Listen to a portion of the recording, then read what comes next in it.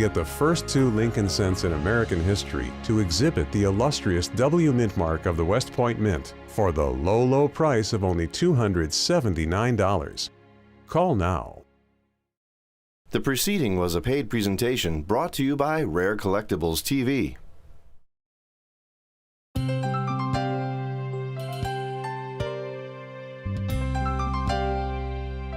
There's nothing I enjoy more than helping our viewers build the coin collections of their dreams. Are you looking to assemble a complete collection of coins, but are having difficulty finding the rare ones you're missing? Do you need guidance in locating and acquiring high-grade, high-quality examples of certain hard-to-find coins? That's why Rick's U.S. Coin Show has introduced the Private Advisory Coin Team. Rick and Jack deal with many high-end coins for private collections that are not shown on our regular TV show. And now you can have access to these coins too.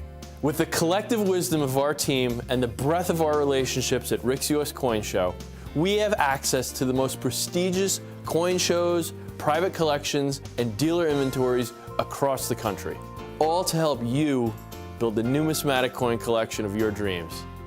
The Private Advisory Coin Team is for those collectors who seek those ultra super rare and hard to find coins that you only read about in numismatic books. If you're interested in learning more about some of the rarest and most valuable coins known, call the number on your screen and tell our customer service representative that you would like to be connected with a member of our Private Advisory Coin Team. And be sure to keep watching Rick, Jack, and James on Rick's U.S. Coin Show, right here on Rare Collectibles TV. Hi, I'm Rick Tamaska, and this is Rick's U.S. Coin Show. Rick's U.S. Coin Show is a brand new show that brings you rare, high quality, and unique coins at the most affordable prices on TV. My name's Jack McNamara, and I love coins. We are the Tamaska girls, Kim and Caitlin. Here at Rare Collectibles TV, we know what kind of coins you want, because we're collectors ourselves. I've been collecting coins for over 40 years. I love finding coins all across the country and bringing them to you. Whether you're new to coin collecting or an old pro, we've got the coins you're looking for. After my first book, dealers began calling me the Cameo King. Coin rarity and quality are what matter most to me. Now that's eye appeal. I do love Franklin's and Kennedy's. Rare unique coins at the most affordable prices. Coins are in my blood. Now that's a beauty. My goal is to bring you the ultimate in superb rare coins. Do you want the best?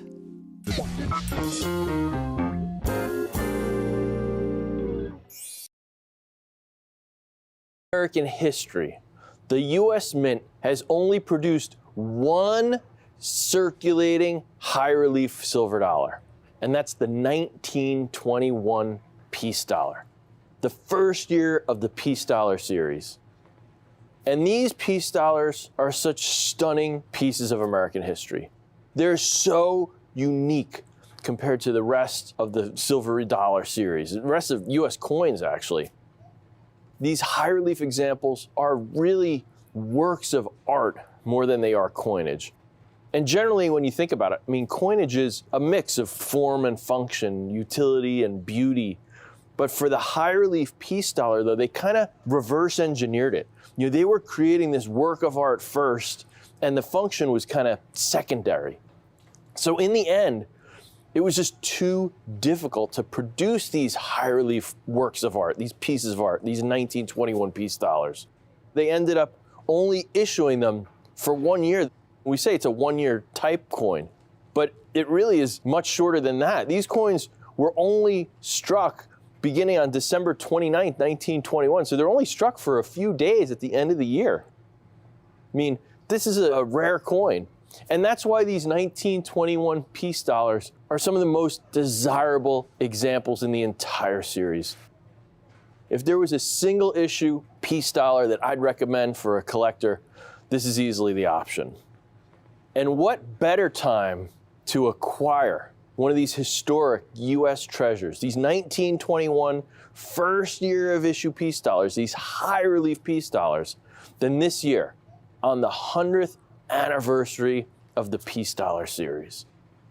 The demand For 1921s, this issue, this high relief peace dollar, has been so high because of this anniversary. So much so that acquiring one in any condition has become really hard. And today, we are proud to offer you this hoard that we put together, this little mini hoard of 1921 high relief peace dollars. And I've been working on acquiring these coins for over a year.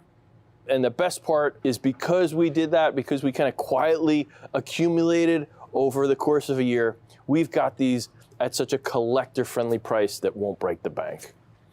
Now, the origin of the peace dollar is linked directly to World War I, which took place from 1914 to 1918. And at that time, this was by far the most devastating war the world has ever seen. And after its destructive path ceased, people everywhere wanted to just celebrate and commemorate this newfound peace that we finally achieved. The peace dollar symbolizes not only the end of that war, but our country's, America's, coming of age as an international power, while also recognizing the sacrifices made by our citizens in World War I, and celebrated that victory and that peace that ensued. And this was a highly demanded theme for our coins. You know, so many numismatists and collectors and just the general public lobbying to get this new design. So the Mint ended up agreeing, of course, and they arranged a competition among sculptors. And it wasn't just any sculptors, it was some of the greatest sculptors of the day, but they arranged this competition among sculptors to come up with this new design for this new silver dollar. And the competition saw, I mean, some of the finest names, the biggest names in American numismatics. I mean, the artists who are participating in this, you know, men like Herman McNeil, who designed the Standing Liberty Quarter, Victor David Brenner, you know, VDB, who designed the Lincoln Cent, and Adolph Wyman, you know, the creator of the Walking Liberty half dollar and the Mercury dime. And yet among all these renowned artists, the winner was a relatively unknown Italian-American immigrant by the name of Anthony DeFrancisi. Now, not only was DeFrancisi the youngest artist in this competition, he's only 34 years old at the time, but he didn't have the kind of big resume, this, you know, stunning coinage like some of these competitors in this competition. Now, this story really is the American dream story, because despite going against the greatest sculptors of the day, the greatest artists, the biggest names in numismatics, despite being the youngest competitor, DeFrancisi triumphed. And when you look at his work for that peace dollar, it's so obvious why. You immediately understand why his creation, why this work of art was chosen over the rest of the competitors. Now, if we just take a look, I mean, just look at this coin. Look at the 1921 peace dollar. Similar to other coins of its time, you know, we do have this bust of Lady Liberty, this allegorical representation of liberty on the obverse. Only now, she's wearing this crown of sun rays. You know, it's a lot like the Statue of Liberty. And there's actually a really heartwarming story behind this portrayal of liberty. So the model for this design was actually Anthony DeFrancisi's wife, Teresa. Teresa was also an Italian immigrant, and she actually sailed into New York Harbor with her family when she was just 5 years old, and she saw that Statue of Liberty, you know, just welcoming her and her family to their new home. And she later said, and this is a quote from her, she said, "Now seeing myself as Miss Liberty on the new coin, it seems like the realization of my fondest childhood dream." This was a proud moment for both Anthony and Teresa here to have this coin created, to see this come to fruition. And then you look at the reverse of this coin, and you see this lovely depiction of a bald eagle.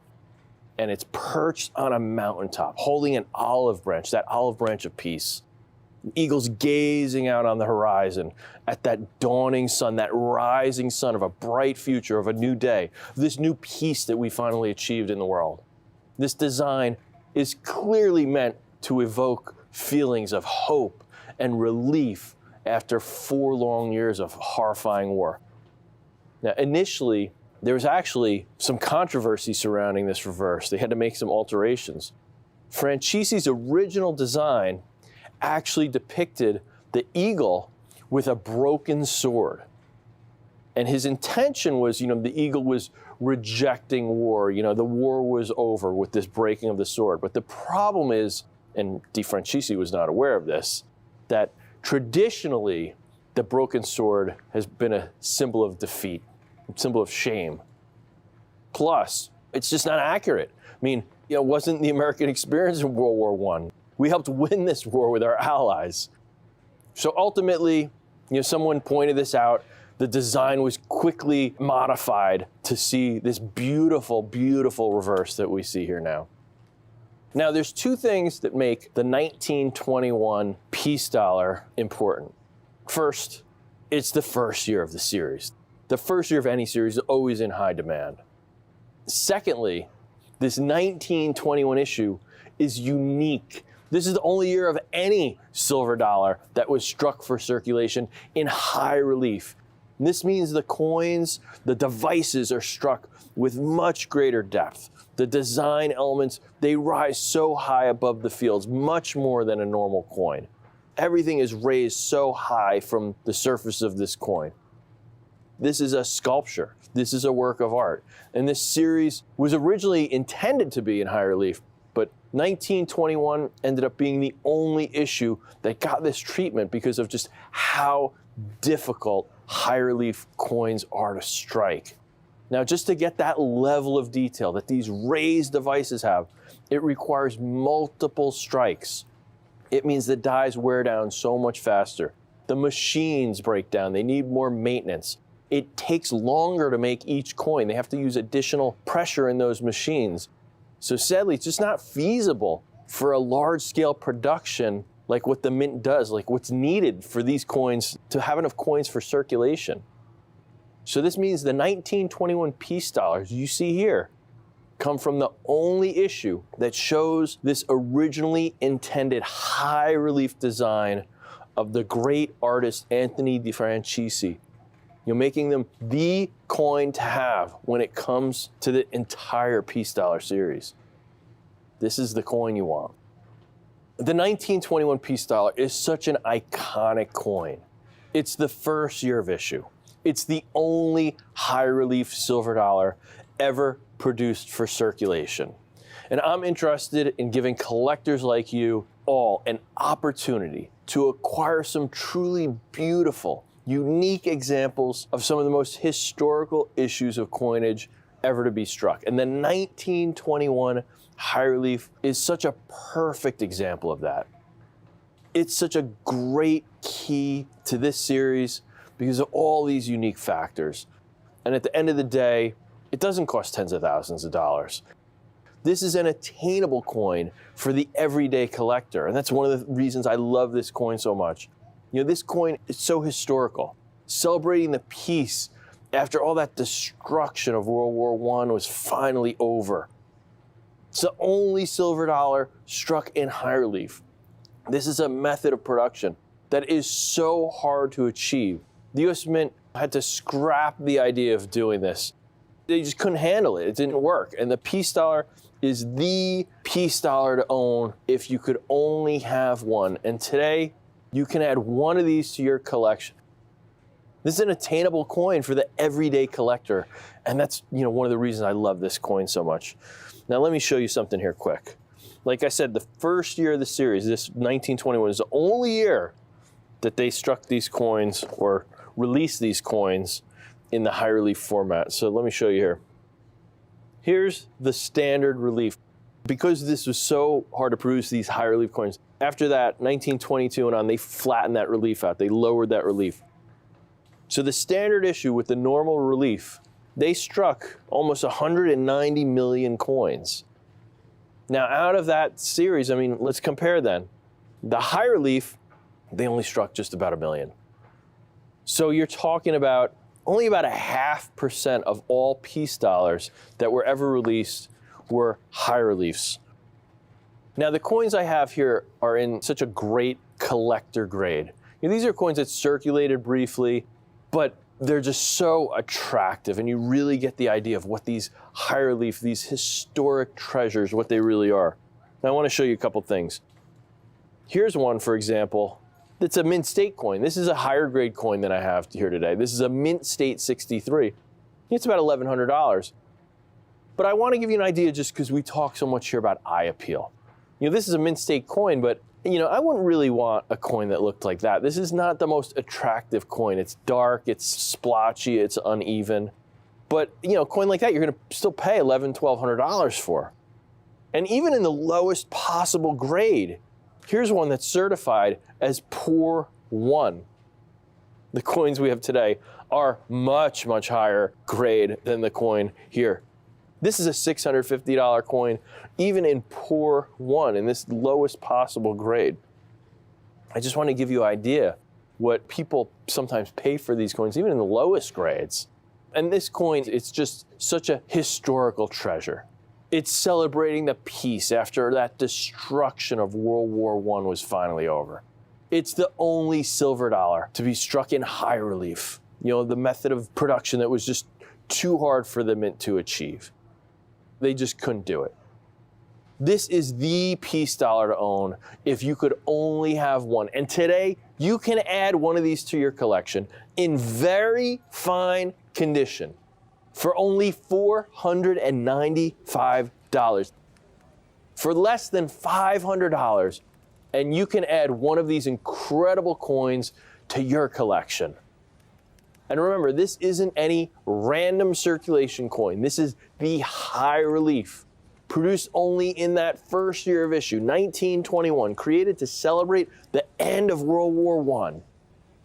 This isn't just a great silver dollar to own. This is a coin with a rare strike, this high relief strike that we hardly ever see today.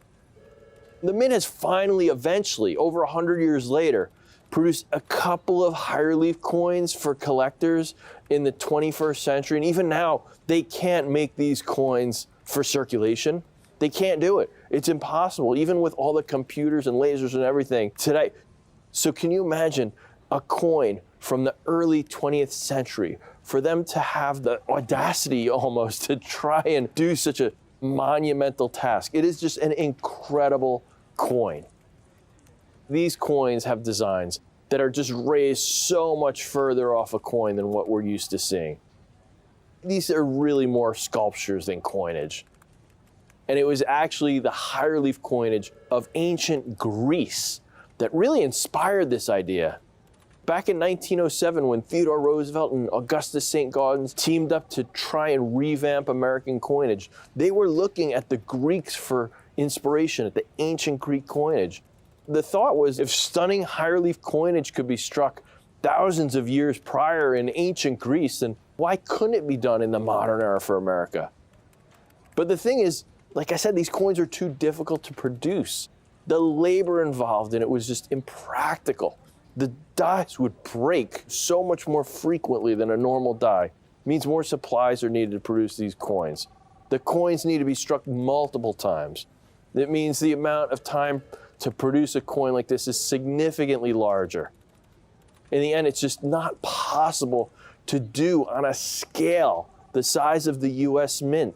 I mean, ancient Greece did not have the massive economy of the United States did in the early 20th century. So in the end, only these peace dollars, these 1921 peace dollars, struck in those last couple of days of 1921, received this high relief strike. And they're the only ones to bear that true, originally intended design of Anthony DeFrancisi. I am just so glad that we can offer these coins to collectors like you today. And I'm so happy I get to share with you, the history of these coins and the striking of these coins and the design with Anthony DeFrancisi and his lovely wife Teresa modeling for them. These 1921 high relief peace dollars, these aren't just unique among the peace dollar series. These are unique among all silver dollars struck by the US Mint. With how difficult it is to produce these high relief coins, we're lucky that these examples even exist, period. that they even went through with this kind of grand experiment to do this. The relief on these coins is so high, even in very fine condition that we see here. These coins did circulate for a period of time, but even with such a high relief, it's not even that obvious, because you look and all that major detail is still there. Just look at these coins. And now for the 100th anniversary of the striking of these coins, we're proud to be offering these for just $495 per example. Less than $500, you can have one of these 1921 high relief peace dollars, the very first year of issue for this series, the only year that these coins were struck in this gorgeous high relief. Demand is just so high right now. Their availability is just becoming more and more limited as the days go on. The only reason we even have these is because I started collecting these and amassing this hoard over a year ago. So please do not let this opportunity to acquire one of these examples slip away from you. Thanks for watching. I'm Jack McNamara.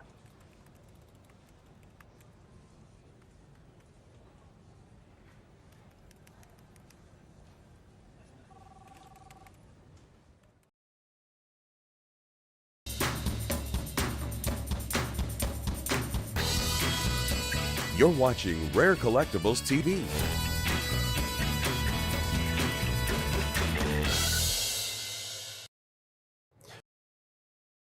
San Francisco Mint are known for their strong, beautiful strikes, their flashy luster, and of course the tremendous history that goes along with these coins.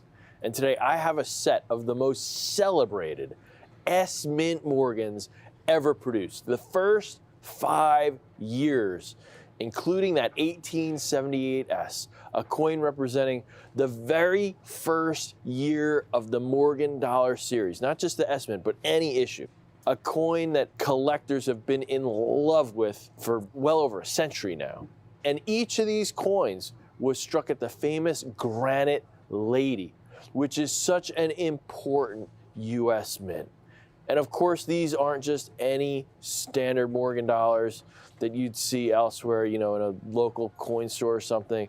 These are all in stunning mint state 64 condition.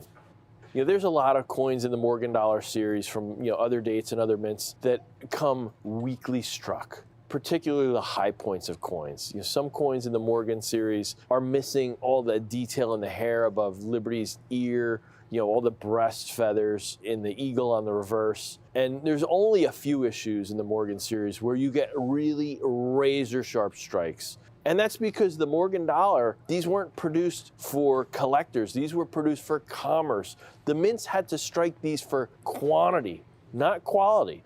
As much as they have a pretty good quality control, that's not their number one priority. They need to fulfill the needs of the Treasury Department, the needs of commerce.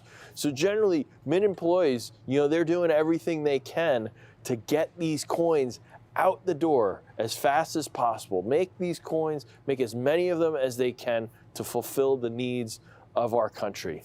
So a lot of Morgan dollars, because of that, show really weak strikes. They can be lackluster, but not every mint produced Morgan dollars of the same quality. And that's most apparent when we look at these first handful of years of Morgan dollar production at the San Francisco Mint. You can just tell when you look at these coins that those employees back in 1878 and the early 1880s, they took a lot of pride in producing these coins. They're known among collectors, among numismatists, to offer the best eye appeal in the series. If you're only going to buy a handful of Morgan dollars, if you just want to put together a small collection of Morgan dollars, this first handful of years of these S Mint Morgans, these San Francisco Mint struck Morgans, are the ones to own. They are just the pinnacle of Morgan dollar production. I mean, just look at these beautiful specimens. You think about coins struck at, you know, the New Orleans Mint, for example. I mean, they're great coins. I love those coins, so much history, but they generally don't come with these kind of strikes, with this kind of luster, with this kind of eye appeal. And that's what makes these S Mint Morgans these San Francisco Mint Morgans, struck at the iconic Granite Lady, that fortress of a mint in San Francisco. That's what makes these coins so desirable. They stand out so high above coins produced at other mints and other decades in terms of their production quality, in terms of their eye appeal. I mean, they have beautiful luster, strong strikes. These coins are the cream of the crop. And today you can get a set of 1878 to 1882 as Morgan dollars, the first 5 coins in the Morgan dollar series, all struck from the San Francisco Mint in Mint State 64 condition. Mint State 64 quality. And with 2021 being the 100th anniversary since the end of the Morgan dollar, these coins have been even more in the spotlight. These have been making news all year. This has been a big deal. Finding any examples of Morgan dollars in this kind of quality is just getting so much more difficult to find, let alone these iconic S-Mint examples, from the first part of the series, especially that very first year. That 1878S, always been a tough coin to get. The story of the San Francisco Mint, the story of its creation, it really is just one that reflects the story of America. There's so much history to that San Francisco Mint. The reason the mint was even built in the first place was because of the California Gold Rush. Back in 1849, there's this massive migration of about 300,000 people moving to California to look for gold. And with all that gold being found in Northern California, the economy was booming, not just in Northern California, not just San Francisco, nationally. This was this was affecting our entire nation. Congress had no choice but to establish a branch mint in San Francisco. And there was so much demand for coinage during that time that by 1874, a larger building had to be constructed. They needed to have significantly more manufacturing capacity. So they built this second building of the San Francisco Mint, and that's the one we call the Granite Lady. It is one of the most beautiful buildings in the entire city of San Francisco, even to this day. It was just 4 years after the completion of that building, of that fabled Granite Lady, that the Morgan Dollar series was first released by the U.S. Mint. And although the San Francisco Mint was originally known for its ties to the gold rush, it quickly, very quickly became celebrated for its production of the most stunning Morgan silver dollars ever produced by the United States. The Granite Lady is known far and wide for producing the most beautiful, the most well-struck, the most lustrous Morgan dollars. And keep in mind, the Morgan Dollar series, it represents our country's westward expansion, our industrial development in the late 1800s. So the examples struck at the San Francisco Mint are particularly important for this series. And the Granite Lady, like I said, it's a beautiful building. It's an iconic building. It's an important building in the history of numismatics. But it's also one of the most important historic sites in San Francisco because it played a huge role in reestablishing the city after the devastating earthquake and fires of 1906. That quake decimated the city. I mean, it decimated almost every building in the city. But the Granite Lady, with its 6-foot thick granite foundation, managed to be one of the very few buildings to survive.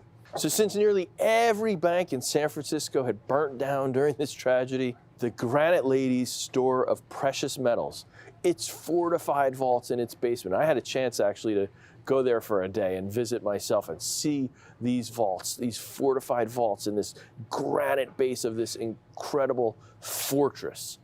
Because of that, it allowed this building to act as a bank for the citizens of San Francisco that were in dire need of basic necessities for survival, for rebuilding that city, which was literally rubble.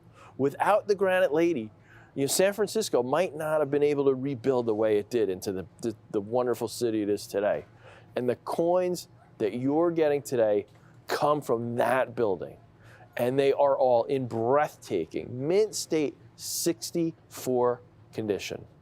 And now today, you can add not only the first 5 Morgan dollars that were struck, first 5 years of that series. But you're getting the first 5 struck at the San Francisco Mint, struck at the Granite Lady.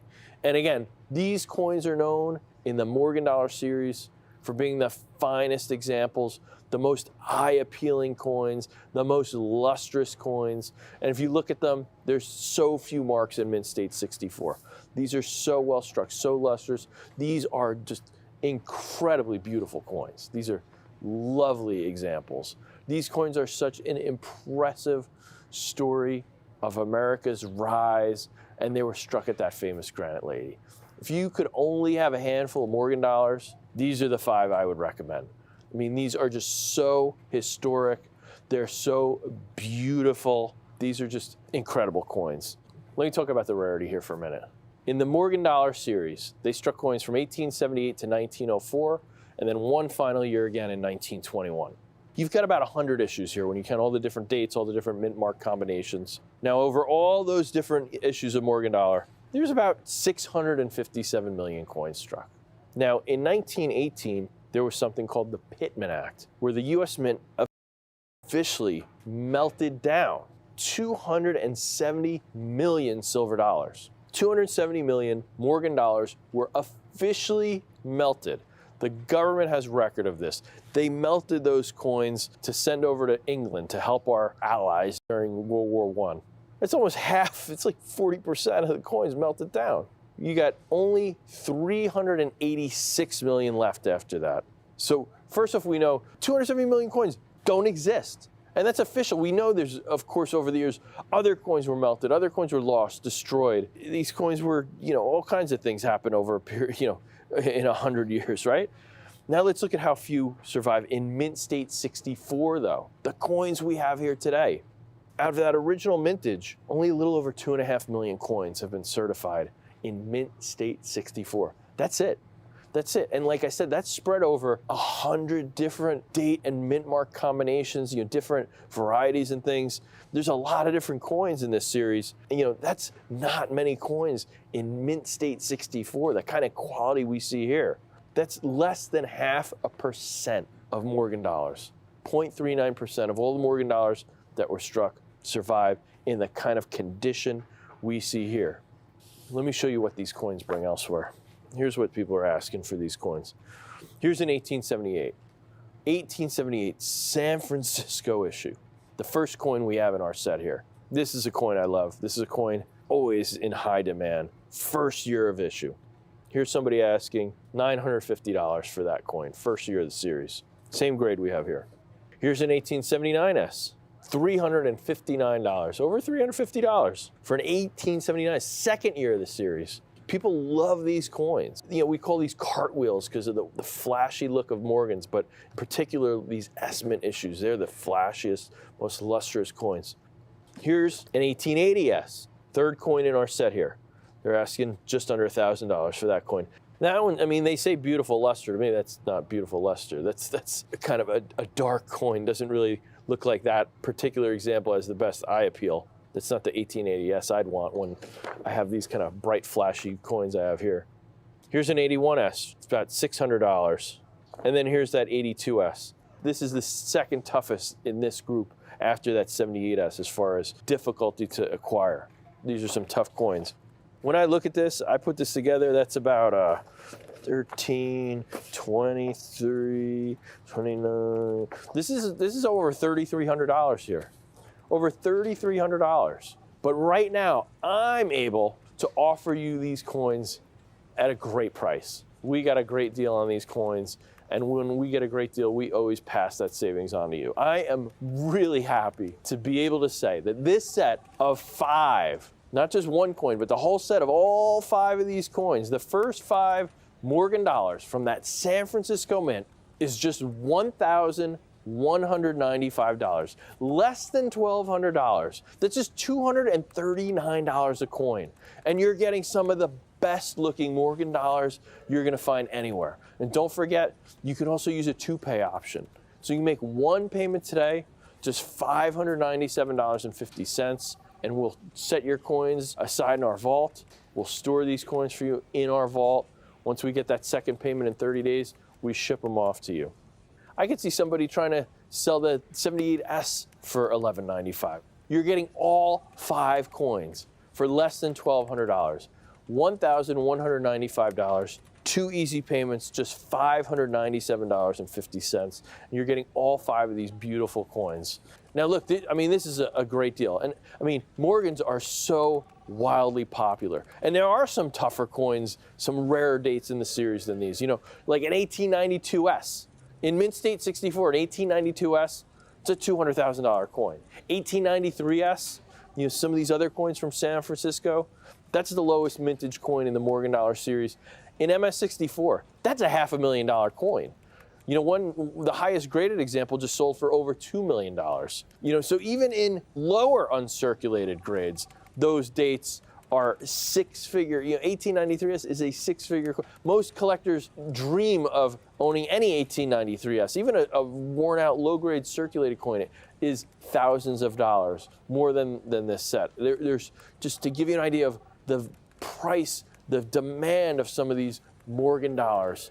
But what I can tell you is that these 1878S to 1882S Morgan dollars, they offer you so much value for your money. They're they have such a rich history. They have so much eye appeal. There's so much more eye appeal than pretty much any other dates and mint marks, any other issues in this series. And you're getting these right now at less than $240 a coin. And of course, you're also getting that 1878S, the first year of the Morgan dollar.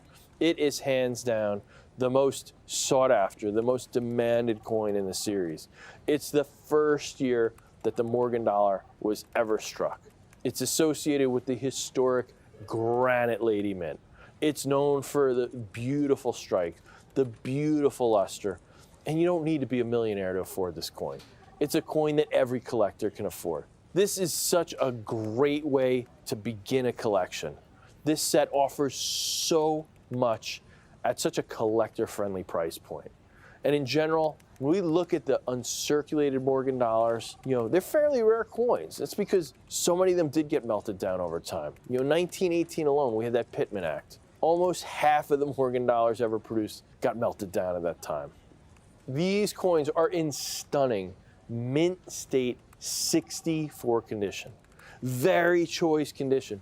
What we call very choice or borderline gem coins. They have flashy luster. This is the nicest set of Morgan dollars you can get at this kind of a price point. A price point that's not going to break the bank. Price point that anyone can afford.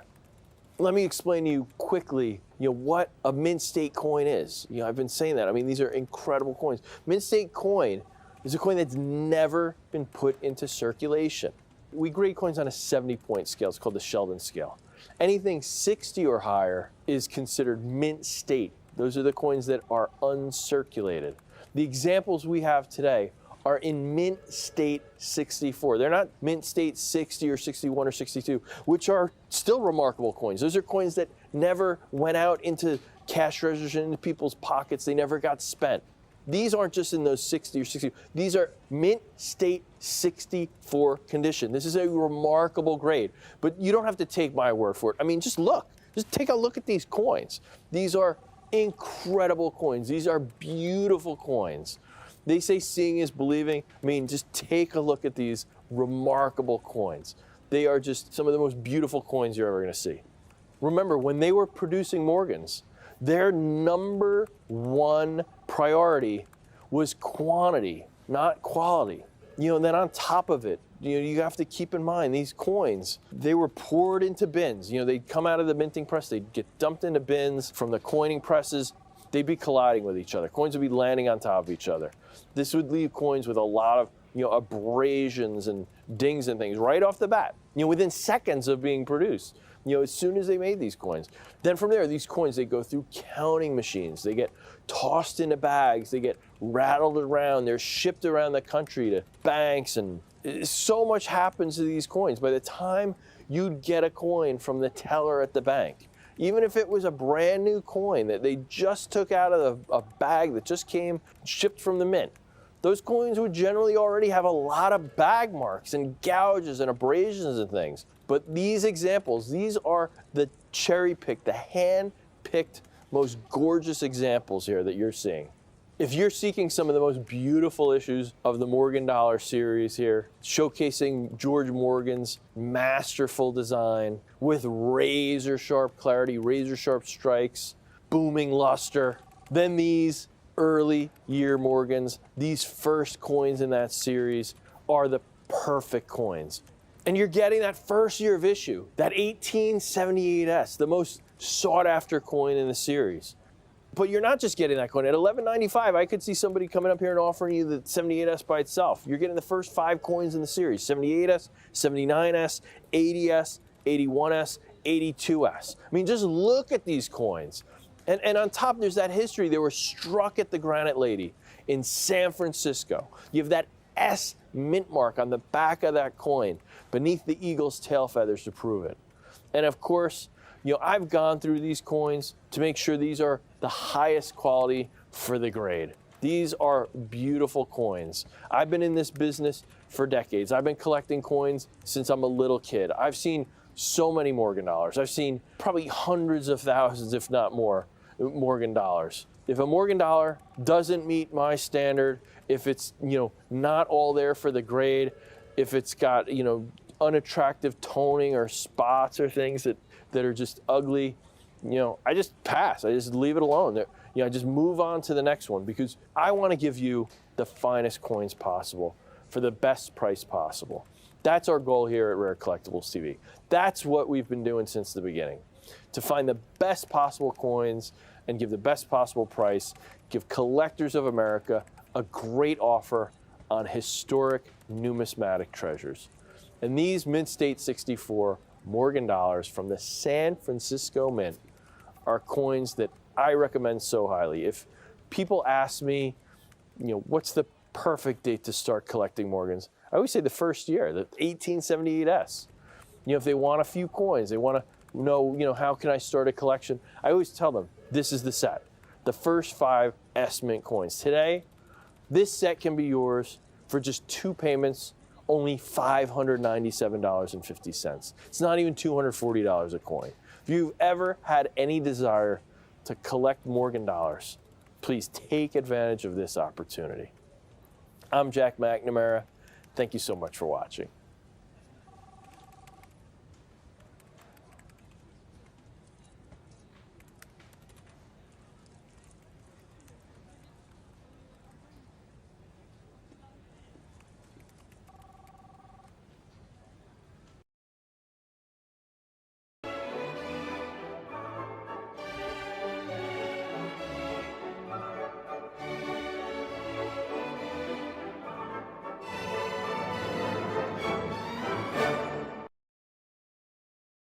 Complete 6-coin collection, and I might add in the highest grade attainable as a pre-sale for the brand new 2021 United States Morgan and Peace dollars. And I was just saying to everybody here, it seems to me like this was a moment that was frozen in time back in 1921. Where they left the mint that night, they shut off the lights, they locked the door, and then 100 years later, they came back, fired everything up, and started striking coins again. Because, ladies and gentlemen, these silver dollars are a continuation of the Morgan dollar series and of the Peace dollar series, 100 years later. We waited a century for this to happen. I thought this day would never get here. This has been eagerly anticipated. Well, this is a pre-sale, as I said. Every one of these coins, there's so much history here, guys.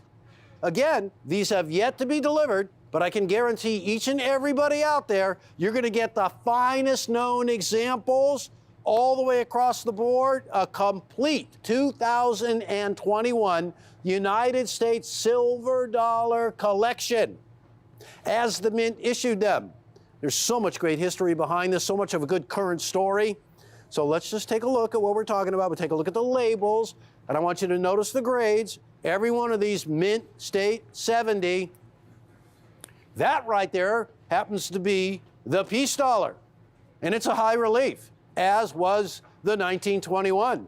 The only time ever a United States silver dollar, either a Morgan or a peace dollar, was struck in high relief. And now, to join that really illustrious group is this coin right here, a United States silver dollar, 100 years in the making. And check out the grade of the coin, Mint State 70, absolute perfection. So let's understand the parameters here. These coins are at the grading service. These coins are being graded. We don't know the mix yet in terms of how many 70s, but I can tell you this. Every single one of you collectors out there who are on the line right now are guaranteed perfection. Every single coin guaranteed. Absolute rarity. Now let's talk about what we have here. All right, we're going to go back to 1921. The last Morgan dollar struck in 1921 was available from Denver, San Francisco, and Philadelphia. Keep that in mind. So, the Mint has paid homage to the mints that are part of history, New Orleans and Carson City, with something truly spectacular. And I also want to mention here, this is both a Morgan dollar, there's actually 5 of them, and a peace dollar. That one's in high relief. And they are the only Morgan and peace dollars issued by the United States of America to ever grade in Mint State 70. Flawless. So, and you're really up against a lot here too, because both of these coins are classics. They're collected by millions of people around the world, and they're so established, and Mint State coins are so elusive in both of the Morgan and peace dollar series that the opportunity to get these coins in perfect grades, well, that only comes along once in a century. It'll never happen again.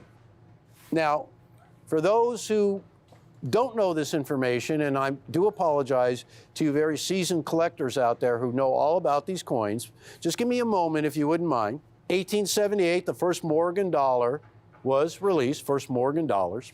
The coins were struck from 1878 to 1904. There was a bit of a respite. They took some time off from 1905 to 1920. And then in 1921, the Morgan dollar production was resumed. During that time, at the very end of 1921, the peace dollar, the Morgan dollar was retired. The peace dollar was issued, really originally issued to honor the end of World War I, the victory and the peace. And so 2021 is one of the most significant numismatic years ever. And for those of you who have been collecting the Morgan dollar 1921s and the peace dollar 1921s, this is the next step.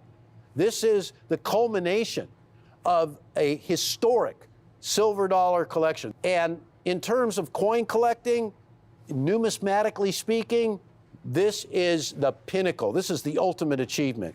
So let's take a look. So this is a rundown. This is a table of all the mintages of Morgan dollars, starting with the highest mintages at the top. And there are a lot of coins in the Morgan dollar series. So taking a look at the Morgan dollar mintages, because this is great to lay the groundwork. And you can see that 1921 highest mintage, and as they descend, you can get kind of a look at your favorite year. These are all Morgans right now, ladies and gentlemen. A lot of years, a lot of mintages. Here's the last page. Insignificant, because as you can see here, the issues of the 2021s, when we're talking about Morgans, are these 5 coins right here. So the 2021, what we call a 21 plain, no mint mark, struck at Philadelphia. And as you can see right there, 2021, that coin from Denver will have the Denver mint mark on it. And here's a crazy thing. It was struck at Philadelphia as well. How about that? Never happened in the Morgan dollar series. So another first. This is unique all the way. And if you notice the mintages, wow. Get online right now. Don't miss this deal. Everybody has been missing out. We have them on a pre-sale. I can guarantee you when you ring our phone, you are gonna be in on this deal and you're gonna get pure perfection all the way. 2021. This coin has a privy mark with the Carson City Mint mark. Okay, so it's the Carson City Mint mark done as a privy mark, which means you'll see it, it's in an oval. And it is so cool. It is right where the mint marks are supposed to be, below the eagle on the reverse of the Morgan dollar. So only 175,000 of those coins. That, ladies and gentlemen, is a closed mint. The Carson City didn't issue a Morgan dollar past 1893. So for that to have a Carson City Mint mark, 2021, it's the only one ever. The only one. So that is significant. Now, 2021 from New Orleans. Well, that's a closed mint as well. So it's done with a privy mark struck at the Philadelphia Mint. And again, since there was no New Orleans struck Morgan in 1921, don't forget, the only Morgan ever struck in 1921 was Denver, San Francisco, and Philadelphia. Keep that in mind. And now, from San Francisco. Well, there was a 1921 San Francisco Morgan, so we are continuing that series 100 years later. These are not commemoratives, folks. These are legal tender United States Mint issues. And that coin right there bears the San Francisco Mint mark. But take a look at the mintages. All 5 of these coins, 2 of them have privy marks. New Orleans, Carson City, don't forget Philadelphia, in the tradition of the original, was unmint marked. We call it the Philadelphia plain because there is no mint mark. And there you have it, 175,000 of each. And they are only bested by the 2 rarities. And can you believe it, ladies and gentlemen? The 1885 Carson City silver dollar is no longer the 3rd rarest Morgan ever struck. So, only bested by the 1894 from Philadelphia with a mintage of 110,000, or the 1893S with the mintage of 100,000. History in the making.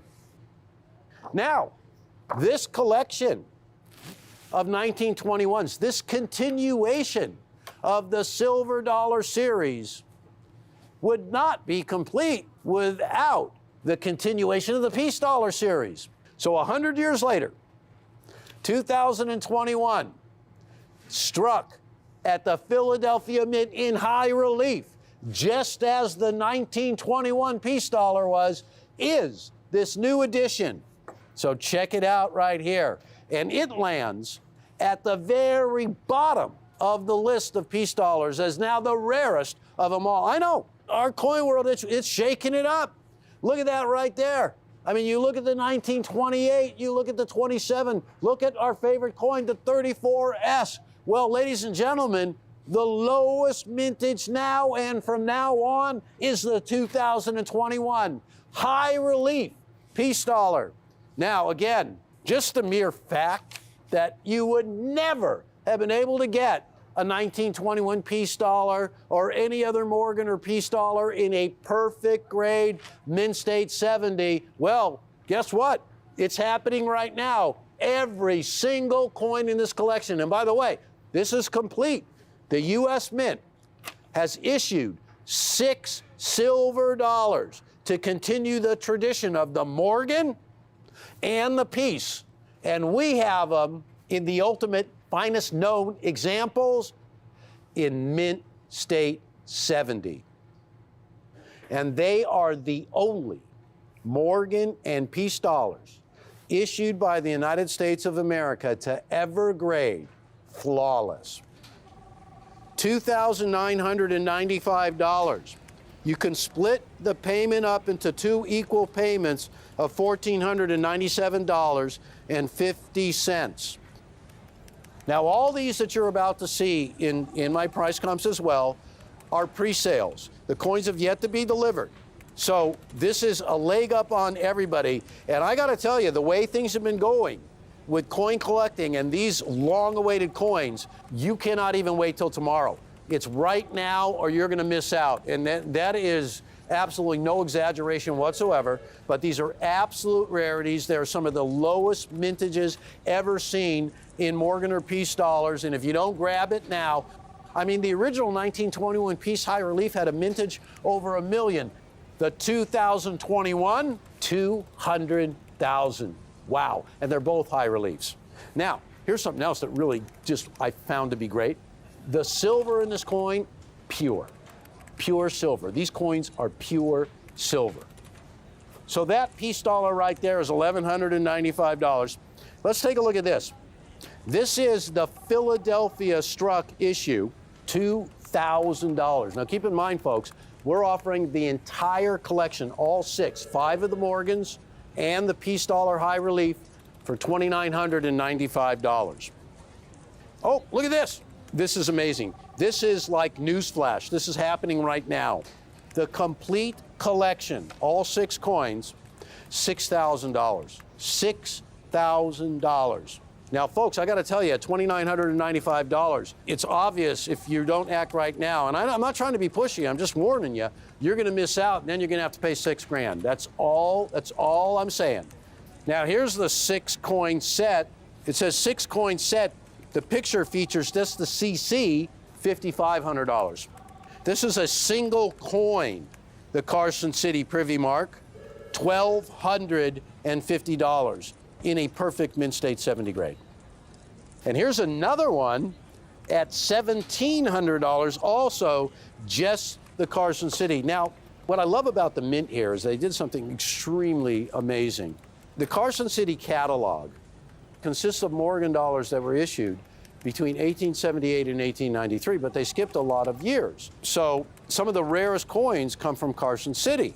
The rarest of all the coins from the Carson City Mint was the 1885, rarest in terms of mintage at only 228,000. So this coin right here with the CC mark for 2021, the CC Privy Mark, has a mintage of 175,000. So its rarity is absolute from the get-go. This is really an exciting moment for me. As you can imagine, when I first learned about coin collecting, I was 7 years old. And I got to tell you, it was 1964, and it was a half dollar, it was a Kennedy half dollar, newly minted coin that pretty much started me on my road in coin collecting. And, you know, I began to wonder, wow, you know, you look at coins a whole different way when you start getting the bug for coin collecting, and it isn't long before every coin collector wants the biggest and the best. And so we looked at these big silver dollars because they were the crowning glory of all United States silver coins. I mean, a silver dollar, when it was struck, was meant to convey the power of wealth. And, you know, you hold a dollar in your hand, it was so heavy, precious metal, you just gained an instant respect for the value of the dollar and the purchasing power and the strength of United States currency, which was the envy of the entire world. And it still is that way. So the road to here, you had so many stops along the way with so many generations of collectors buying these silver dollars and putting them away and trying to accumulate collections. So when the Mint decided for the 100th year of the last Morgan dollar and the first Peace dollar, honoring both these coins, I mean, they could have really taken the easy way out and issued one Morgan and the Peace dollar. But they didn't. They went full on, and they did it in such a great way. These are actual United States silver dollar issues that resume the numismatic series of the Morgan and the Peace dollar. It's just an amazing opportunity to acquire these coins. These are United States silver dollars, ladies and gentlemen. So right off the bat, but we often say when we bring Morgan or Peace dollars to the show, yes, they are mint state 65s, or we may occasionally have 66s, or sometimes, wow, we'll get one of the few 68s. There have only been a handful of mint state 69 Morgan dollars, about 20 of them. You could hold them all in one hand. But there has never been a perfect graded Morgan or Peace dollar. Well, I guess that is really no longer true, is it? Because you are looking at absolute perfection. So early are these coins that we are lucky to get the designation of first day of issue. So the pedigree of the first day of issue, the grade of absolute perfect mint state 70, a pre-sale. This is so exciting, ladies and gentlemen, because nobody is going to get their hands on these coins. And literally, that's what it works out to be, except you. I mean, that's the way it is. People have got to face facts. There were only 175,000 of each of these Morgan dollars struck, of each. There were only 200,000 of the Peace dollar. So when we show that table that has all those vintage figures of the Morgans and the Peace dollars, it's for one reason. It's to let you know that of all those millions and millions of coins, you know, there were over 656 million Morgan dollars struck and almost 190 million Peace. A much shorter series, only 24 dates and or mint marks. So when you look at all those millions of collectors, what everybody wants is the finest known and all those great key dates. And here it is, right here, in a way like you never thought you would see it before. So ladies and gentlemen, let's go over the major points of this deal. Time is of the essence. For 2021, the Mint has continued the Morgan Dollar series, issuing a Morgan dollar from Philadelphia, issuing a Morgan dollar with a Carson City privy mark, issuing a New Orleans Morgan with a New Orleans privy mark, and issuing a Denver 2021, only the second Morgan ever issued from the Denver Mint. The first one was the 1921. With this coin has the D mint mark. And San Francisco, the last Morgan dollar that San Francisco issued was 1921. Now, the 100th year after that, the 2021, with the San Francisco mint mark. 5 Morgans, 2 of them with privy marks, Carson City and New Orleans. And the Peace dollar, 1921, saw the only high relief Peace dollar ever issued. And now, 100 years later, the 2021 Philadelphia struck high relief Peace dollar rounds out this collection, 100 years in the making, of United States silver dollars. This entire collection, $2,995. Lock it up right now, put half the money down, $1,497.50, and when these coins are ready to ship, you add the other half and you are in. And before that time comes, your name will be placed on one of these collections or 2 of these collections or whatever amount you see fit, but it will be yours forevermore from this moment. And I can guarantee you, you will get ultimate perfection and an inside price. And remember, this is a pre-sale, so you are getting very, very much in the front of the line and a guarantee to get these coins that hardly anybody has had a chance to acquire. Boy, I'm so excited. I hope I've gotten everything across. What you're getting is a monumental, complete silver dollar set that took 100 years to issue for $2,995 that has a lot of unique coins in there at the finest known grades. So this is history, ladies and gentlemen. So don't forget, less than $3,000, $2,995, a pre-sale, guaranteed perfection, first day of issue. Wow. And a split pay, $1497.50, locks up a set for you right now. So don't miss out. And it is finally here, ladies and gentlemen, the ultimate Morgan and Peace dollar issues 2021. What a year.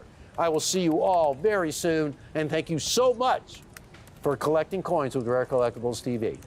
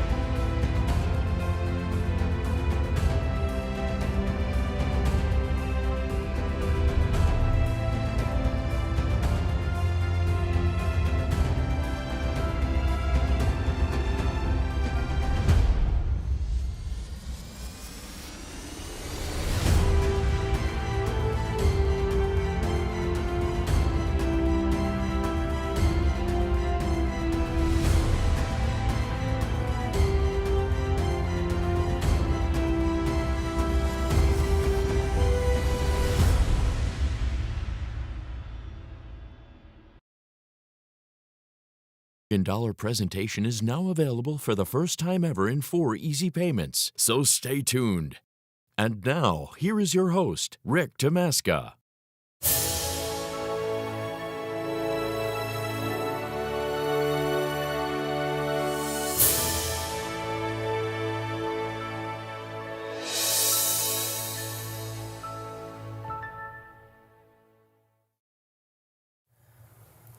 Hello, Rick Tamaska here. Welcome to Rick's U.S. Coin Show, RCTV. How many of you have heard of the name Anna Williams with regard to U.S. numismatics? Anna Williams was the young woman who modeled for the portrait of the Morgan dollar. And this was back in the 1870s. Now, here's a picture of Anna. And this was something she really did not want to do. I mean, being a model back then was really frowned upon, looked down upon by society. And she was a school teacher. She wanted really kept private. But George T. Morgan, the designer of the Morgan dollar, felt she was the perfect model. He loved her Grecian nose, her profile. And, so he ended up talking her into modeling for the Morgan dollar, promising to keep it quiet. Anyway, as it turns out, from what I understand, people did find out about it, and she ended up losing her job over the fact that she had modeled, for somebody. It's an interesting story, and that is the beginning of the Morgan dollar series, a series that really is the backbone of U.S. numismatics today. I mean, you go into any coin shop, you go to any coin show, one thing you're guaranteed to see are Morgan dollars. The only question is, what condition will they be in? Because the fact is, most Morgan dollars are circulated, and they're worth barely more than bullion value, no matter how rare they are. And here's a little chart I have just to, bring that point home. This is shows the number of, originally there were, about something like 600 and some million Morgan dollars struck. There were over 200 million melted during the Pittman Act in 1918, leaving close to 400 million for circulation. But out of those 400 million, only a tiny percentage survive in uncirculated condition. Almost all of them went into circulation because that's what they were struck for. They were struck for commerce. So there you see PCGS and NGC combined in mint-state condition. Mint-state 60 is the lowest uncirculated grade for any coin. If it's at 59, if the coin gets a grade of 59, then it's considered circulated. You go from 60 on up, and those are uncirculated coins. So the difference in the numbers from 60 to 70 are just a question of how many bag marks does it have, how is the luster, how is the strike. But Mint State 60 is an uncirculated coin. And to this date, only about 1.5% of the total remaining mintage have survived in uncirculated condition, have been graded in uncirculated condition. Now, that's especially important to the Morgan dollar series because that figure you see, 1.5%, is the average over the entire series. The fact is there are some dates that have very low mintages that have a high percentage of coins uncirculated. And there are other dates that have high mintages that have a very low percentage of coins surviving in uncirculated condition and are very valuable in uncirculated condition. Here, for example, this is a perfect example. I've given this one several times. 1886-0, one of the higher mintage Morgan dollars. They struck over 10 million. If you find a really nice one, here's one in MS-65, sold a few years ago.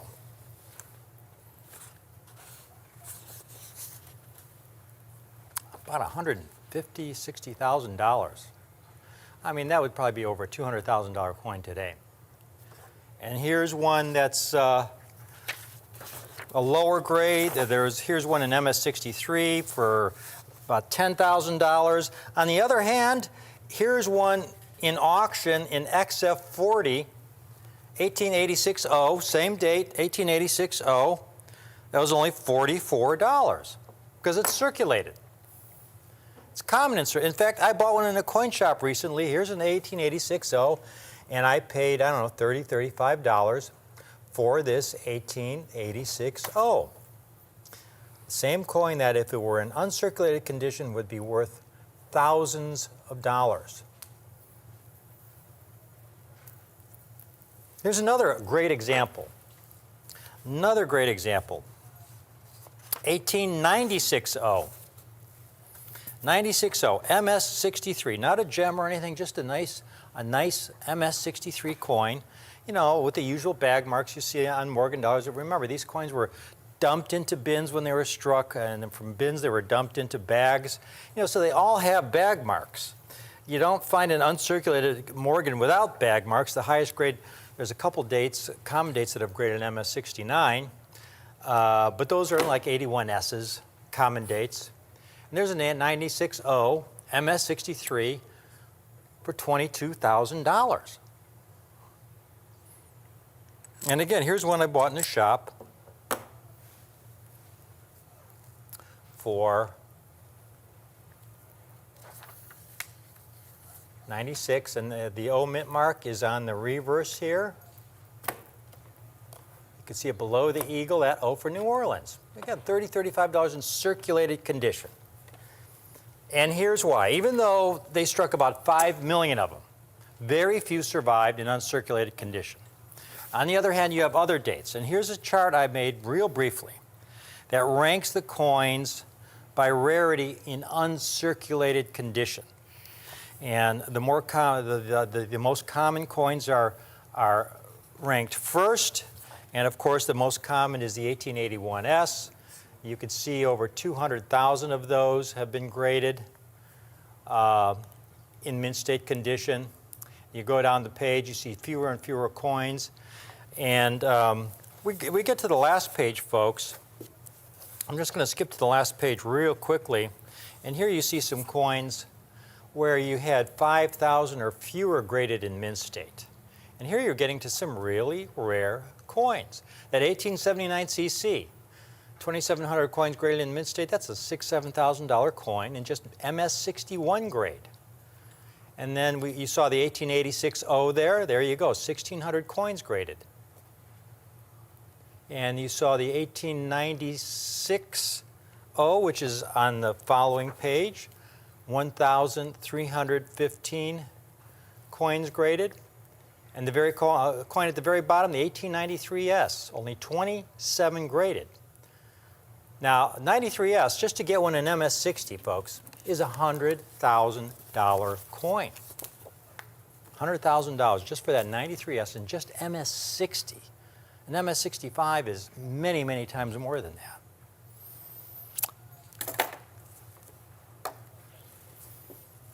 I have a collection of Morgan dollars for you today.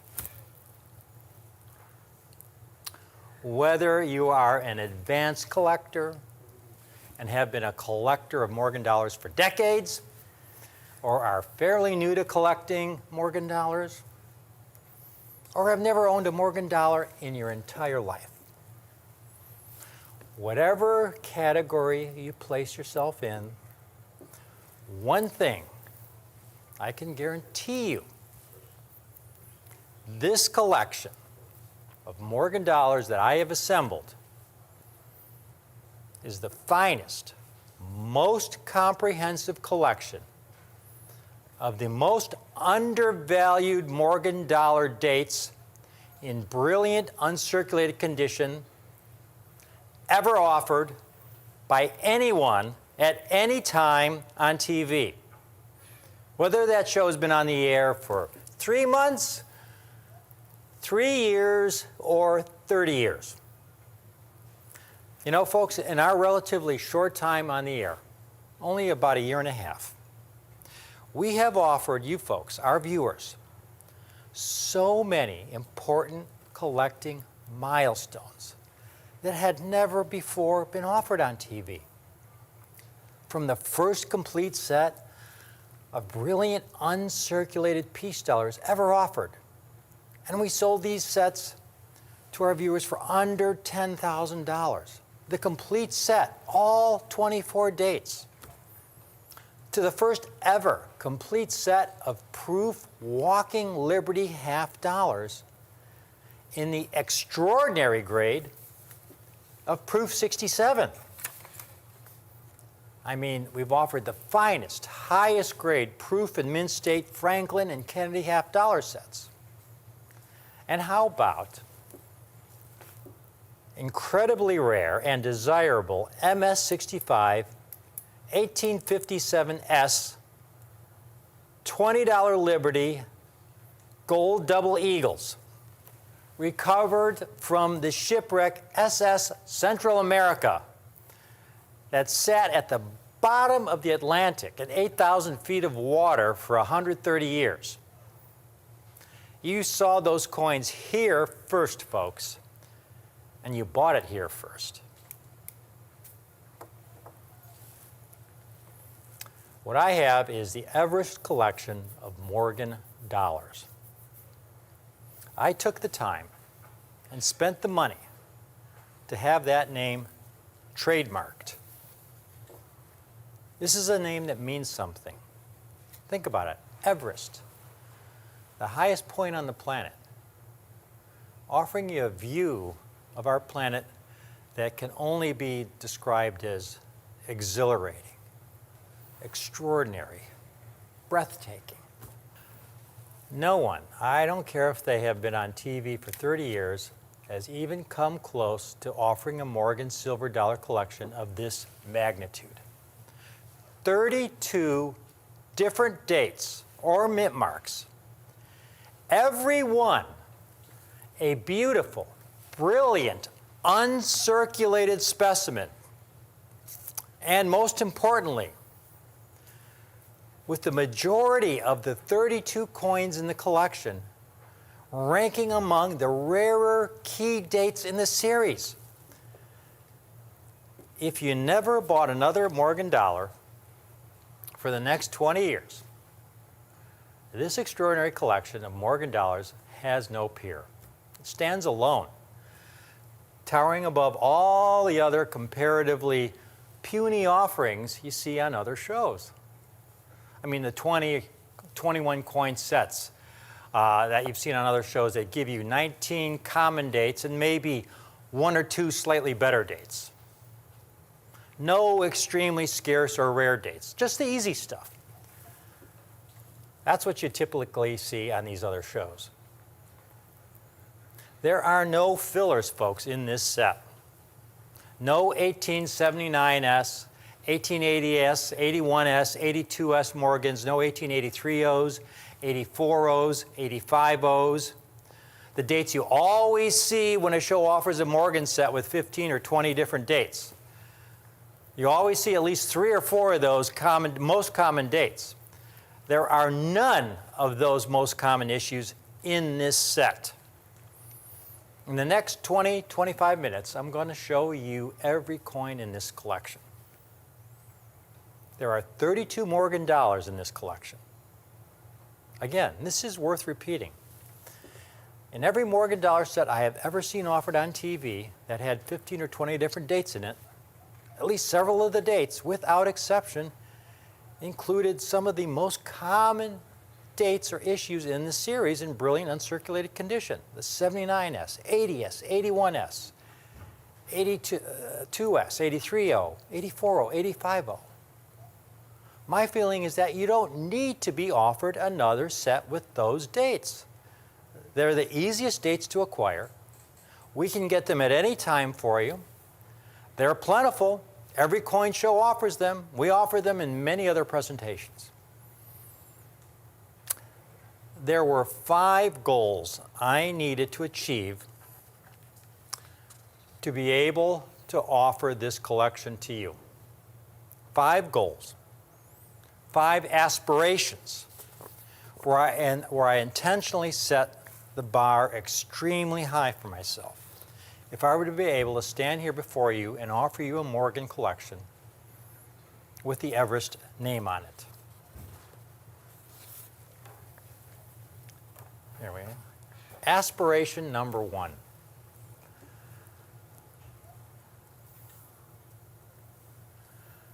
To offer this set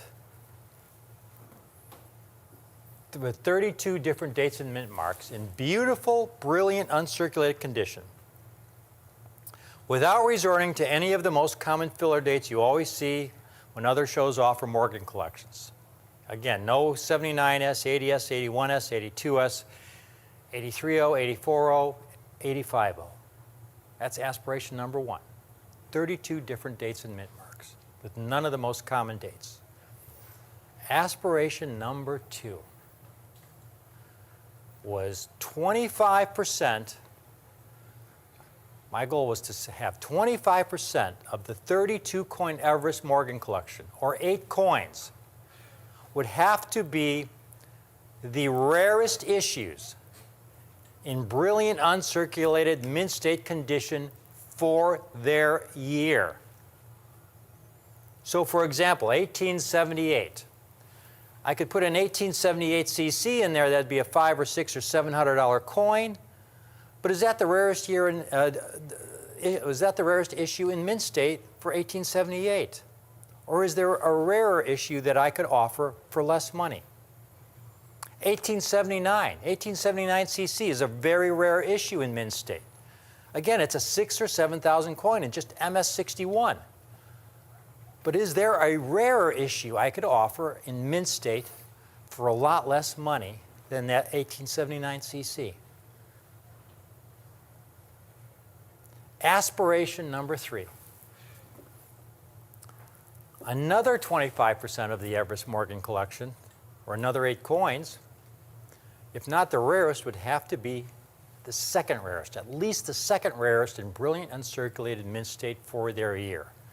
Because as you know, folks, there are so many dates, and I showed you a few, like that 1896, 1886-0, which in mint state can be tens of thousands of dollars. Here's another date, 1901P, just an MS63, $15,000. The King of the Hill, of course. I mean, there's the 92S, which is a very, again, tens of thousands of dollars. And the King of the Hill is the 1893S, the lowest grade 1893S, MS60. I had a price comp here for MS60. Here's one, an MS62. Here's an MS60. Here's the price comp. MS60, the lowest mint state grade, 1893S. Yeah, $103,000 for that coin. So this is a real challenge to make this, complete this set and give you all these rarities and not have the price be up there in the tens and 20s of thousands of dollars.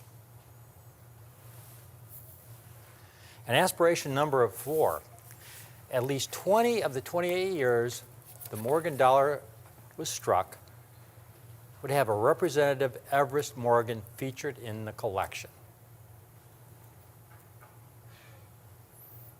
So in other words, the Morgan Dollar Series was struck from 1878 to 1904 and once more in 1921. We want coins from at least 20 of those 28 years in your collection.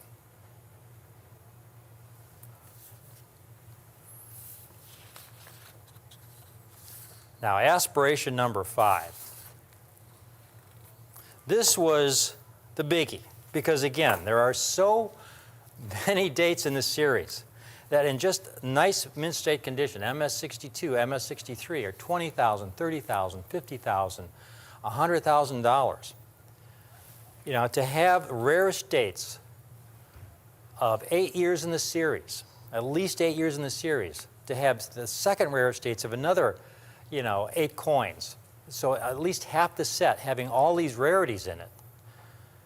To be able to do this, I'm talking to Jack about it, and Jack's thinking it's going to be, it's got to be somewhere at least around $700, $800 a coin. We'd be talking around $20,000, $25,000 for this 32 coin set.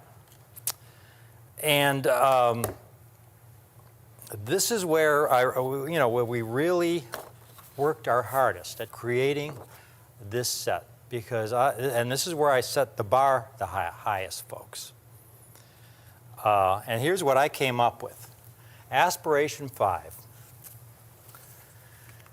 Aspiration 5, to offer this entire Everest Morgan collection of 32 coins, with at least 16 of the 32 coins being rare or extremely rare in superb, brilliant, uncirculated condition, with no common date fillers like I've mentioned before, none of those dates, and offer this entire set for less than $300 a coin, or $9,600.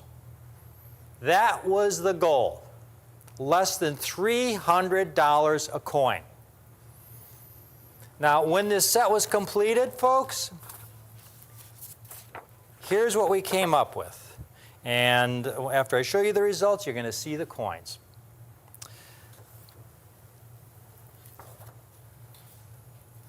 As far as aspiration number 1,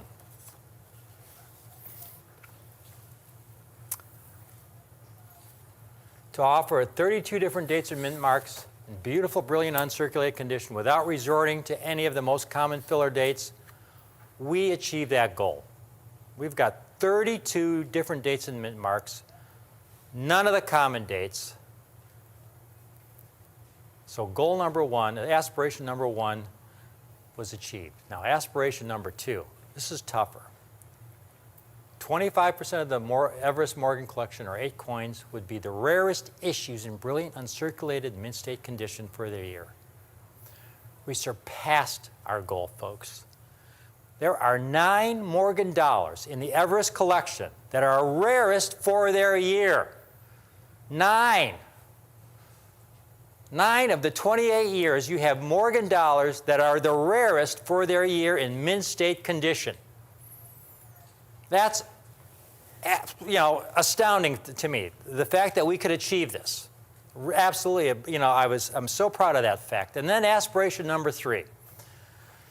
Another 25% of the Everest Morgan collection, or another 8 coins, would be the second rarest for their year. This is where, I am really thrilled. We surpassed our goal. 13 Morgan dollars in the Everest collection are the second rarest for their year. So there you have 9 coins and 13. You've got 22 of the 32 coins are rarities. Some are really rare, folks. Now, aspiration number 4. At least 20 of the 28 years would be represented. 20 of the 28 years the Morgan dollars was struck would be represented in this Everest collection. Again, we surpassed our goal.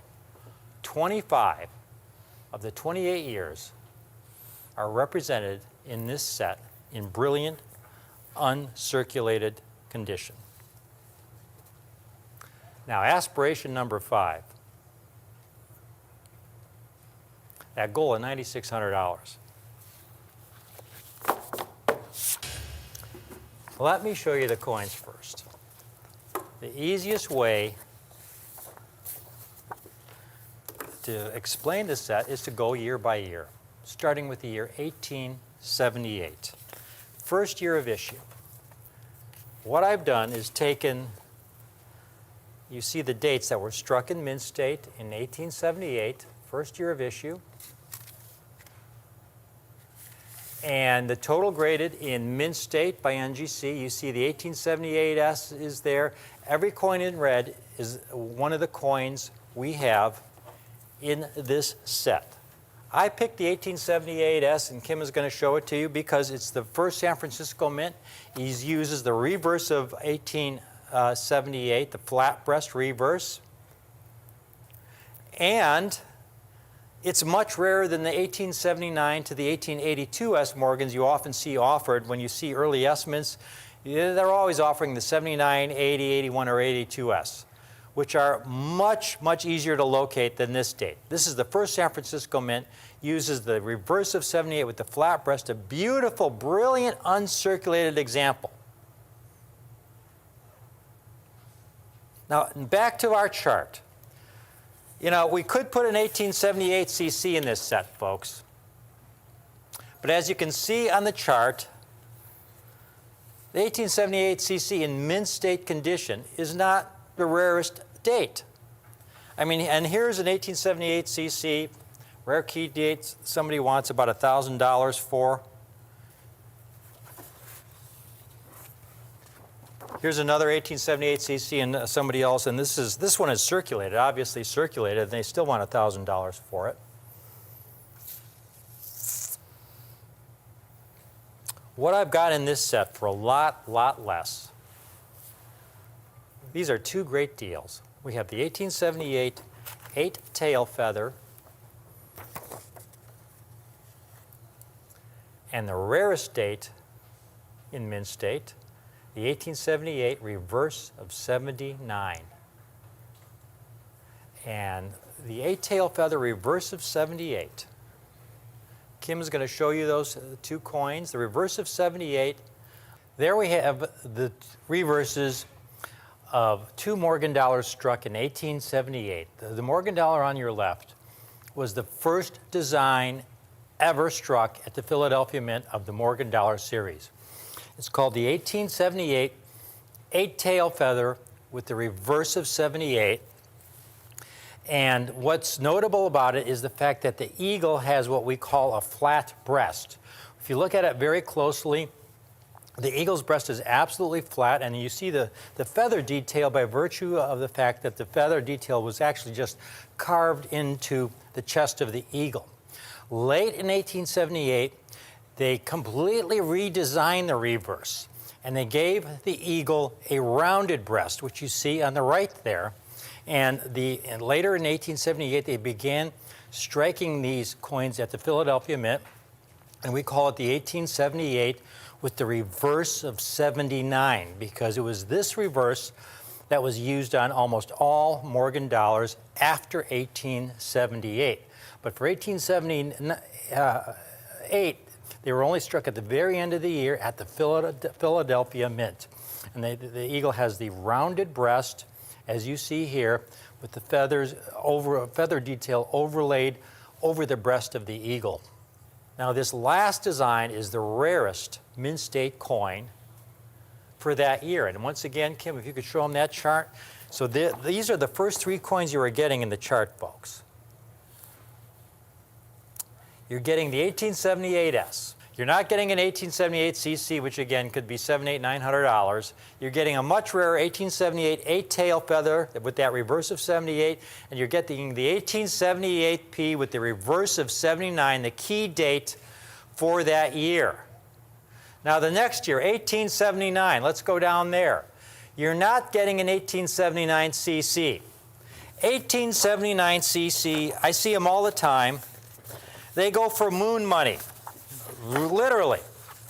Here's an 1879 MS62. It happens to be in a GSA holder, so they're asking a bit more for it.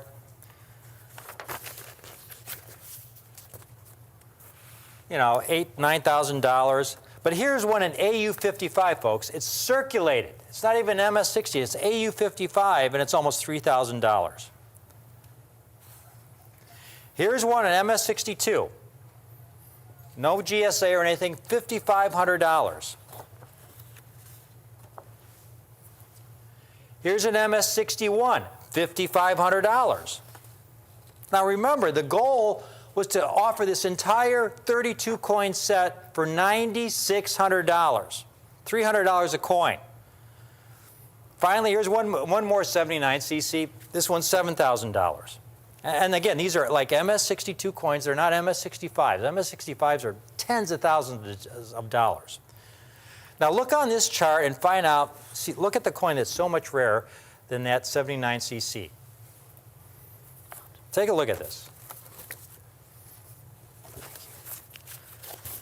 This is big. The 1879S reverse of 78. Kim's going to show you this coin. It's about twice as rare as the 79cc. It should be twice as much money. This coin alone, folks, will, I feel, one day be worth what you're paying for the entire set.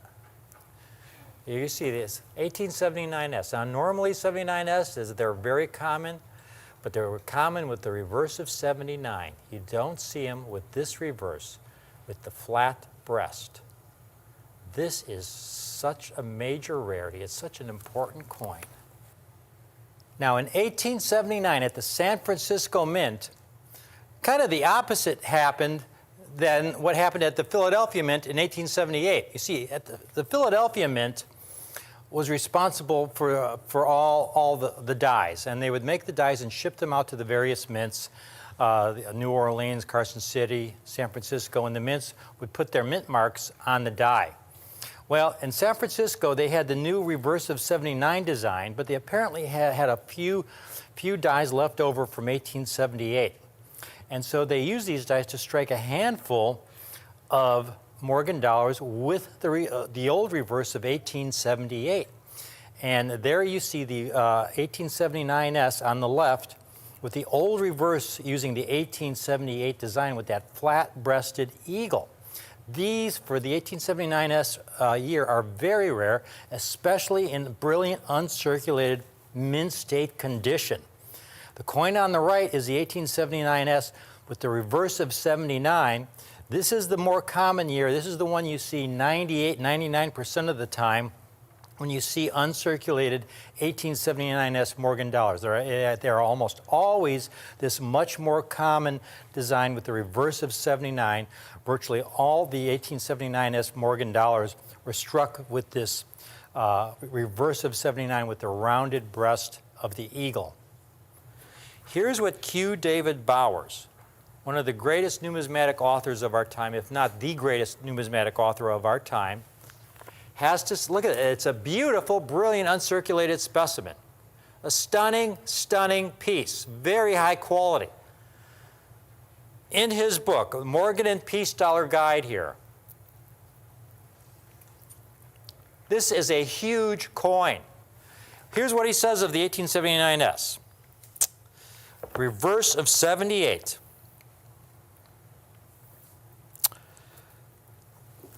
The only explanation they can give for the existence of this coin is that there were some dies left over from 1878 that they used in 1879. They estimate maybe about 500,000, 500,000 or so were actually struck. But here's what he says. However, if even 100,000 were minted, most must have been melted down under the Pittman Act in 1918, for not many exist today. Few ever went into circulation, and not many were in the Treasury releases of later years. The Redfield hoard is said to have contained 3,000 mint state coins, but mostly bag-marked. This is the only quantity rumored or reported to the author. This is an extremely rare coin, folks, in mint state condition. And that's what you get for the 1879S, another date that's the rarest for its issue. The next year we have is 1880. Take a look at this piece. 1880. If you've got the chart there, so the viewers can see where this coin ranks for the year 1880 on the rarity chart.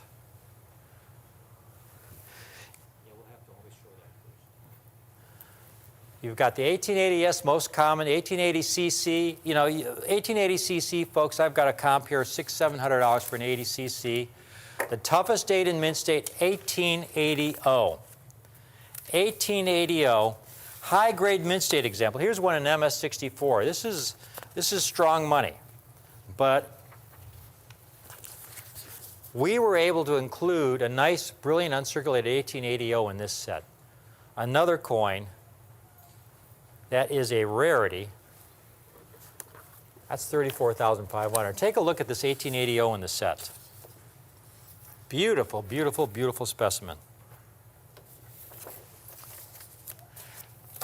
The next year, 1881. 1881.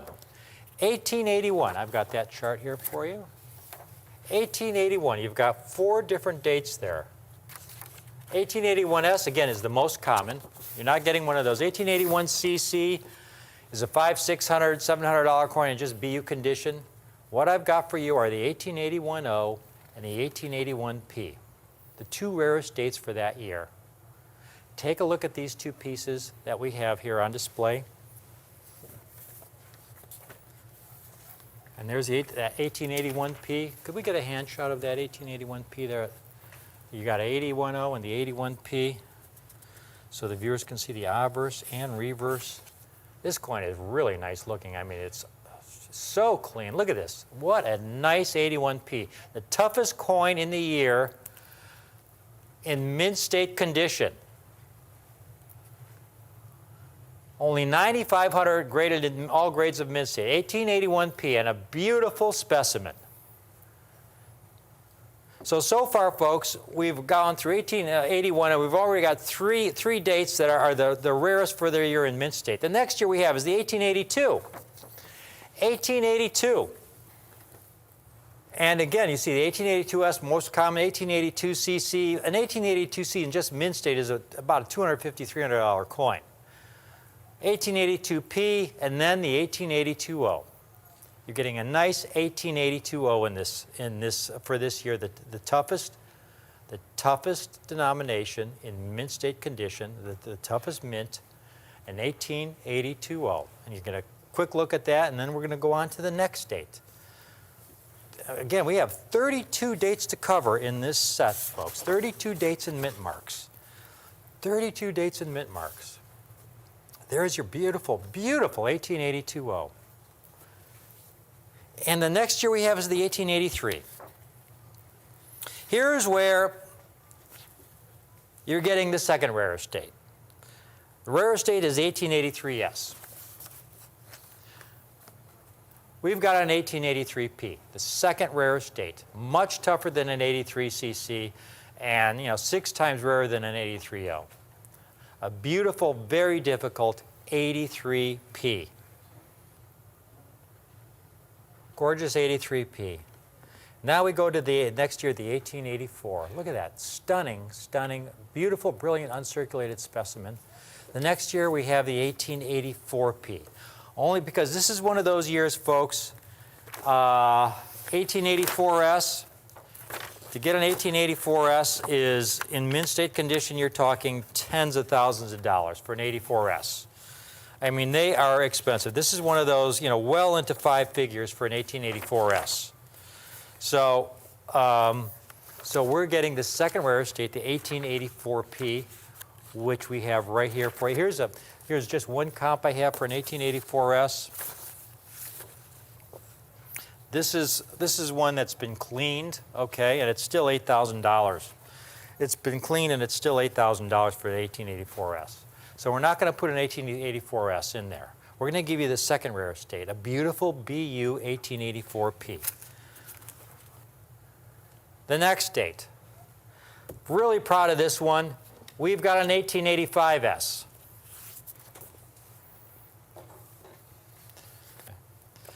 This is where I'm really proud of this. 1885S, extremely tough coin. Extremely tough coin, much rarer, folks, than an 1885 CC. You know, at least 3 times rarer than 1885 CC. And again, this is where you can go and pay $1,000 for an 85 CC. Here's one for about $1,000. Here's one in MS62 for $1,100. You could go pay $1,000 for an 85 CC. But we've got an 85S in this set that is so much rare, and it's a beautiful, beautiful, sparkling, frosty, superb gem. Stunning piece. Stunning piece. Another rarest coin in mint state for the year. The next year, 1886. Well, you know all about the 1886 O. I told you all about that coin at the beginning of the presentation. You know, can't get an 1886 O. You know, that would alone is a $10,000, $15,000 coin in mint state. We do have an 1886p, a nice BU 1886p. That is the most common coin in this collection. Okay, that is, and that's the one coin. The next year we have 1887. What do we have for the 1887 on our charts? You're getting both an 87O and an 87S. An 87O and an 87S. 2 extremely rare coins, the rarest and second rarest for the year. You're not getting an 87P. Let's just take a look at the 87O really quickly, because you look at this coin, the strike on this coin, the 87O is notorious, as so many of New Orleans mint coins are, for having really, really weak strikes. You take a look at this 87O, it's magnificent. Beautiful strike. You can see a beautiful strike, excellent luster, and then you have the 87S, another beautiful, brilliant blazer. And then we come to the next year, the 1888. Here you got the second rarest date, the 1888 O. About 22,000 graded in mint state. Look at this beautiful 88O. Again, another really well-struck coin. And there, again, you see the O mint mark at the back. Beautiful strike for this O mint. Now we get to, and that's the second rarest date for that year. Now we get to the next year. And you're getting the second rarest, because the rarest, folks, is moon money. The 1889 CC, and Kim's showing you the chart here. 1889 CC, here's one in MS62, $44,000, all right? I mean, pretty well. And here's one that's genuine, unk details, questionable color. I mean, it's not even gradable. It's not even gradable, and it's still $15,000 for an 89 CC. On the other hand, here you've got an 89O, which is extremely rare. Take a look at this piece. Great coin. Beautiful, beautiful 1889O. Now we get into the 1890s, folks. This is where it really starts to get challenging, the 1890s. There you see the 1890 CC, toughest date, very expensive. And you've got a couple dates there that are almost as rare, folks, the 90O and the 90S. Kim's going to show you a couple comps for 90 CCs. Here's one. You know, again, they're not MS65s or MS64s, just a nice MS62, $5,700. Here's one uncertified, $1,700. And here's a 90O in AU55 for $1,000. Now, we have a 90O in this set, and we have a 90S. And that 90O you see up there is an AU. It's not. It's circulated. Take a look at our 90O and 90S in this set. Beautiful, brilliant, uncirculated specimens. The second and third rarest for the year. The 90P is also extremely rare. Spectacular. Look at this strike on the 90O and the 90S. Semi-proof-like surfaces. Exceptional quality and eye appeal. And now we're going to get to the third year. 1891. Here's one where we've got the third rarest, but that's a really rare, only 6,000 graded. You get into the 1890s, folks, and they're all rare. There are no common dates. You don't see any coins, you know, when you get between 1890 and 1895, in that span, there are no coins where you see 30, 40, 50,000 graded in mint state. They're all rare. The 91cc you're looking at there is a $5,000, $6,000 coin. We've got a beautiful 91p. Take a look at this piece. Gorgeous 91p, a very, very tough coin. Beautiful, beautiful coin. Boy, can we get a close-up of that, Kim? That is amazingly nice for 91p. This is a date that's usually so baggy. Just incredible, incredible. Nice clean cheek. Beautiful specimen. Beautiful, brilliant, uncirculated specimen. I mean, here's a 91.0, for example. This is, I don't know, that's kind of a fiction price because it's a circulated example. The 91.0, that's circulated, shouldn't be $5,000, but that is a 91.0, not a 91p. Now, let's get to the next year, not 1892. This is another one of those years, folks. 1892, if you want an 1892, I mean, the rarest date is the 1892S. I mean, forget about owning one of these. Here's one in the lowest mint state grade, and it's a $35,000 coin. In mint state 60, for a 35,000, in mint state 62, it'd probably be up around 60, 70,000. But then you go, even the third rarest date in the series, the 1892cc. Okay, we've got the 1892p in this set, folks, which is next rarest behind the 92S. It's next rarest behind the 92S. Even the 92cc, which is third rarest in this year, is a $2,000 to $3,000 coin. Here's a couple 92cc's in mint state grade. $2,100 for that, and $2,800 for that coin. And we'll take a quick look at this 92p.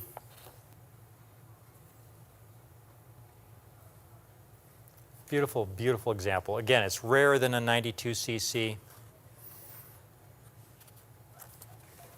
92cc.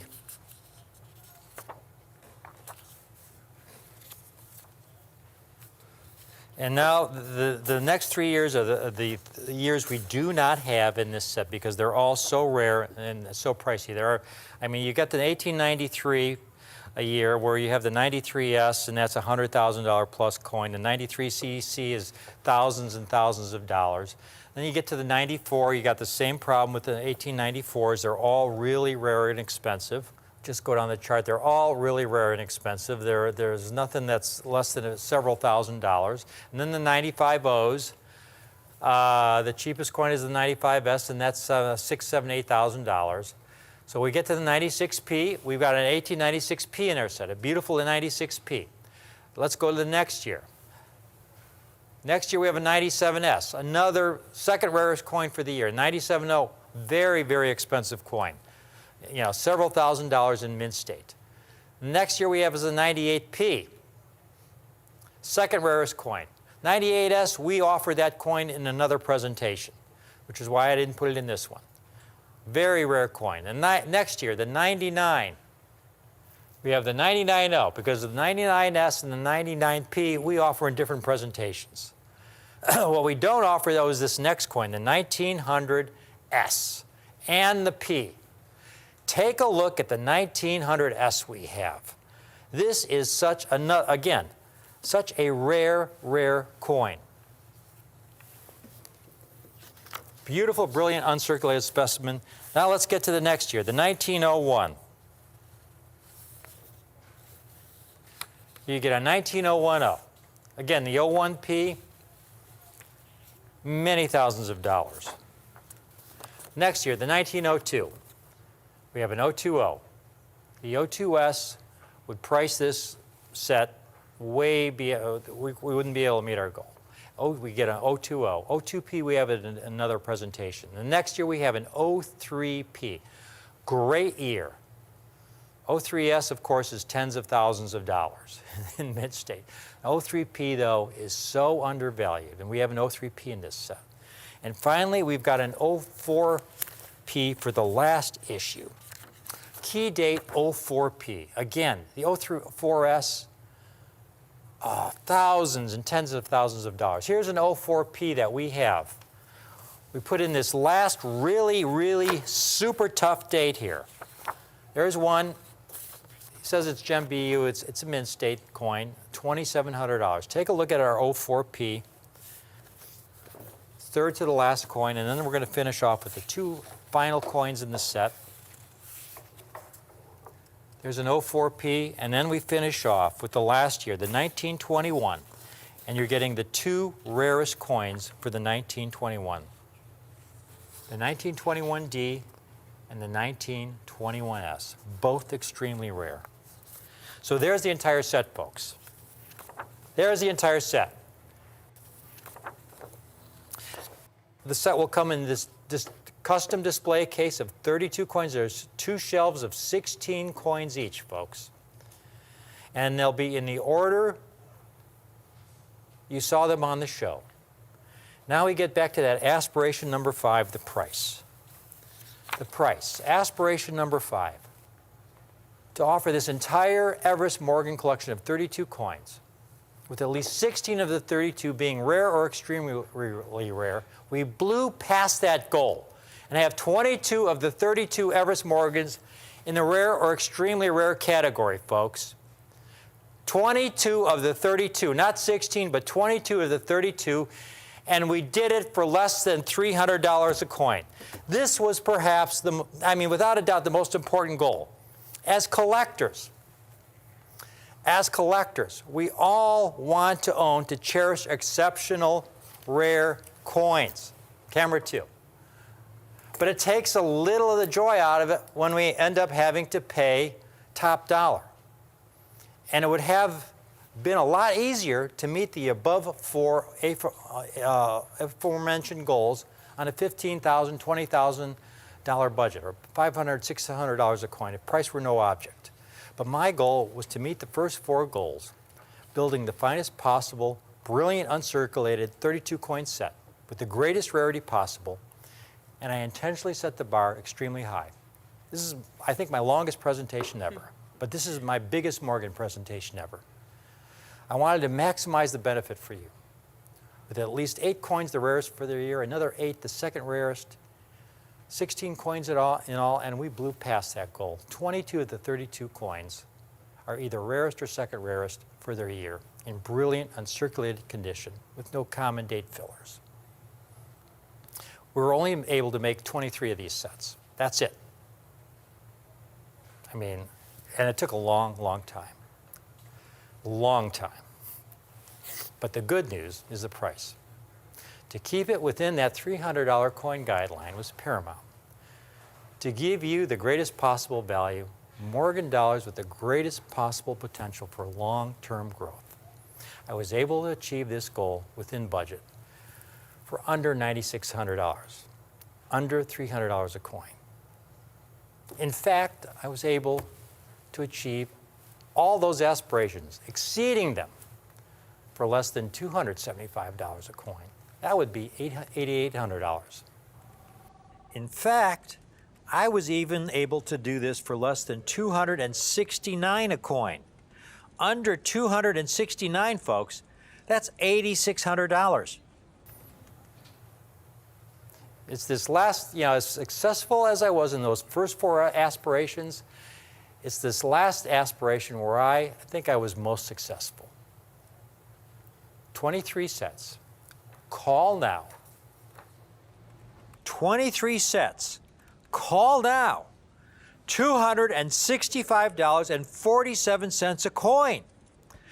$265.47 a coin times 32 equals $8,495. In the custom presentation case cabinet And you're going to get a free signed copy of the Morgan Dollar Silver Dollar book by Miles Standish. We are the only station that has the rights to this on TV to get a signed copy, and here's an autographed copy with his signature. Show it to you right here. This received the Numismatic Literary Guild Book of the Year for 2015. You're getting a free copy signed by Miles. Again, we're the only station that offers this. $8,495. But wait, this Morgan Silver Dollar Everest collection of 32 unique Morgans in brilliant uncirculated condition is also now available using our 4-pay option. That's right, for only 4 low payments of only $2,123.75. So call now to bring this rare set into your numismatic collection for only 4 low payments of only $2,123.75. Quantities are very limited, so don't delay. We have 23 sets. Cameron's signaling me that we apparently no longer have 23 sets. Well, hold on, folks. Cameron has a question from a caller wanting to purchase 4 sets. Tell the gentleman we have to set a maximum on this. We do have to set a maximum of 2 sets per customer. Let me make that clear. Anybody who calls in, we have a maximum 2 sets per customer because of our limited numbers. 2 sets maximum per customer, folks, for only $16,990. When I think about that, that is amazing. We got a lot of people calling in on this. 64 coins. Mr. T from Alabama just bought a set also. Thank you, Mr. T. Mr. L from New Jersey. All right. Thank you, Mr. L. Congratulations. You know, sincerely, again, 23 sets. 44 of the 64 dates being either rare or extremely rare. 25 of the 28 years the Morgan Dollar was struck are represented in this set. 9 of the Everest Morgans are the rarest issues for their year. Another 13 are second rarest for their year. And folks, there are no filler coins. None. 0. None of the most common dates you always see when you see some other coin show offering a Morgan collection with even 10 or 15 different dates and mint marks. You always get at least 3 or 4 of the easiest dates in the series. You'll get a 79S or an 80S or an 81S, 82S, 830, 840, 850. You always get at least 2 or 3 of those. There are none of those filler dates. You can get those anytime. We always have them in stock. The last thing I wanted to do was sneak a few of these easy dates in, make it a little easier on myself, but of no benefit to you, when you can get those coins anytime. These coins, this 32 coin Morgan Everest collection. As I said, when I began this presentation, we have so many folks calling in on this. This set stands alone, towers well above any brilliant uncirculated Morgan collection ever offered by any other show at any time in TV coin show history. This is a name that means something. Everest, the highest point on the planet, offering you a view of our planet that can only be described as exhilarating, breathtaking. If you never buy another Morgan Dollar, this Everest collection, this 32 coin collection,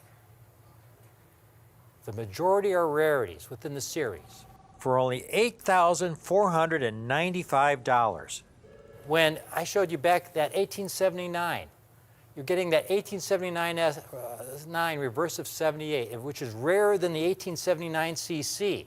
That 1879 CC alone is a $6,000 coin. And here you're getting a coin that's rarer than that 79 CC for that 1879 year S, a coin that will be so much more valuable in the years to come.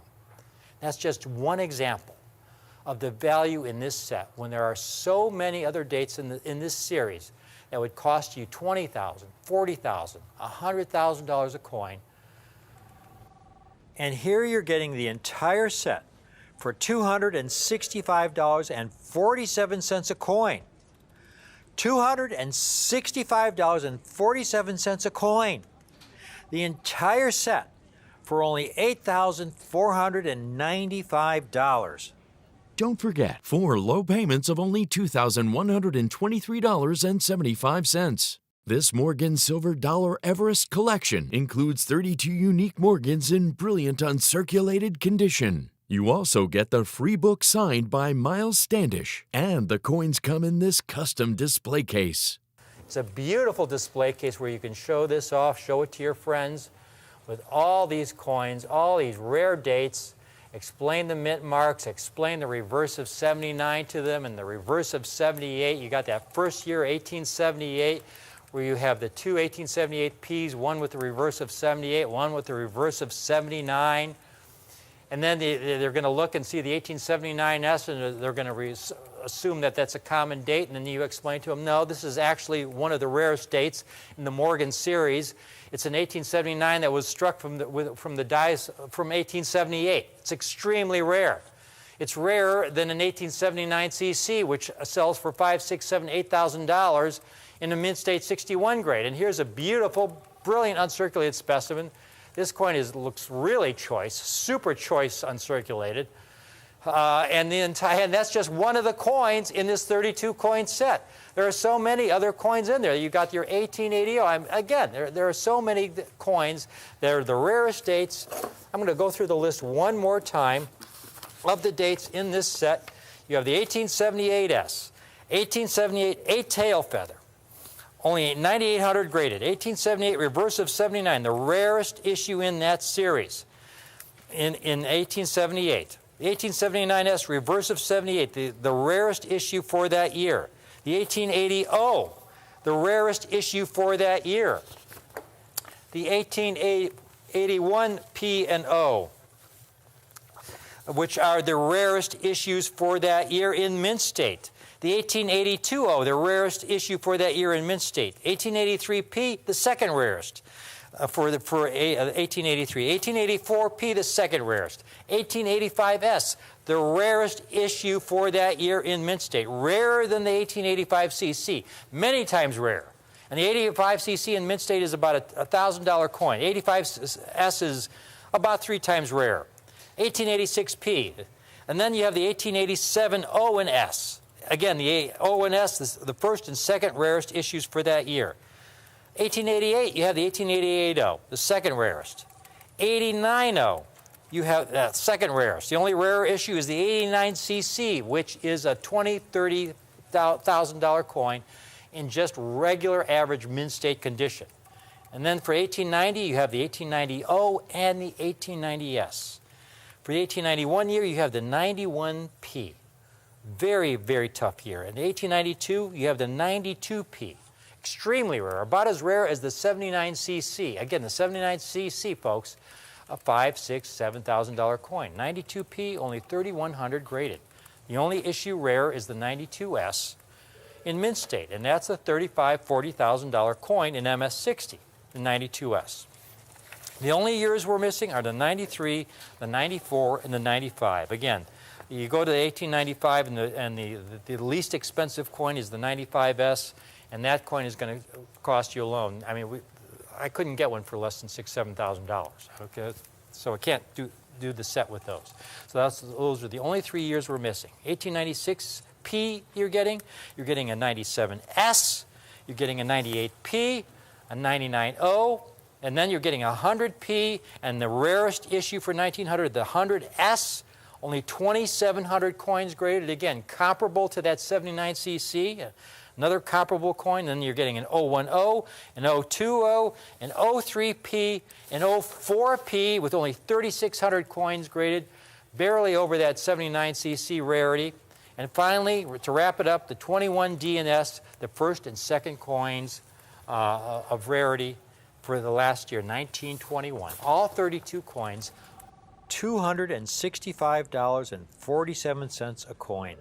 That's right, all 32 brilliant uncirculated Morgans for only $8,495. 4 low payments of only $2,123.75. Quantities are very limited, so don't delay. Call and order your Morgan Silver Dollars Everest collection now.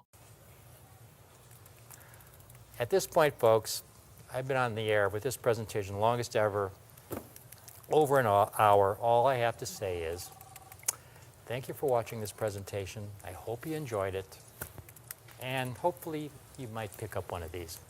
But from Kim and I, it's been a pleasure. It's been a lot of work putting this set together, but this is the fruits of my labor at this point. To be able to offer this amazing set of Morgan dollars in brilliant uncirculated condition for only $265.47 a coin. Thank you for watching.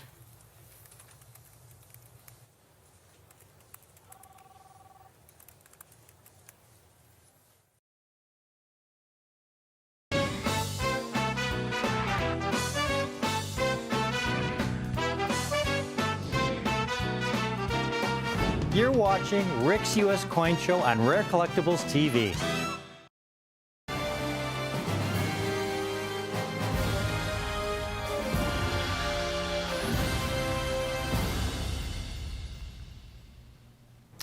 Take a look at this headline, folks, in the world of rare coins. $18.9 million. On the cover of the magazine for the month, they called it a king's ransom, the 1933 Double Eagle. Interestingly, if you look closely, this is the actual coin, you'll see a lot of scuff marks along her right knee. The coin was not a perfect coin by any stretch, folks. That 18.9 million shattered the previous record sale price for this 1933 St. Gaudens, which last sold previously for $7.6 million. The 18.9 million also blew away the auction house expectations. They thought it would sell for 10 million in that range, maybe 15 million, not 18.9 million. Now, 18.9 million, that's a lot of money. But there'll come a time, folks, when that 18.9 million will seem like the bargain of a lifetime. I rarely make predictions unless the outcome is so obvious that it's self-evident to almost everyone watching. And my prediction is that 18.9 million auction record will look like a bargain in the years ahead. The 1933 St. Gaudens Double Eagle. The last year the St. Gaudens Double Eagle was struck. First of all, the series is a classic. The St. Gaudens Double Eagle was minted from 1907 to 1933. It's a coin that represents the peak of desirability among United States rare coins. It's like a Michelangelo painting, a 1934 Duesenberg car, forever classics. Not just desired for their rarity, but most of all, for their mastery of the art form.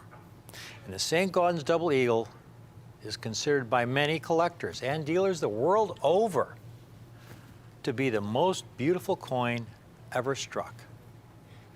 And that just so happens to also be not struck in silver, but struck in gold, and is the largest gold coin ever struck for commerce by the United States Mint. The 1933 St. Gaudens Gold Double Eagle, the last year these coins were ever struck. Today I have the bookend. I have the first year this classic was ever struck, the 1907 St. Gaudens Double Eagle. And when this coin was first struck, folks, in 1907, it wasn't as if they started striking them in January of 1907. The Philadelphia Mint had so much difficulty in the proper striking of the St. Gaudens design that they didn't actually begin striking these examples until late in November of 1907, a period for about 6 weeks, by a miracle, as the 1933 that sold for a record price should not exist. The coins I'm about to show you should not exist in the condition we have them in today. This is historic, folks. Take a look. The first ever St. Gaudens double eagles struck for commerce in stunning Mint State 63 condition. The Philadelphia Mint was only able to strike 361,667 examples. That's it. That's a paltry total when you consider, again, they were struck for commerce and they were used in commerce. Look at this coin. These large gold double eagles, folks. The St. Gaudens double eagle.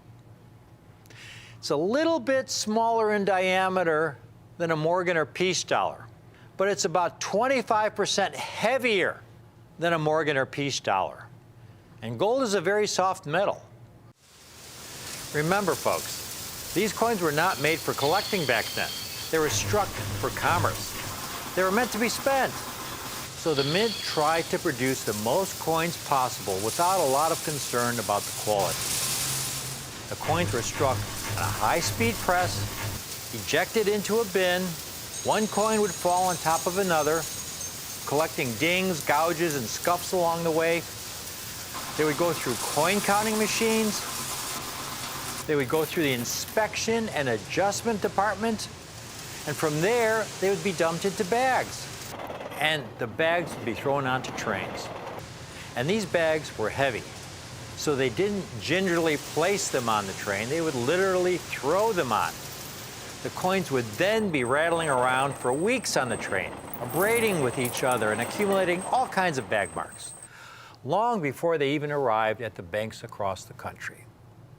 And this is why it is so hard to get high-quality, uncirculated coins, and why it's so exciting when we have these coins in this outstanding quality today.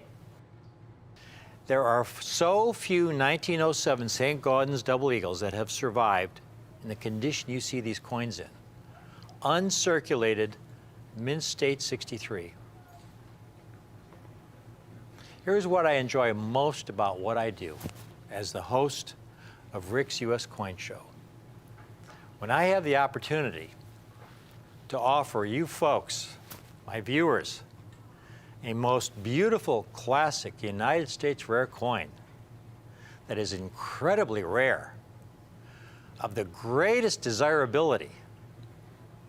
Folks, the wow factor of these coins is off the charts. But at the same time, they are available today at the most collector-friendly price that never in my wildest numismatic fantasies did I ever believe would be possible. And again, like that 1933 St. Gaudens double eagle, the last year of the series, this bookend, the first year of the series, these coins literally should not exist, not in this condition. Now, before I go any further, Mint State 63, if you're new to numismatics, that sounds great, but what does it mean? Well, coins are graded on the 70-point Sheldon grading standard. The higher the number, the better the quality of the coin. The lowest possible number is 1. This is a coin that is heavily worn, where any of the details are barely visible. The highest possible number is 70, which represents perfection under high magnification. There are literally, folks, no United States coins of the billions and billions struck minted before 1960 that have ever graded in 70. From Lincoln cents through gold double eagles, they don't exist. This coin in Mint State 63 means this coin was never in circulation. An uncirculated coin begins at Mint State 60. So anything between Mint State 60 and Mint State 70 is an uncirculated coin. Now, Mint State 63, imagine an original bag of 100 St. Gaudens Double Eagles. It would be a little bit larger than this bag I'm holding. This is an original mint bag, by the way. And if you took that bag of 1,000 coins and dumped them all out onto the table, you'd have some coins that had a lot more marks than other coins. The coins with the most marks, the heaviest bag marks, would grade MS60, MS61. Some might not even be gradable. I have a couple examples here. These coins may never have been in circulation. They may have technically been uncirculated, but they're not gradable because the marks are so severe. Look at the deep cut in the field at around 8, 9 o'clock there on this 1911. If you sent this for grading, even though it may be uncirculated, the grading service would probably send it back as being damaged. Here's another example in 1924. These were heavy coins, folks. Look at the deep cut in the rim at around 8 o'clock. It's a damaged coin, and there's a deep gouge right on Liberty's midriff. It's ungradable. They're very heavy coins, heavier than a Morgan dollar, a very soft metal. A Mint State 63 means in that bag of 1,000 coins, these were among the finest surviving examples from that bag. You take a look at one of these, close up. It's remarkable quality, folks. It's remarkable. And the best part of all is the price. You take a look at this 1907. How few marks. How could it survive in this condition? It's a miracle. How few could survive? And the fact is, few did survive, folks. It's so exquisite. Struck in 1907, somewhere between late November and December of 1907. Of course, the author of this masterpiece, a sculptor by the name of Augustus St. Gaudens, needed his own inspiration to craft this masterwork. It's only appropriate that this most beautiful gold double eagle should have as its inspiration what is considered the most beautiful, most valued work of art in the Louvre in France, the Winged Victory of Samothraki, otherwise known as the Nike of Samothraki. Here we have a replica. It's about 1/3 the size of the actual Nike. The actual Nike in the Louvre, when you enter the Louvre through the front door, there's a long staircase. And at the top of the staircase is the Nike standing about 17 feet high, including the base. To quote, "Despite its significant damage and incompleteness, the Victory is held to be one of the great surviving masterpieces of sculpture from the Hellenistic period and from the entire Greco-Roman era. The statue shows a mastery of form and movement which has impressed critics and artists since its discovery, which happened to be in 1863. It is considered one of the Louvre's greatest treasures, and since the late 19th century, it has been displayed in the most dramatic fashion at the head of the sweeping Daru staircase." The Nike, discovered buried on the island of Samothraki off the Greek coast in 1863. This inspired vision of liberty, of victory. And then you see it, St. Gaudens' version, recreated on his double eagle first struck in 1907. Like the Nike, folks, it's a miracle, the 1933 St. Gaudens and these first year of issue, incredibly rare 1907 St. Gaudens exist today. These 1907 first year of issue St. Gaudens double eagles you are looking at are all certified by the leading grading services in the country, PCGS and NGC, in superb uncirculated mint state 63 condition, which means they were among the finer examples from an original mint bag. They never saw the bottom of a cash drawer. They spent their lives in a mint bag. But the only reason these examples today survived in the condition you see them in is ironically due to the Great Depression. The Great Depression began in late 1929. It was economic devastation for countries around the world. Our country hadn't experienced anything like it since the Civil War. The stock market crashed, unemployment was around 25%. It was catastrophic. There were an estimated 4,000 bank failures in 1933 alone. Millions of Americans had their life savings wiped out. Overnight, a family that felt secure suddenly found themselves destitute because there was no FDIC insurance back then. Your money wasn't guaranteed. Could you imagine having your life savings, 20 years, 30 years of your life savings in the bank for safekeeping? That was your nest egg, folks. And imagine going to the bank the next day and the bank's shuttered closed. They failed. You were wiped out, affecting hundreds of thousands of families, millions of families. So, a lot of citizens who had their life savings in banks that had not yet failed were understandably terrified that their bank would be next. And so they began pulling their money out of their bank and taking that paper money, which for all they knew could be next to worthless in 6 months or a year, and they began buying United States gold coins.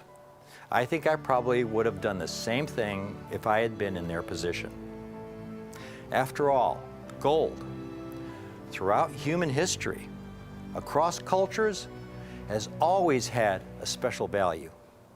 So you had all these citizens pulling their money out of banks, buying these gold coins, which created additional stress on our banking system. They had to put a stop on this run on the banks because that was just threatening more banks, more bank failures. And so on April 5th, 1933, then President Franklin Roosevelt passed Executive Order 6102, which made owning over $100 worth of gold or gold bullion or gold certificates illegal. And back then, gold was about $20 an ounce. So the maximum number of gold double eagles you could own were 5. And everyone would have to turn their gold coins into the Treasury for paper money on or before May 1st, 1933. And if you were caught with over $100 worth of gold, folks, it was enforced. You could face a $10,000 fine or 10 years imprisonment or both. And folks, they enforced it. And so all those people that had accumulated all those gold coins had to turn them in to the Treasury in exchange for paper money. Now, what did the Treasury do with all these gold coins? Over the span of that decade, the mint melted down 39% of the entire mintage of all gold double eagles. That was over 50 million coins.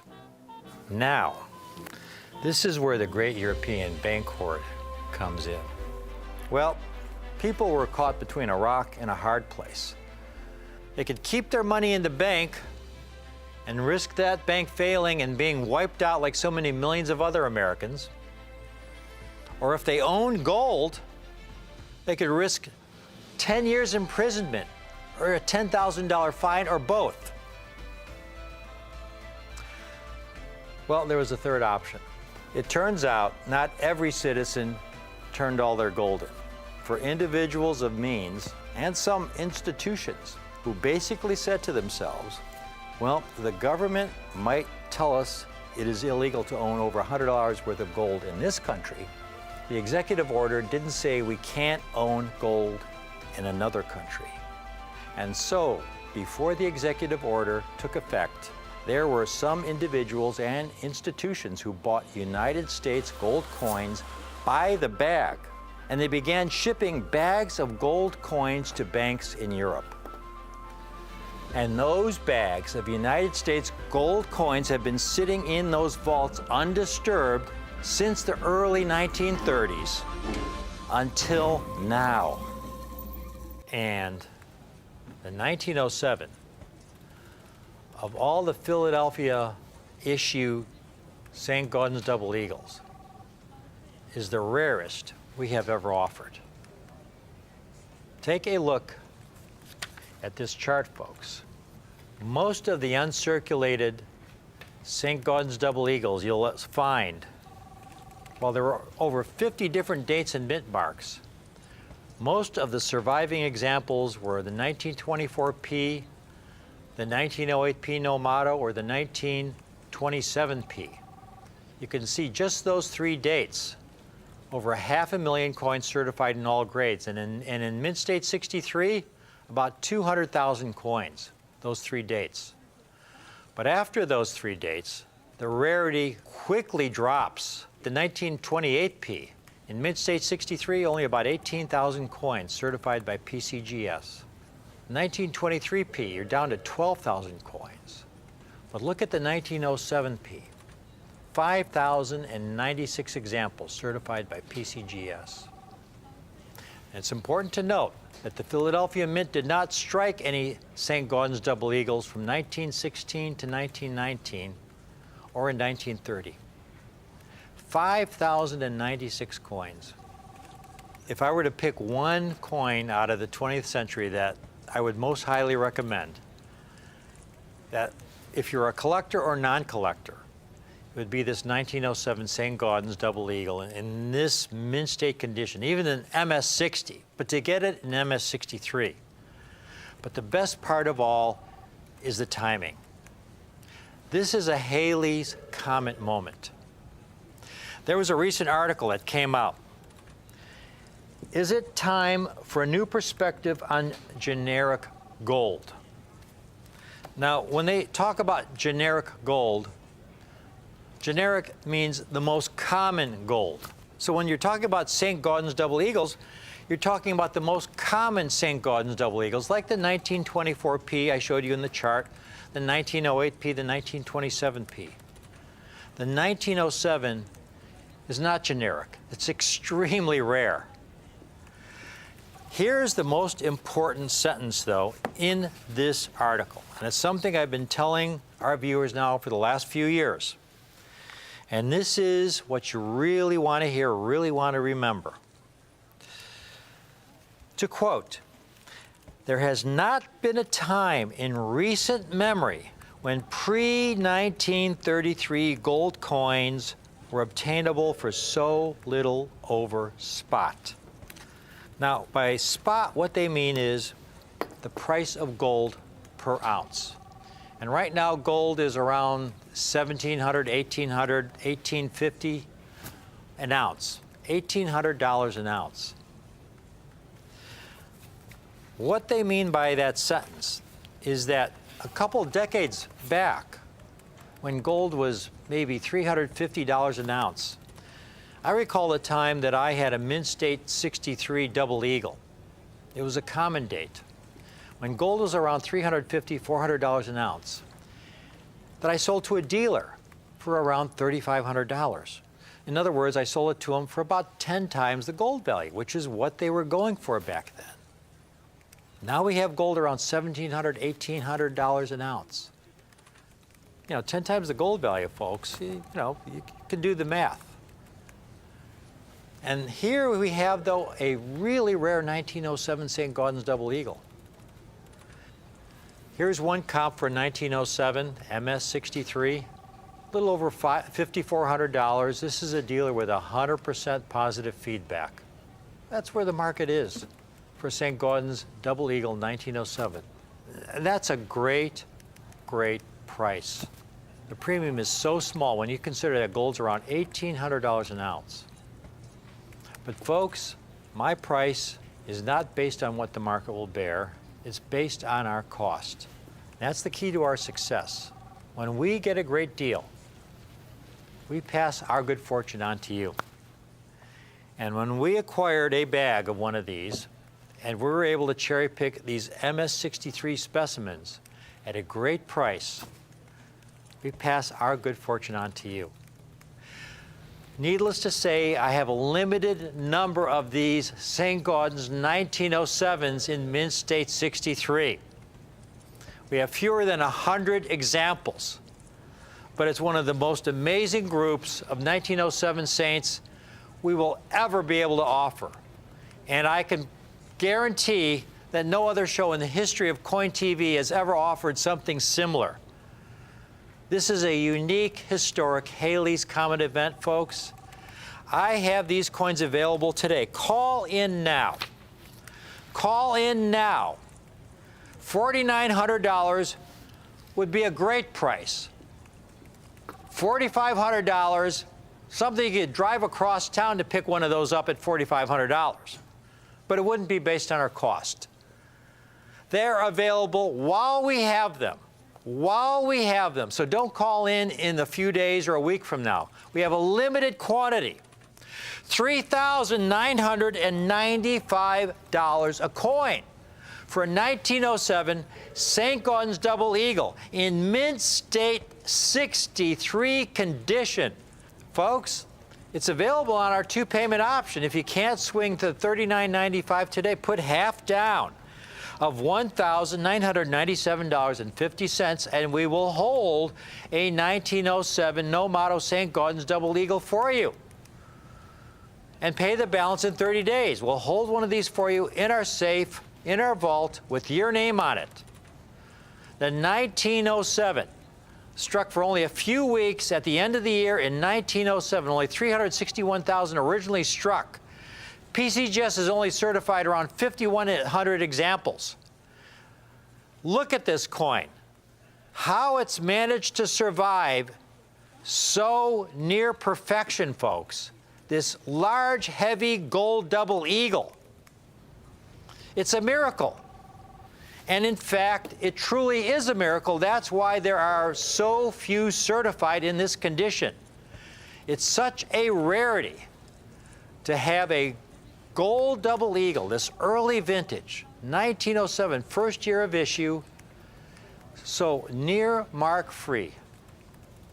The St. Gaudens Double Eagle is a $20 gold coin. Again, the largest gold coin ever struck for commerce by the U.S. Mint. It's referred to as the Double Eagle because up until 1850, the largest gold coin struck by the U.S. Mint was the $10 gold piece with about a half an ounce of gold. And so it was referred to as the Eagle. And then in 1848, gold was discovered in California. And with this abundance of gold, the Mint was able to strike an even larger gold coin, which would be of great benefit to the banking system. It was twice the size of the Eagle. And so it was called the Double Eagle. And here we have the St. Gaudens Double Eagle, named after its designer, the sculptor Augustus St. Gaudens, who designed the obverse and reverse.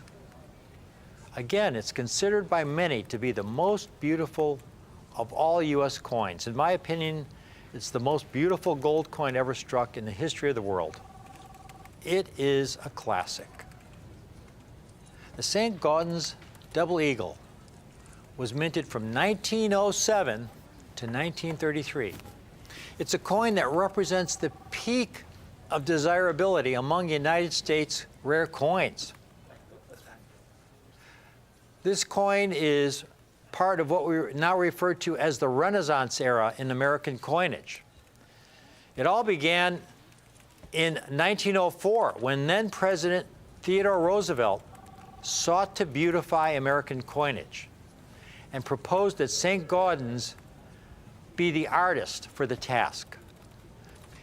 In 1906, St. Gaudens agreed to redesign all our coins from the cent through the Double Eagle. Unfortunately, in late 1906, he began to suffer from cancer.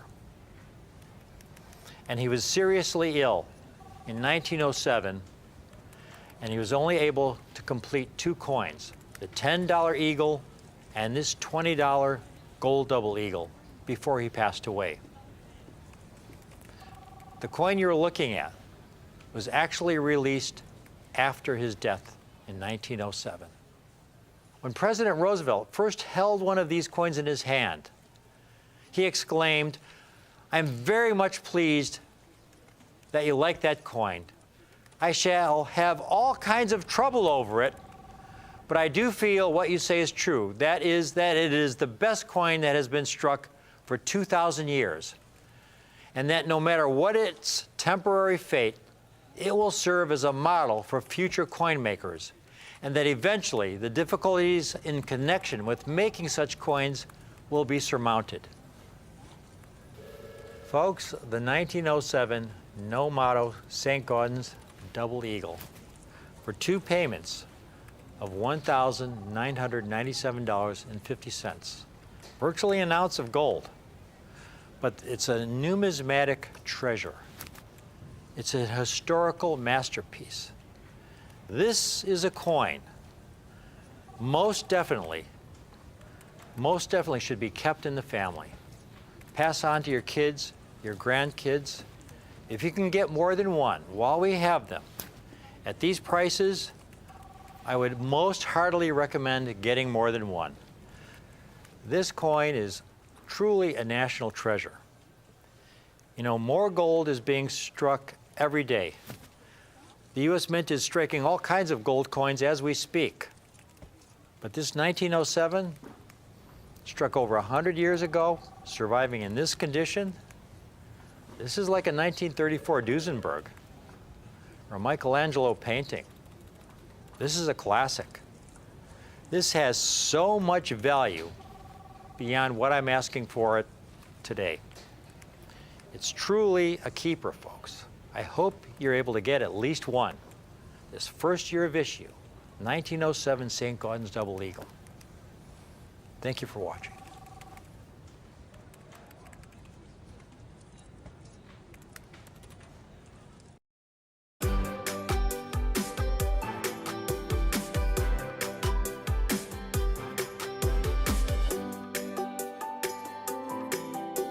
You're watching Rick's U.S. Coin Show on Rare Collectibles TV. Welcome to Rick's U.S. Coin Show. Rick and Kimberly here, and we have got a phenomenal collector special for you folks out there today.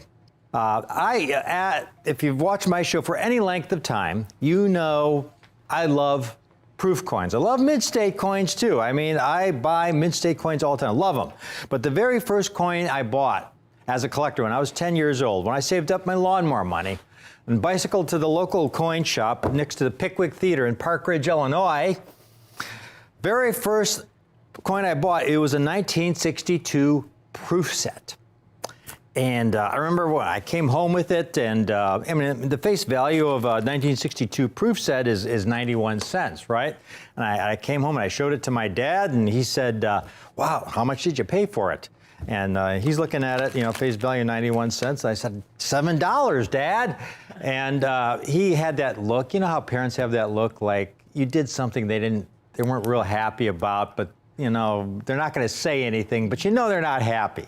But it didn't stop me. It didn't stop me, folks, in my quest for exceptional United States coinage. It just stoked the fire, and I fell in love with U.S. proof coins because U.S. proof coins are meant to represent the state of the art, the finest possible quality of a coin design the Mint's able to produce given the technology of the day. And that last phrase is so important because the technology nowadays, the last 40 years, is exceptional. It's state of the art, so that when you buy a proof set from the Mint today, you are getting superb, high-grade proof coins that are really state of the art. But back then, especially 64 and earlier, when they were making coins at the old Philadelphia Mint, state of the art, it was like the Stone Age, really. They'd strike the proof coins. Proof coins, first of all, are coins that are struck from highly polished dies. The coin blanks receive a polishing treatment as well, and then they are slowly fed into the die. and then struck at least twice under higher pressure to bring out every possible detail of that design. Then once struck, where coins struck for commercial use are dumped into bins, proof coins are individually handled and they're put in their own separate compartments.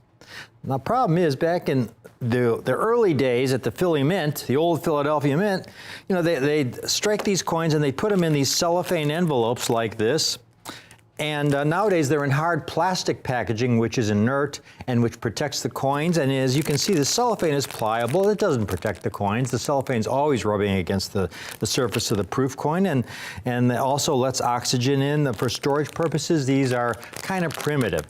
And they would even mail the sets to you in third-class mail. Here they go to all this work to make these beautiful proof coins, and they send them third-class mail, you know, snail mail, where they get the worst possible treatment. And so you open your proof sets, and most of the time back then, folks, the coins had flaws on them. Now, here's a set. This is a 1959 set, and here you have your Franklin half, Washington quarter, Jefferson nickel, Roosevelt dime, and Lincoln cent.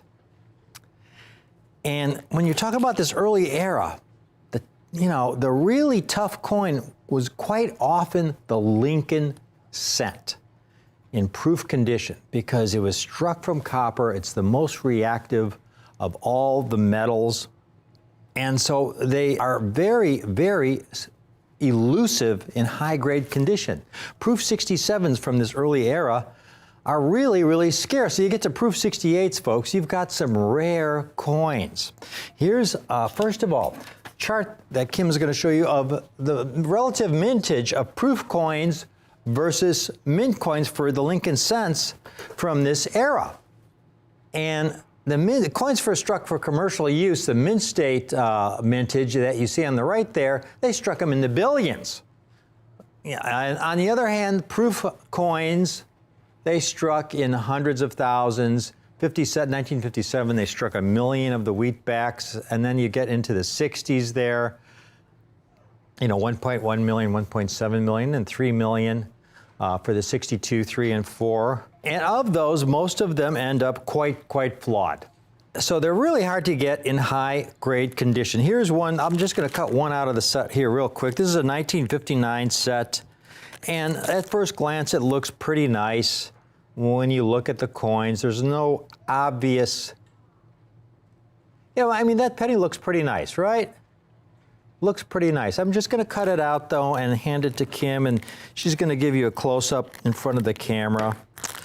And this really displays the problems we have with finding these early Lincolns, which is why I love trying to acquire nice early Lincolns.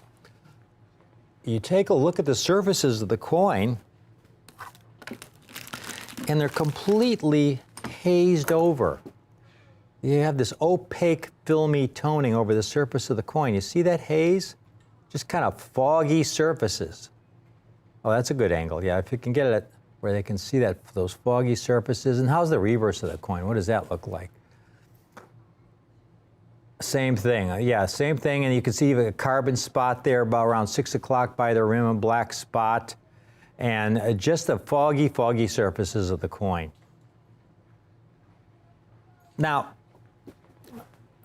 got one little, this is really, really important.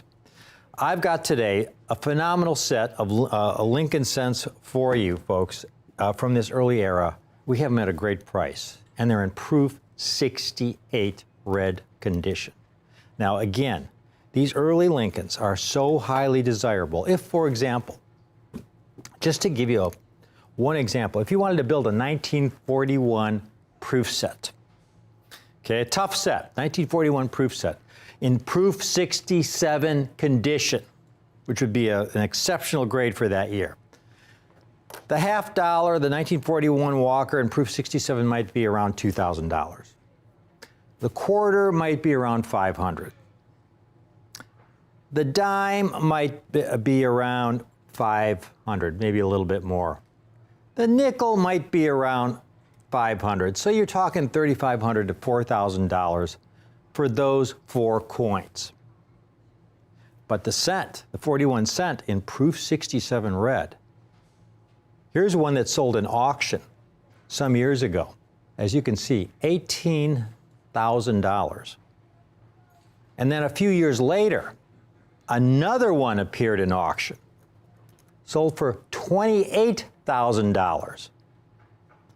So here you have the one coin, the Lincoln, that you figure is, hey, that's the last coin, that's the least expensive, it's the easiest coin.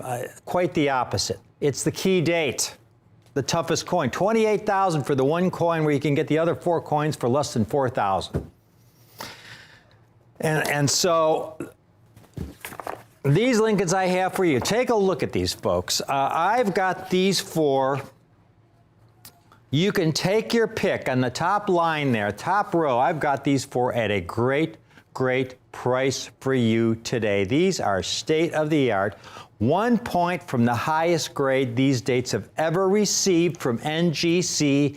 The highest grade these coins have ever gotten is proof 69 red. There are no 70s.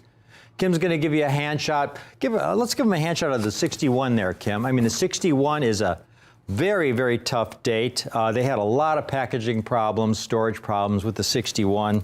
Look at this coin. And you compare it to that hazy, filmy 59 that Kim showed you. Look at the black mirrors, the black clear mirrors on this coin. The coin looks like it just came off the die. It's phenomenal. It's over 50 years old, and it looks like it was struck yesterday, like it came off the die, and you were able to catch it and preserve it in some kind of airtight compartment. So it was preserved just as the day it was struck.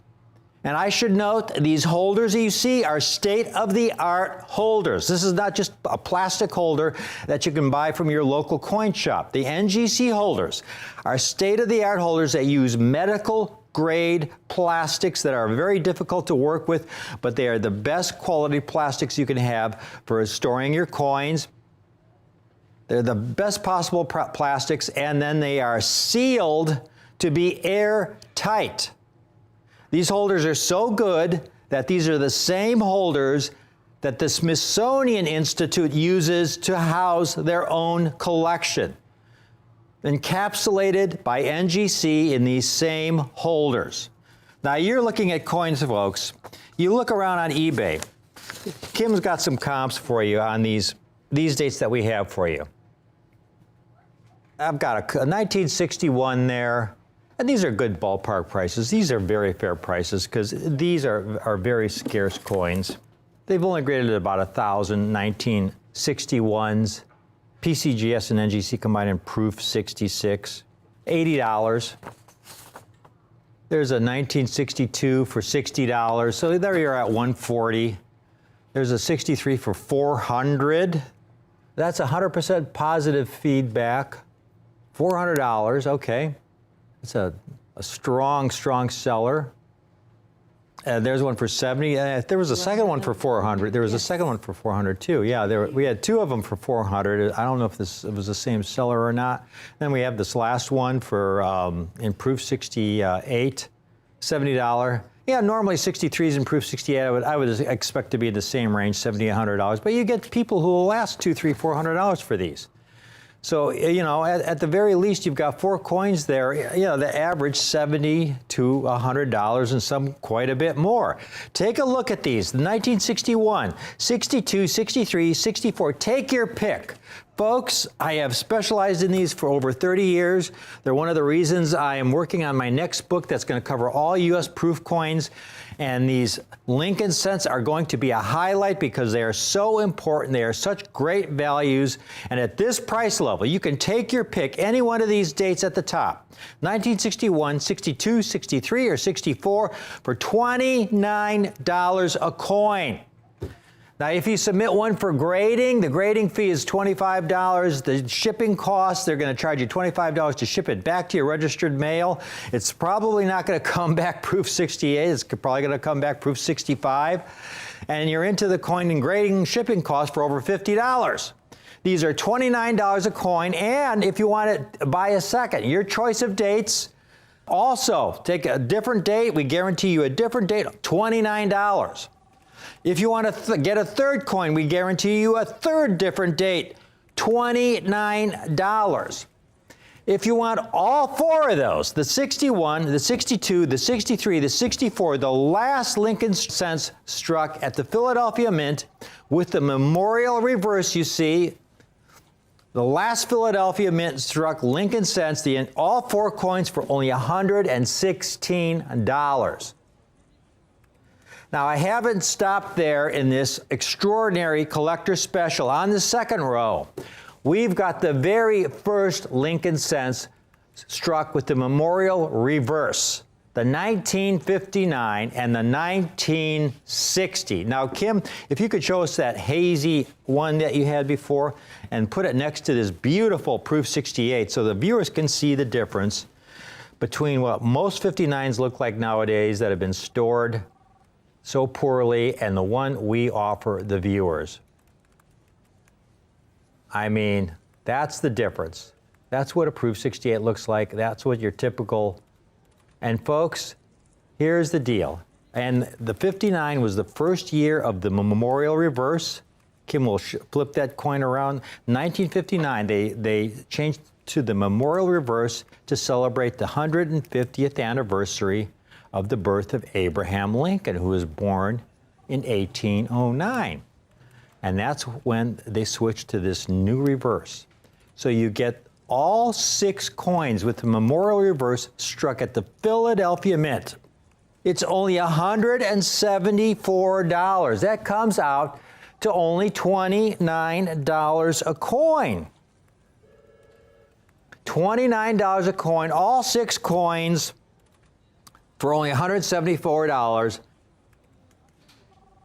But I have not stopped there, because what I have are the last 3 years in this deal of the wheatback Lincoln cents, which are the toughest coins of all.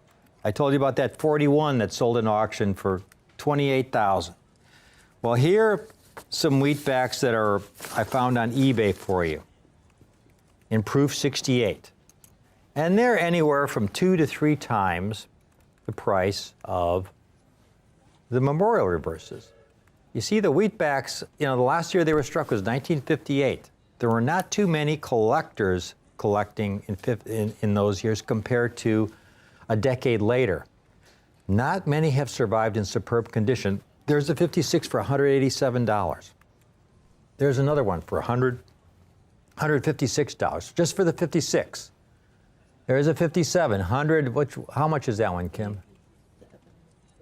$187 for the 57. You can see these are kind of the ballpark prices. $224 for a 58.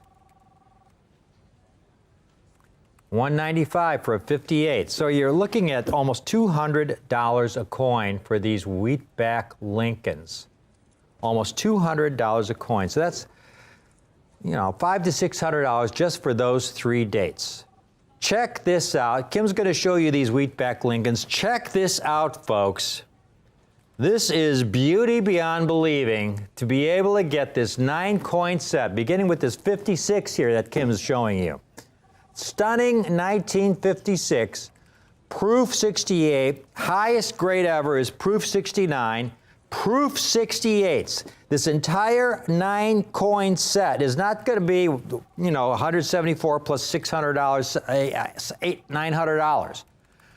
In fact, I've got the entire 9-coin set for only $259. That includes the 3 wheatbacks you hear. That comes out to $28.78 a coin. $28.78 a coin. The only reason I am able to offer these coins to you at these prices is because I specialized in these coins for over 30 years. I get first crack on some of the best deals in U.S. proof coins because I've written books on them, and when a collection comes out, I'm first in line. I get to buy them at the very best prices, and what I get to do then is pass the savings on to you.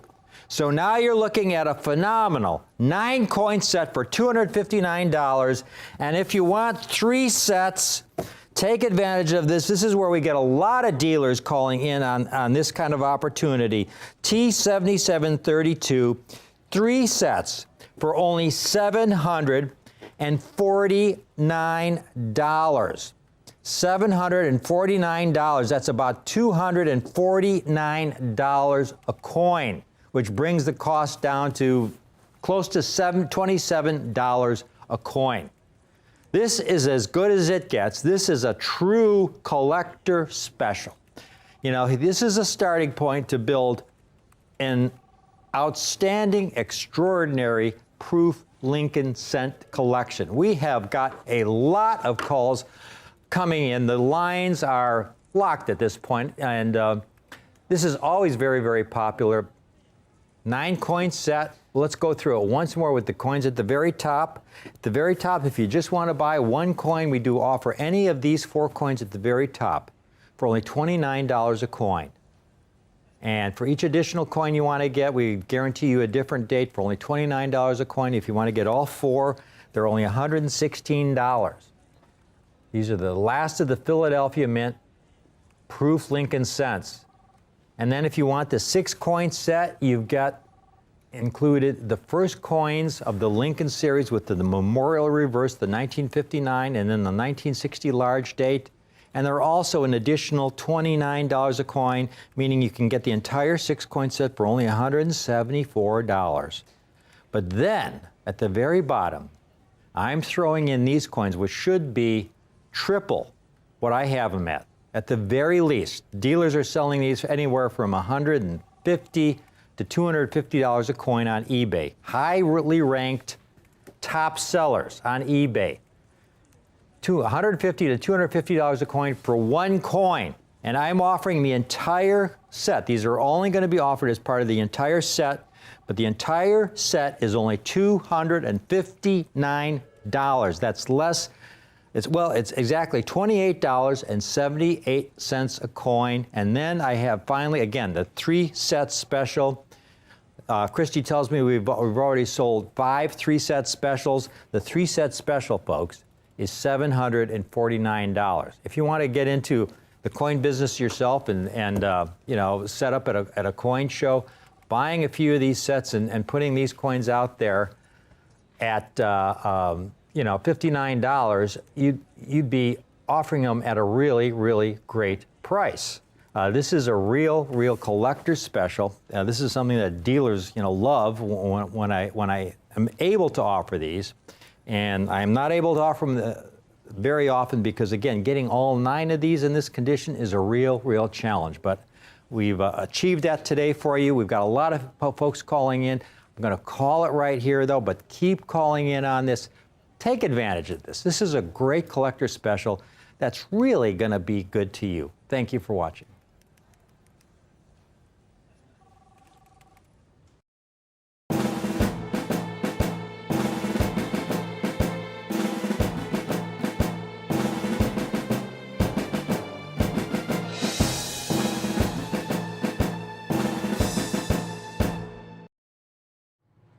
If you've just tuned in, I just had an extraordinary display for our viewers of some phenomenal 1956 to 1964 Lincoln cents. The last Lincoln cents struck in proof at the Philadelphia Mint. And we had them in the extraordinary grade of proof 68. In fact, we still have people calling in on that set right now. This has come about, again, only because I've spent years, decades, focusing on coins, proof coins from this era. I've written several books on them. I've got another book coming out, which will also be addressing, it'll be addressing all the denominations of proof, the cents through the half dollars and a lot of the dollar series as well. But the Lincoln cent series is so undervalued, and I just love to get superb Lincoln cents, especially from the Philadelphia Mint era. I've showed you the packaging they use, the typical quality. It's terrible. I've got one comparable here of a 1953 Lincoln cent that sold in auction, a proof 69 1953 that sold in auction some years ago. Over $7,000 for a proof 69 1953. I mean, if it were a nickel or a dime, it would have been 1/10 that price. But the Lincoln cents are just so difficult, most especially because of their most reactive copper content. That it's the most reactive of all the metals. Very few survive in high grade proof condition, especially given the way these things were packaged. And so here, out of all of these sets we were able to put together, we looked through tens of thousands of proof Lincolns to offer you those proof 68 sets. And what we have now are just a handful, folks, so I've got to make this real short, a handful of these sets in proof 69. Take a look at these.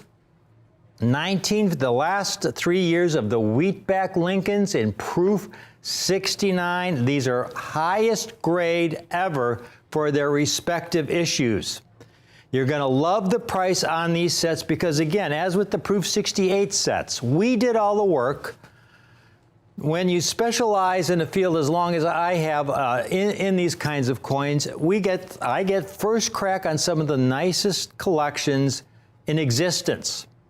And when I get first crack, I get to acquire some of these coins, some of these collections at great prices. Now, the collections I get aren't all a bunch of proof 68 and proof 69 coins. Far from it. Most of the coins are much lower grade. But when we buy collections, we go through and occasionally we'll find that diamond in the rough, a coin that'll grade proof 67. Then we'll get one that grades proof 68. And every once in a while, we get a proof 69. So we have a handful of these sets. And again, because I didn't have to buy them directly from a dealer already graded, where I might have to pay $400 or $500 a coin, which would put this set up in the $5,000, $6,000 range. We did the work ourselves, and we're passing the savings on to you. All 9 coins, the last 3 years of the Wheatback series. There's the 57. There's the 58. Only 305 examples graded of the 1958. The 1956 only has 253 examples graded. That's NGC and PCGS combined. Then we have the first year of the Memorial Reverse Lincoln, the 1959, which is the first year of the Memorial Reverse. Only 383 graded in proof 69 red, highest grade. This extraordinary 1960 large date that you're looking at there.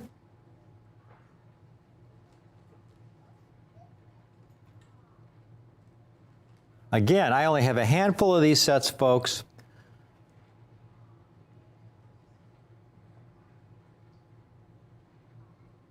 This is going to be a real short presentation. It's only going to be a few minutes longer here. There's the 1960 large date.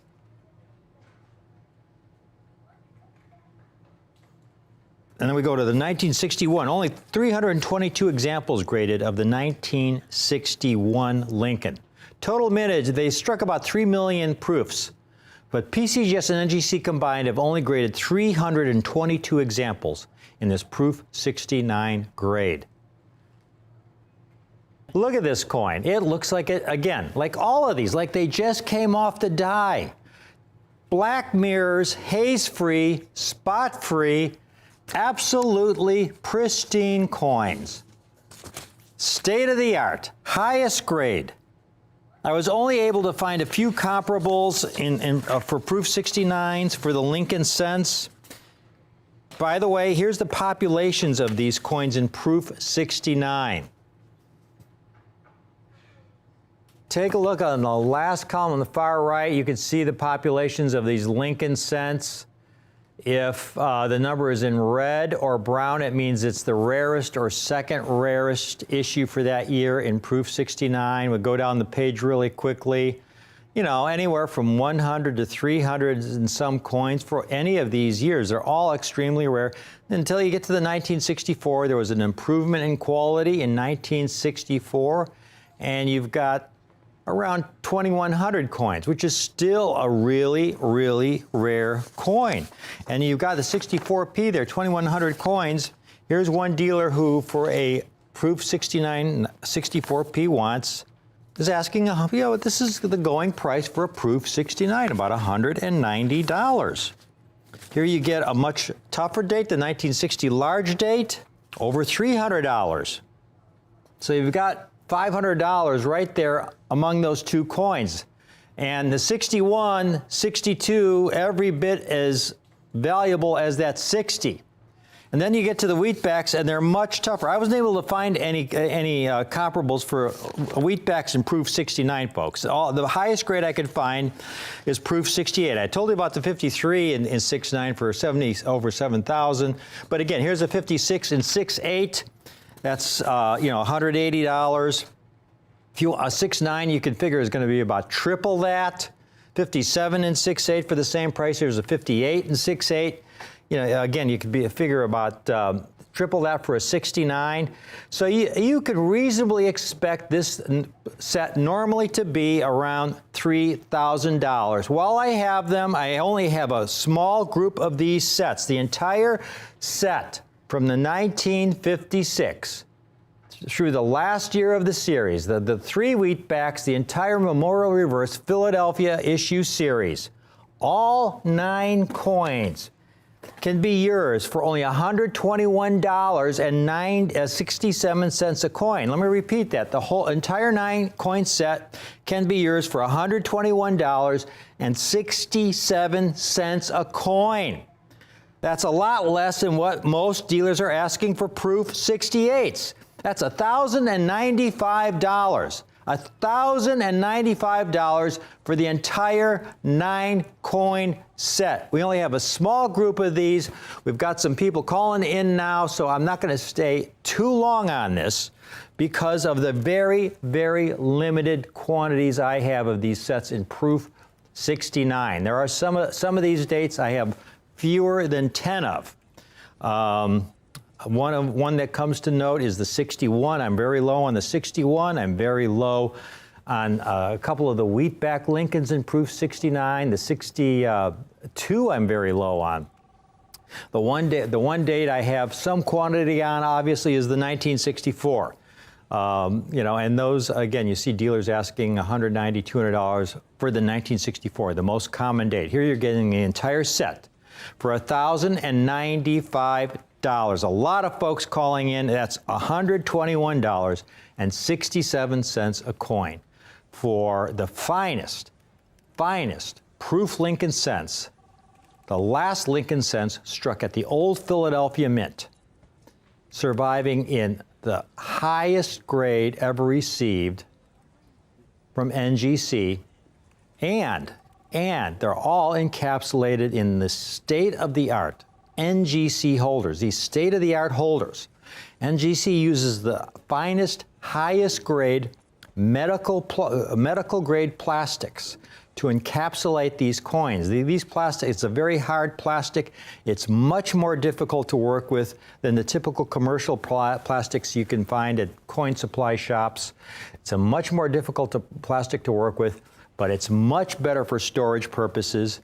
And then the halves of the holder are actually sealed together, so the holder is airtight. So you have a true state-of-the-art holder, and these coins are going to look as stunning 30 to 40 years from now as they look today. These are the same holders, the same procedures that NGC uses to house the coins in the Smithsonian Institute, the finest collection of United States coins in the country in the Smithsonian Institute are housed by encapsulated by NGC in these same kinds of holders. And here you're getting the finest Proof Lincolns. You will not find this kind of opportunity, folks, anywhere else. Nowhere else will you get an entire set like this for $1,095. I see individual, there was a 1963 that we had earlier, Kim, where a gentleman wanted a 1963 in Proof 68. There was a couple of them in Proof 68 for a 1963.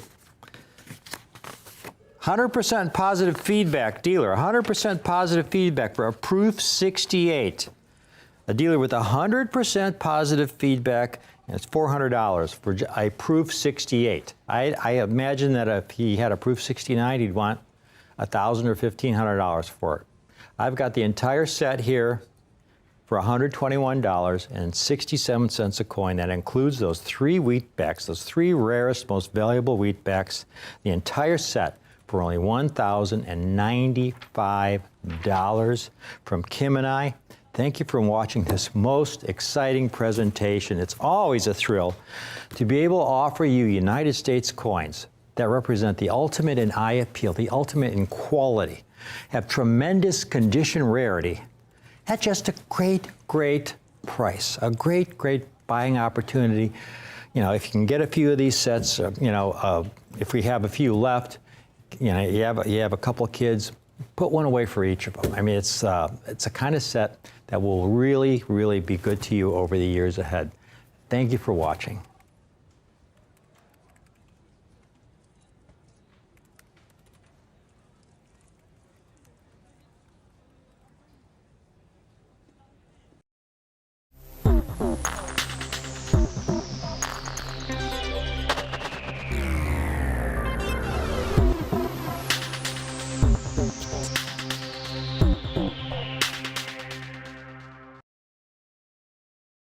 Really special coin here today. This is the $100 gold 2019 W American Liberty high relief coin. This is struck in pure gold using the most advanced mint technologies to produce a high relief strike. This is a coin that is in a perfect 70 condition. These coins are flawless. I mean, this is a really big deal coin right here. Between this high relief design, the pure gold composition, it's pure gold. I mean, keeping these coins perfect is nearly impossible. So that 70 is a big deal. I mean, pure gold is so soft. I mean, it's like butter, it's so soft. So any contact that you make with these coins, you know, there's a really good chance of damaging them. They're really fragile. So it's really hard to find coins like this in perfect condition.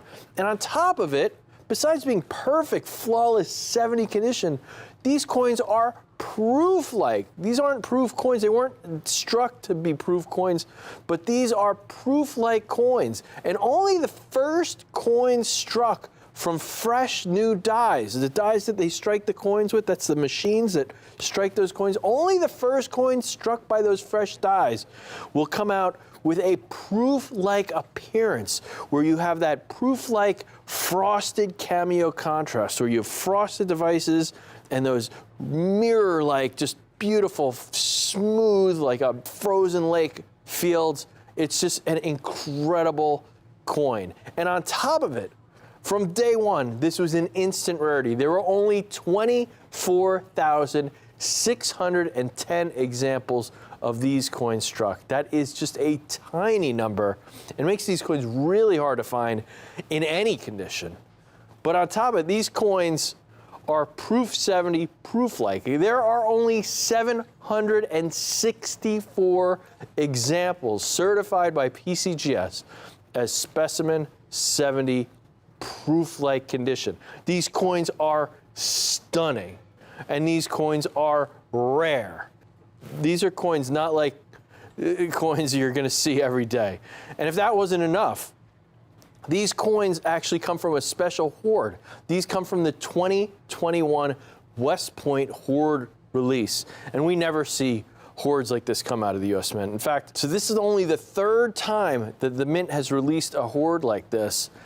And most of those coins have been silver. These are some of the only gold coins that have come out of one of these hoards from the West Point Mint. These coins literally should not exist, because normally when the Mint finds coins, backdated coins in their vaults, any excess coins that they have from prior years, they immediately just melt them down.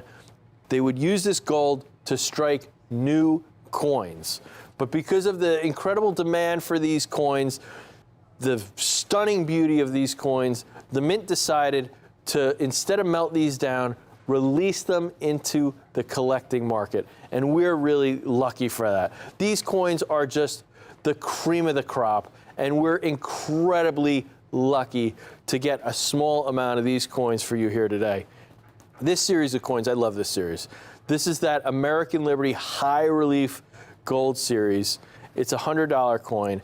These coins are just remarkable. First off, as I mentioned, these coins are struck in high relief. And what that means is those designs are raised high above the fields. The devices, the design elements, they are high above the fields. And the field is the background area. These coins are truly like miniature works of art. These are small sculptures to themselves. And high relief coins like these are so difficult to strike. The mint can only produce a small handful when they strike a coin like this. And on top of that, these coins are struck from pure gold, 99.99% pure. Most coins the U.S. Mint produces in gold are either 91.67%, which is what our modern gold eagles are struck from. Our classic coins pre-1933, usually you had coins that were 90% pure. Pure gold is very soft though. So it's not generally used to produce coinage because the coins would just get damaged so easy. They're so soft. So normally the government puts copper, they mix copper in with the gold. But for this series, this American Gold Liberty series, they struck these in pure gold. And that soft gold helps to make it possible to strike these high relief designs. It's just an exceptional coin, but luckily for us, they use that pure gold, which is really cool as a collector to have a pure gold coin. And this really is kind of just continuing this tradition that began in the beginning of the 20th century with Augustus St. Gaudens and Theodore Roosevelt. The Mint produced high relief coins in 1907. Theodore Roosevelt wanted to redesign our coinage. He got Augustus St. Gaudens, who's the greatest artist of the day, to redesign the coins. They wanted those coins to really be a work of art. They thought our prior coins were hideous atrociousness. St. Gaudens redesigned the coin. They wanted that coin to be a work of art. They wanted it to be a high relief. But what happened when they were striking these coins in high relief is just so difficult to do. These coins had to be struck 9 times on the press. They're breaking machinery to make those coins. But they were the most beautiful coins ever made. They were just stunning. Now today with modern technology, it's a little easier to produce a coin like this, but it is still so difficult that the Mint can't do this on every coin. Another thing to consider about a high relief coin, about this American Gold Relief series, this is the only gold series the U.S. government has ever issued with a $100 denomination. The highest denomination that was ever used in circulation was the $20 double eagle, which was struck from 1849 to 1933. We do have some $50 commemorative coins. Bullion coins of 1 ounce gold eagles are $50. But this is the only $100 gold coin series struck by the U.S. Mint. So this coin really is in a class of its own.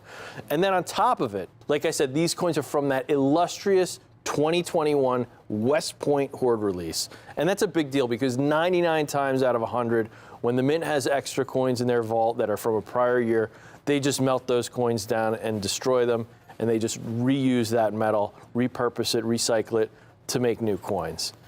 But the one thing that I haven't talked about yet is just look at this coin. I mean, this is just one of the most beautiful coins I've ever seen. I mean, this is an incredible design. And one of the things that makes this possible, that makes us able to have such beautiful coins like this, is this series, this American Liberty High Relief series, started in 2015. They only make these every other year. They don't make them every single year. But the thing that really makes it special is when they make these, it's not just that they change the date on the coin. They make a completely new design every couple of years. So every time they make one of these coins, it has a new design. So the idea behind this coin is to make something that's a beautiful coin, a beautiful work of art, but really to feature different images of Lady Liberty. So compared to most other coins that get a new design every few decades, if we're lucky, This coin gets to showcase the talents of some of the greatest artists and sculptors of our time because they change that design every couple of years.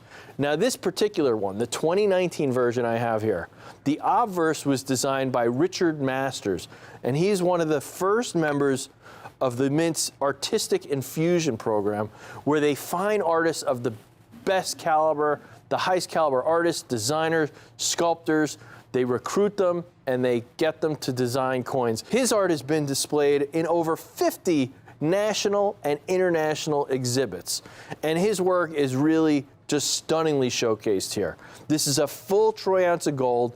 That means he's got a lot of room to work, a lot of space. It's a big canvas for a numismatic artist to work on when you have a 1 ounce coin. It's a lot. You can fit a lot more art on there than you can on like a dime, say. And this coin is just stunning. You see this bust of Lady Liberty, these rays of light crowning her head. And this design is really important historically because, our coins always did feature an allegorical depiction of Lady Liberty. It wasn't until the beginning of the 20th century, at the Lincoln Cent, we start putting famous Americans in history on our coins. Before that, it was always an image of Lady Liberty. So besides this kind of tradition of making our coins more artistic that Roosevelt and St. Gaudens started in 1907, this really goes back to the earliest days of our country and of our coinage back in 1792, 1793 when the Mint opened. We're featuring a representation of liberty on our coins. And I think that's, pretty significant. It's pretty exciting for me as a coin geek. And with a high relief coin like this image of Miss Liberty continues that tradition of Miss Liberty, but it also continues that tradition of having a high relief coin that's just a work of art. I mean, when you look at this design of Miss Liberty, besides being a high relief, besides being done by such a great artist who really pulls out the features of Miss Liberty, look at like the sun rays here. Miss Liberty's head, those sun rays, they look like they're just shining right off of the coin. The Mint does a phenomenal job polishing specific parts of the die to create this. This is a special, what they call enhanced, uncirculated finish coin. There's a lot of work to make a coin like this. Only really limited issue coins, low mintage coins like this series can have this type of a finish. This is not something they could do on coins every day. You turn this coin over, we have this incredible image of this eagle, this proud American bald eagle. This is designed by Donna Weaver, another remarkable artist. Done tons of work on coinage, also done a lot of work in relief wax sculpture, which is something pretty much vanished in the 1800s. She brought it back. She's just such an incredible artist. She's been at the Mint since the year 2000, designing coins and medals. And this is, I think, is just some of her greatest work. In high relief, this eagle it's an incredible level of detail. It's unparalleled. You look at that coin, you see all those little individual feathers. You couldn't get this type of detail on a regular strike. You need a high relief coin with all those small touches just able to pop out like that. Much more akin to a sculpture, to a three-dimensional work of art that it is than a standard coin that you would see, even a proof coin, let alone a coin that comes in your change. It's really incredible what they can do when they produce a coin in this high relief format. Now these coins are, besides just being stunning works of art, this coin is in specimen 70 condition, perfect grade. On top of it, it's been given that PL designation, which means proof-like. So those are those earliest strikes from the die. They have those mirrored, incredibly smooth surfaces, the fields, the background. The devices are frosted, so all of that Lady Liberty, all the lettering frosted, gives an incredible contrast. These are spectacular coins. This is like I call an instant rarity. I mean, the U.S. Mint strikes billions of coins a year, billions of Lincoln cents, billions of Washington quarters. Coin like this, because it's so difficult to create a coin like this, tiny mintage, 24,610 coins. I mean, I think of some of the rarest collector's coins, like for example, a 1995 W American Silver Eagle. In 70, that coin is about $20,000 or more. That coin has a mintage of about 30,000 coins. You're talking a tiny mintage here, an ounce of gold, so few made to start with. But then on top of it, when we break it down, how few of these pure gold high relief coins can actually survive that remain in perfect 70 condition? On top of it, coins that are proof-like. PCGS is only graded 764 at this level. It's incredible. It's only about 3% of the mintage. When you can find a perfect 70 of this coin, of a soft, malleable, pure gold coin, these coins can bring pretty big money. Here's one just under $7,000, $6,995. This coin here, just under $7,000, is a perfect 70 grade like the ones we have. This coin is not proof-like though, and it's not from this famous important hoard from the West Point Mint. Here's another one, $5,075. Again, not proof-like, not with that hoard pedigree. We've got a couple more here. Another one, $4,800. Again, not proof-like, not from the hoard. One more, here's a really good price. This one's just $4,650. But again, a perfect coin, but not proof-like. Not with those spectacular fields that are so mirrored and those frosted devices from a coin that only could have come from fresh, new dies at the beginning of the production run. And also not from that West Point Mint hoard that we have here. The coins we have, like I said, perfect, incredible artistry, flawless, certified, SP70 proof-like, $100, 1 ounce pure gold coin, 2019 W American Liberty coin, spectacular coin, for just $3,995. Like I said, not only is it perfect condition, not only is it struck in gorgeous high relief, but it's from that West Point hoard release. It gives it such an exclusive pedigree. We also have a 2-pay option. 2 installments, just $1,997.50. You make your first payment, your coin goes in our secure vault. Then you make your second payment within 30 days. We mail your coin to you, and you can enjoy one of these gorgeous new additions to your collection, graded in stunning specimen 70 condition. And you can order with complete numismatic confidence because Rare Collectibles TV always offers you a complete, full 30-day money-back guarantee, no questions asked.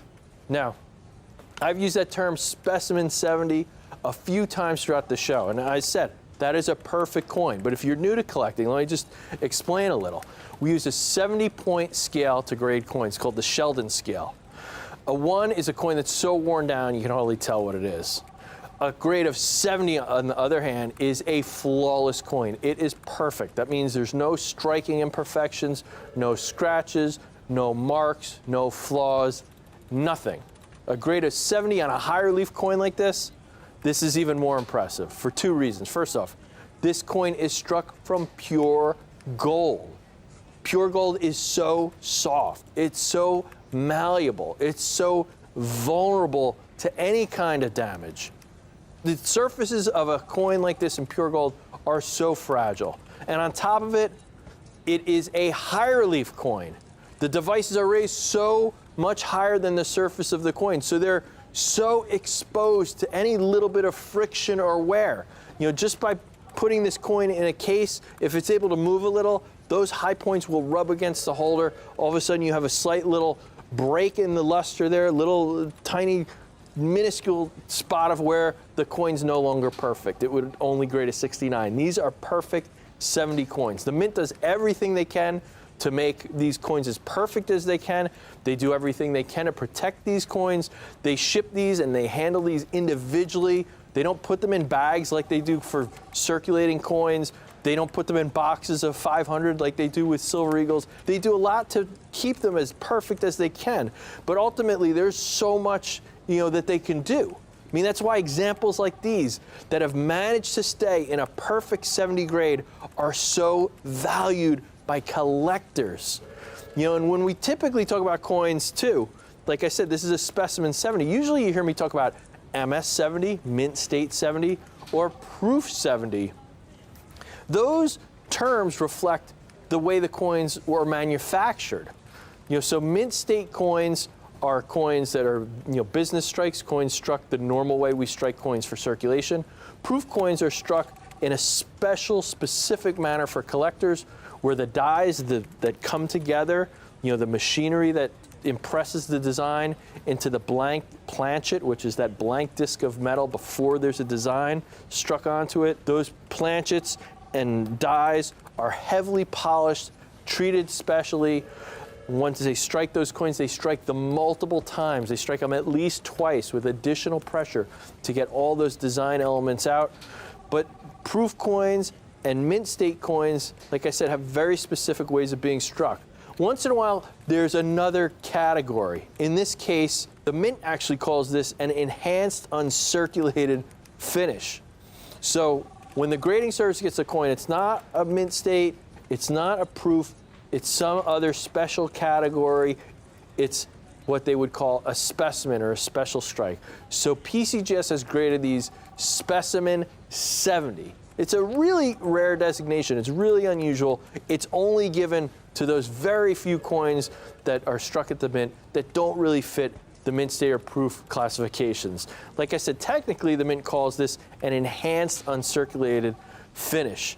There's a lot of special care done that isn't done for regular circulating coins. They do receive more care and more gentle treatment than mint state coins. And these examples that I have here receive that proof-like designation thanks to that beautiful contrast between the fields and the devices. These coins just really pop. But that proof-like designation, not every coin is going to get that, because the mint doesn't necessarily set out to make these coins look like a proof. It's only the earliest coins from the freshest new dies striking coins that those coins that produce will have that proof-like contrast with those really mirrored fields and those really frosted devices. Now, as I mentioned previously, this coin has a tiny mintage, just 24,610 examples struck. Like I said, with just 764 examples to date graded in this condition, this perfect SP70, proof-like, only about 3% of the total mintage. This is an unparalleled grade. And every coin that I have with me is just a treasure. This is the kind of coin you want to own. And let's not forget, each of these coins is from that 2021 West Point Hoard release, that special pedigree. These are some of the few coins that were hoarded away during that initial release of 2019. They were in a mint vault. They later found them in 2021. Normally these coins would have been destroyed.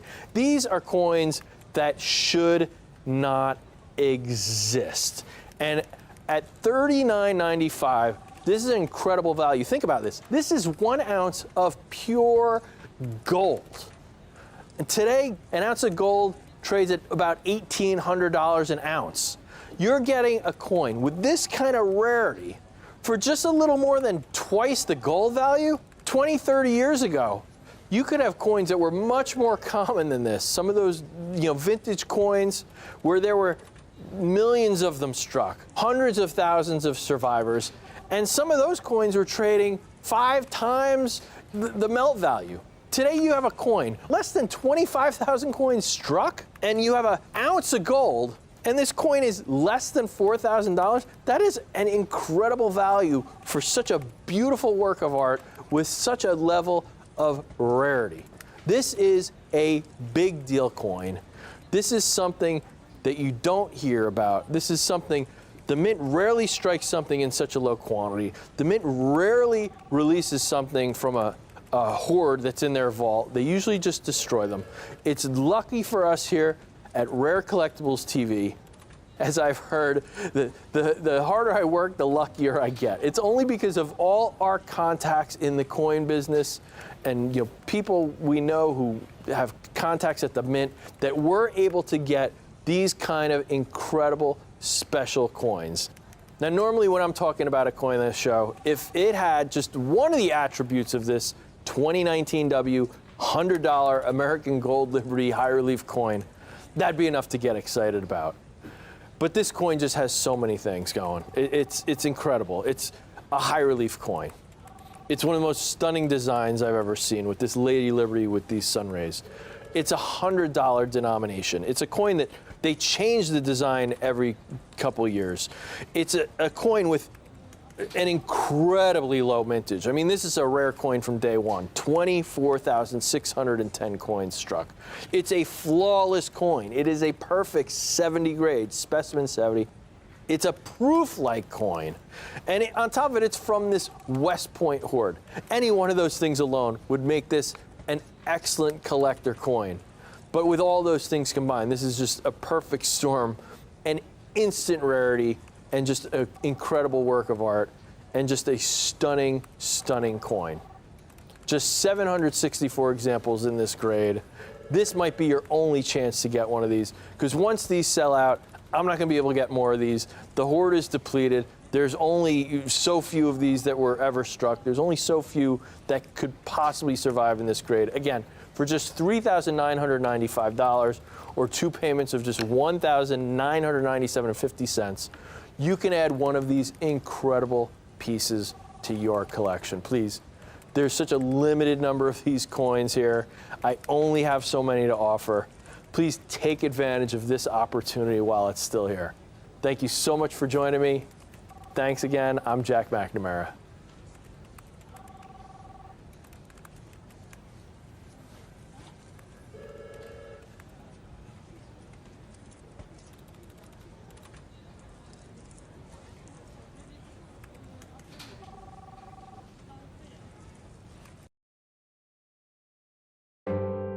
There is nothing I enjoy more than helping our clients build the coin collections of their dreams. Are you looking to assemble a complete collection of coins but are having difficulty finding the rare ones you're missing? Do you need guidance in locating and acquiring high-grade, high-quality examples of certain hard-to-find coins?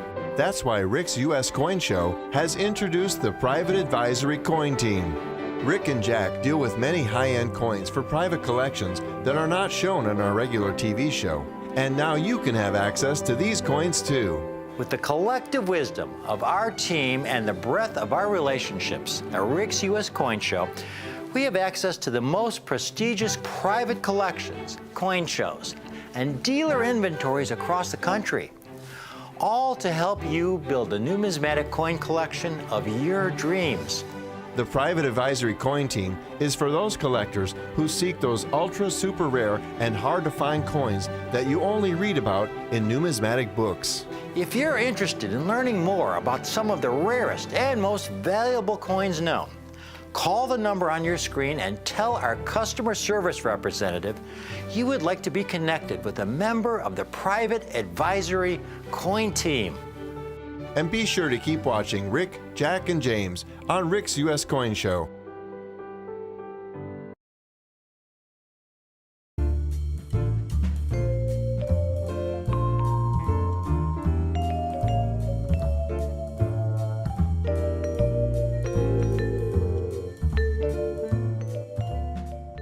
You know, I got up this morning, turned on my computer, and this is one of the headlines in an email I got from Coin World. And recently, a 1962 Washington Quarter MS-67 Plus condition sold in auction for over $26,000. Now, why did it sell for so much money? Well, because it has tremendous condition rarity. You see, when we're talking about rare coins, there are really two different kinds of rarity.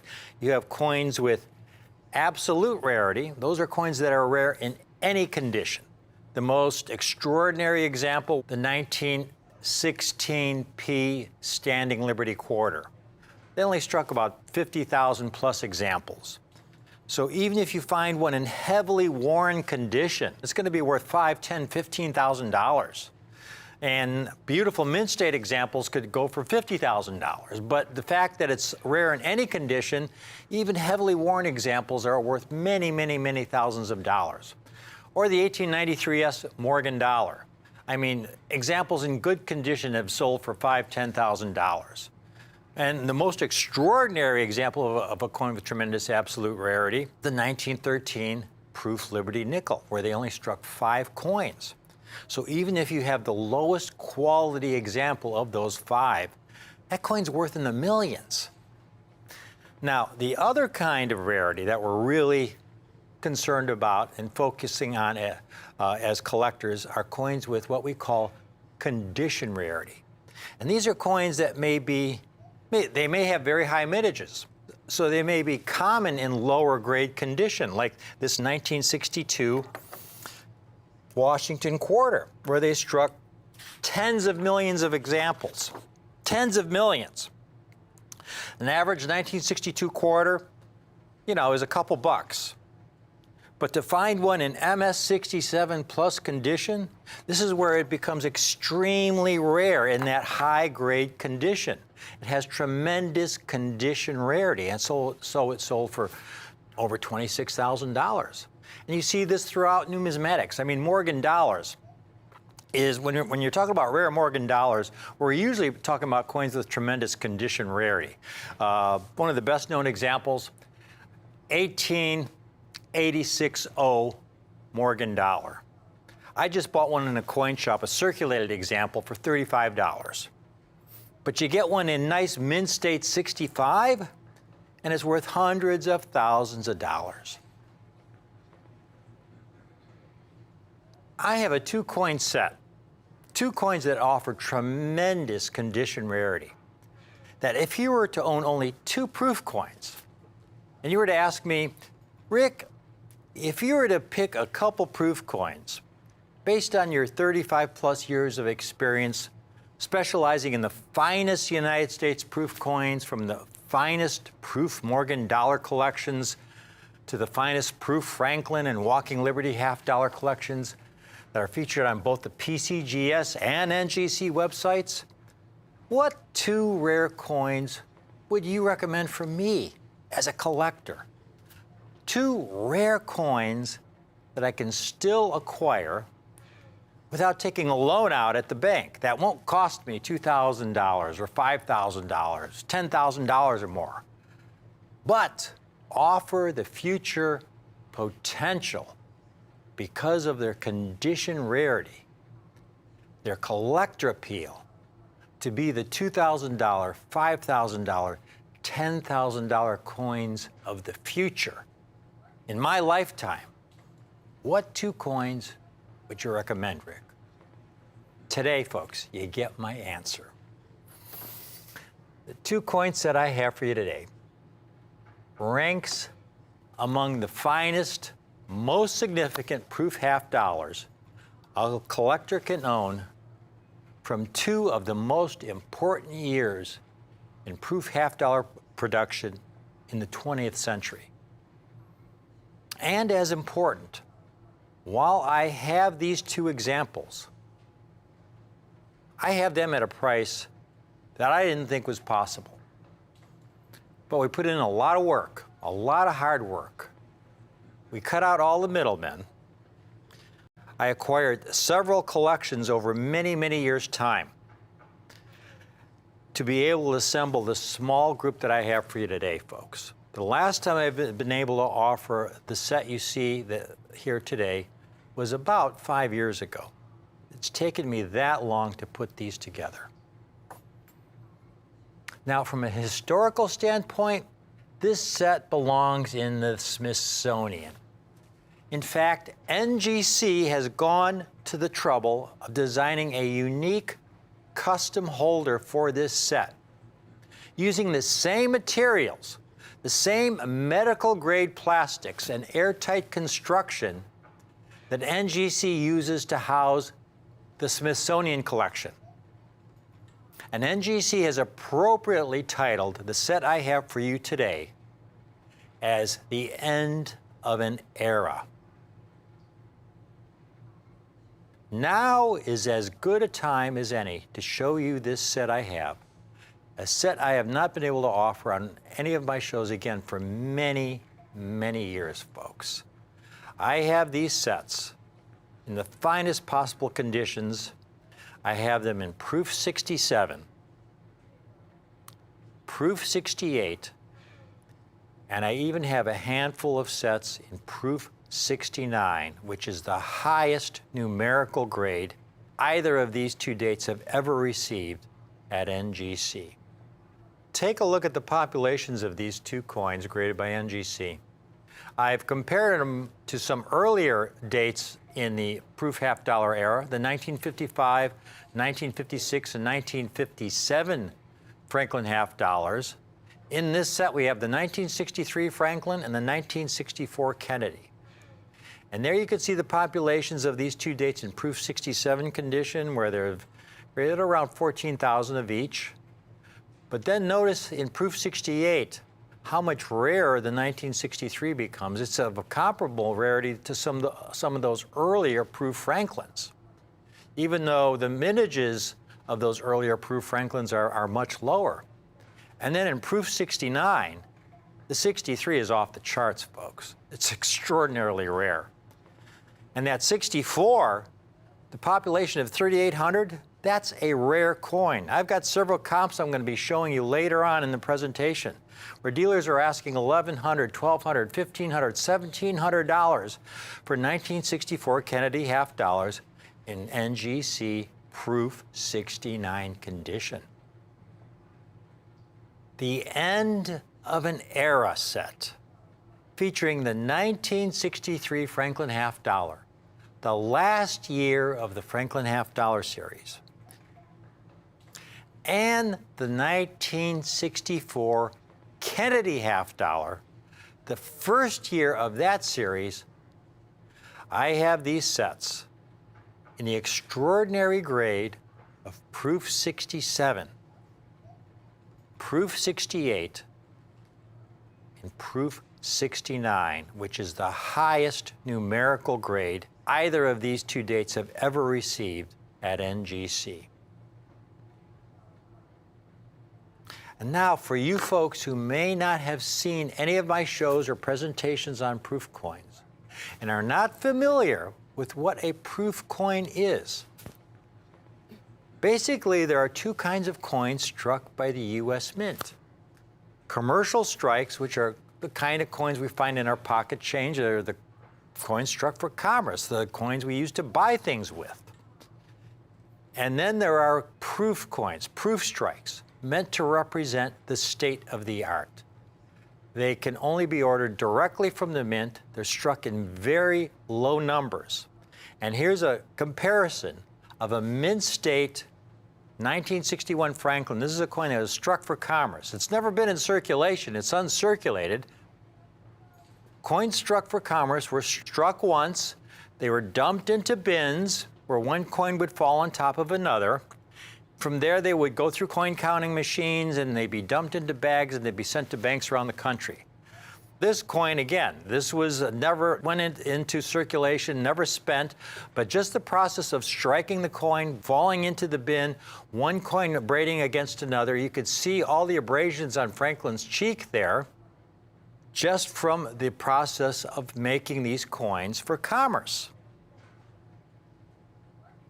Proof coins, on the other hand, are meant to represent the state of the art. They're meant to represent the finest possible quality the mint is able to produce given the technology of the day. And to make a proof coin, and here you see in the 1963, what the mint would do is take the finest dies and polish them and buff the fields until they had a mirror-like finish. They would take the coin blanks and give them a similar polishing treatment as well. And then they would take those blanks and slowly feed them into the die, and then strike them not once, but at least twice under higher pressure to bring out every possible detail of that design. So when you see that 1963 Franklin, you could see all the design as the mint originally intended. Right above in front of Franklin's ear there, you could see every little hair curl that was in the original design that you'll see on the proof coin. Now you take that 1961 mint state Franklin that wasn't double struck under higher pressure, And you see the flatness there in that area. You don't see the hair curl there. It's flat because the coin was not struck twice. It was not struck under higher pressure. And so you don't get all the design details struck up as you do on a proof coin. Plus that 1963 Franklin, the coins are individually handled and they go into their own separate compartments, so they never abrade with any other coins. So in that way, these proof coins are meant to represent the state of the art. Coins are graded from a low of 1, which is the lowest possible grade, to the highest possible grade of 70 by the major grading services, NGC and PCGS. 70 represents perfection. Nowadays, the state of the art in proof making is such that a large percentage of the proof coins struck at the mint grades 70 because the technology has advanced to such a degree that the coins are absolutely flawless in appearance. This technology that the mint uses really became obvious in the late 1970s. Here's a set, 1978, when they began incorporating some of the latest modern technologies that we use today, where they actually began to sandblast the dies to create an intense cameo effect. They would buff them. They'd use this inert packaging, hard plastic packaging to protect the coins. And so here you have a set that's over 40 years old, and the coins are flawless to the eye. If you had these coins graded, they would grade, most of them would grade proof 69, maybe even proof 70.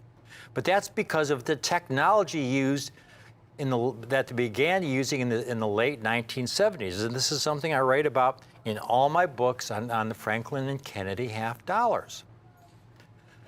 What makes these 1963 and 1964 sets so special is that these coins were struck at the Philadelphia Mint. Philadelphia Mint, folks, in the 1960s and earlier, didn't have that technology. They didn't sandblast the dies. They didn't do any of that. They were actually making proof coins at the Philadelphia Mint pretty much the same way as they had been making them in the 1800s. The technology had not changed that much.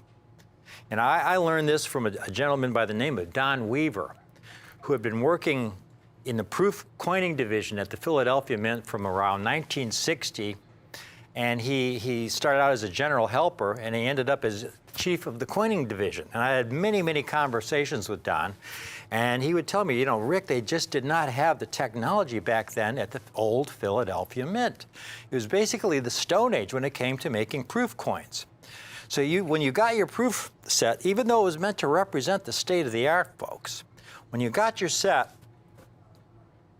this is how they came from the U.S. Mint. They didn't come in hard plastic packaging.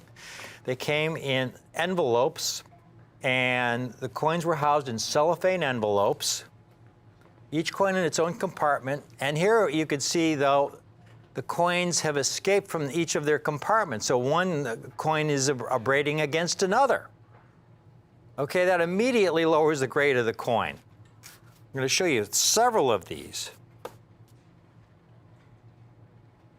There's a 1963 set. Now, at first, that looks pretty nice. You know, that looks like a pretty nice set. Here's what we're going to do. I'm going to take that set. Problem with the cellophane, folks, is that it's kind of opaque, it's kind of hazy, so it obscures a lot of imperfections that you might overlook once the coin is out of the cellophane. So we're going to cut this coin out of here and get to see it as it is outside of the cellophane. Some of the flaws that we may not have seen now become quite obvious. Take a look at that large spot in back of Franklin's head. That's called a milk spot, due to improper cleaning of the coin blank before they went into the die. They used a soap residue to clean the blanks back then, and a lot of times they left some of that soap residue on the coin blank. And when that residue was left on the blank and the blank went into the die, with 200 tons of pressure coming down, that residue was struck into the coin. It's part of the coin. That's one of the flaws. Now, again, these were meant to represent the state of the art, folks. I'll show you one more 1963 set. Now here the spot is really obvious. We won't even cut it out. You would zoom in, you could see right in the middle of Franklin's head there, a really large prominent milk spot. I don't know what the reverse looks like, but there's also a small spot in the back of his head there. Very prominent milk spot, very prominent flaw. And then we flip it around and you can see another prominent spot on the Liberty Bell. And here's the thing, these were special ordered from the Mint, okay? You had to wait many, many months, and then you get your set, and you get it, and it's got these spots. The coins have been released from their compartments, and they're abrading with one another. But then you get this letter in the set, okay? This special letter from the superintendent of the U.S. Mint. And in this letter, they explain that your U.S. proof coins have been carefully inspected and then sealed in a transparent envelope.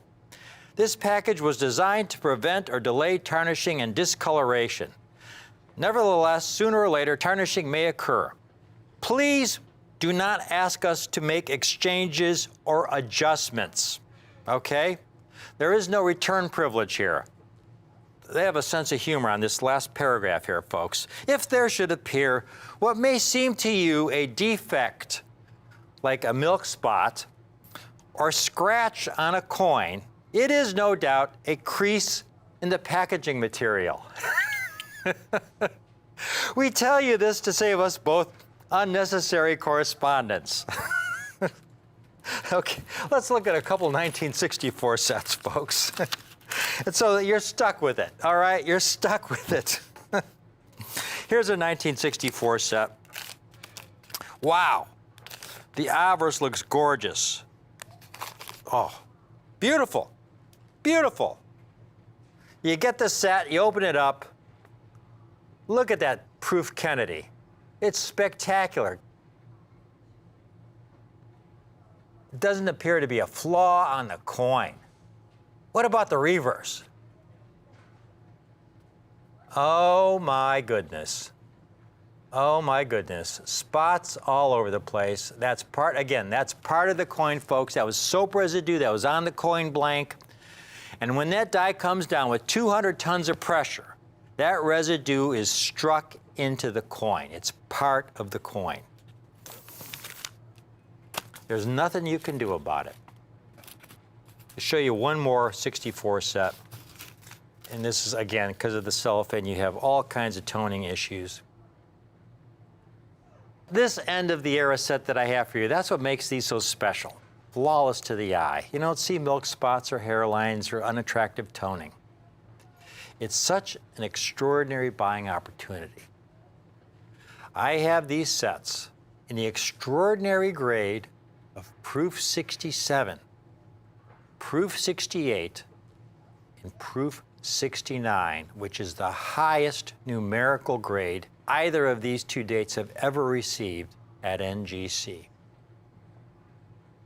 Featuring the 1963 Franklin Half Dollar, the last year of the Franklin Half Dollar series, and the 1964 Kennedy Half Dollar, the first year of that series. Now, the story behind the end of the era set begins in November of 1963 with the assassination of President Kennedy. Assassination of President Kennedy in late November of 1963 is a tremendous, tremendous tragedy. It was the first such event in the age of television. The whole nation was watching as the events of that week unfolded. You know, from the funeral procession to the burial. I can remember my parents, every day my dad would come home from work, we'd be watching the evening news, watching as all of this unfolded.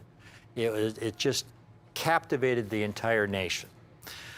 And in December of 1963, Congress voted to memorialize the late President Kennedy on a coin. And they gave Mrs. Kennedy the option of which coin she would like her husband's image to be portrayed on. Well, she didn't want to replace any of the existing presidents. You had Lincoln on the cent, Thomas Jefferson on the nickel, Franklin Roosevelt on the dime, George Washington on the quarter. But then you had Ben Franklin on the half dollar. He was not an ex-president. And also, Ben Franklin was also on the $100 bill. So she reasoned, to put her husband on the half dollar. And so in January 1964, they began to strike these Kennedy half dollars in proof condition. So 1963 is the last year of the Franklin proof. And significantly, the Franklin half dollar series was the last half dollar series struck at the old Philadelphia Mint entirely in 90% silver.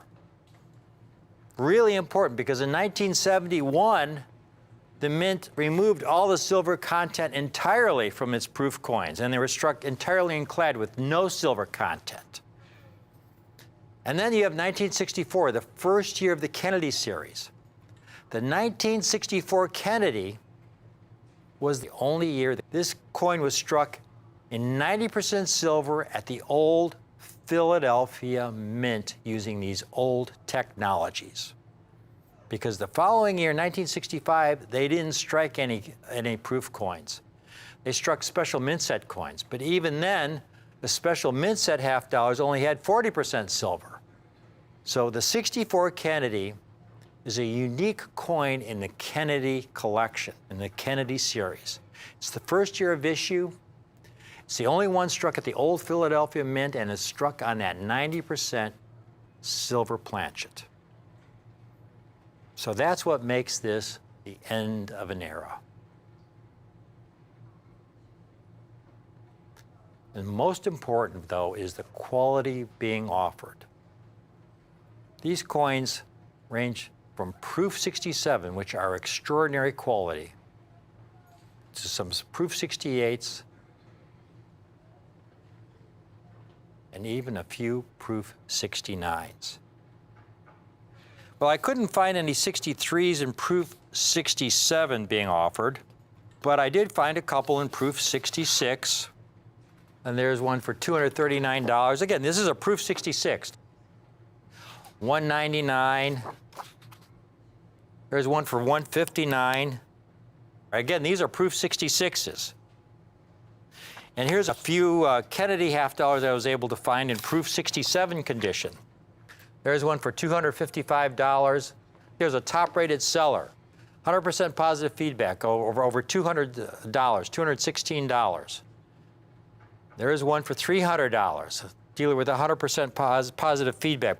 But if you take that $216, add it to that 1963 Proof 66, that's about $375 for the pair. And the 1963, folks, is a Proof 66. If you're interested in one of these sets in Proof 67 condition, I did all the work. We went through, spent years putting these together. I have a limited number of these sets. While I have them, folks, these sets are not $395, again, because both coins are Proof 67. Proof 67s. They're not $395 or even $295. $195 is a phenomenal buying opportunity in these custom state-of-the-art NGC holders, the end of an era. And significantly, the Franklin half dollar series was the last half dollar series struck at the old Philadelphia Mint entirely in 90% silver. And then you have 1964, the first year of the Kennedy series. The 1964 Kennedy was the only year the Kennedy struck in 90% silver at the old Philadelphia Mint using these old technologies. The only set you'll see of Proof 67 in the end of an era NGC holder, because these were the end of an era. The two most important half dollars you could own from the 20th century. And I have these sets today. While I have them, they're $179 a set in the extraordinary grade of Proof 67. $179 a set. Now, what about the Proof 68s? If we can go back to that population chart one last time, this is where the coins get really elusive. You could see the 1964, only 9,700 graded in Proof 68. The 1963, only 4,600 coins. I mean, you compare that to the 1957 Franklin, which was struck years earlier, where they've graded 4,900 examples in Proof 68.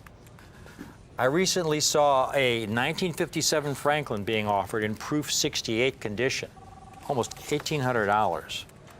The 1963, why is the 1963 a 64? Why are they so rare in this high grade? Well, it's because of that milk spot problem that I referred to and showed you earlier in the presentation. This was a problem that was unique to Proof silver coins struck from 1958 to 1964. They just have a lot of milk spots, a lot of spotting, a lot of toning issues. So they're extremely rare, tremendous condition rarity in Proof 68. 1963s, I found a couple comps here in Proof 68. Here's a top-rated seller. He's asking $499 for a Proof 68. Here's one for only $425. Now, what about the 64s? Well, here's one for $400. Here's one for $600. Here's one for $399. So you add those up, folks, that's over $800 for the pair. Some dealers are asking for some of these coins. Those are the lowest comps that I was able to show you. Take a look at these Proof 68 sets. I've got these sets, folks. They're not $799 or $599 or even $499. These are Proof 68s, 1 point from the highest grade. This, to me, is the most outstanding grade you can get these sets in at the price I have them for you today, because they're not $399 or even $299. For $299, this is an extraordinary buying opportunity. But while I have these, I bought these collections, I put them together over many years' time. I am passing all the savings on to you, all the future potential on to you today. $249 a set. That's not per coin, that's for both coins.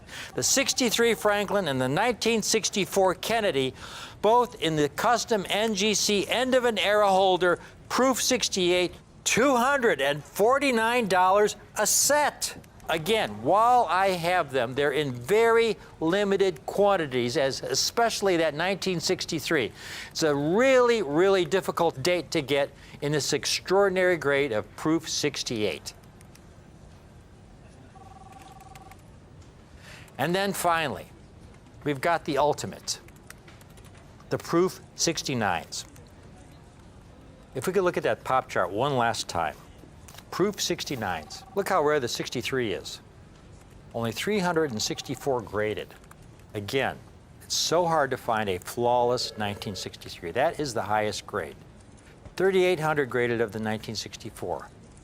The quality was improved in 1964, that last year where they struck Proof coins at the Philadelphia Mint. But still, only 3,800 coins. You compare that to some of those earlier Franklins, like the 1957, 946 graded. That is a rare coin. Here's a 1957 in Proof 69 for $1,350.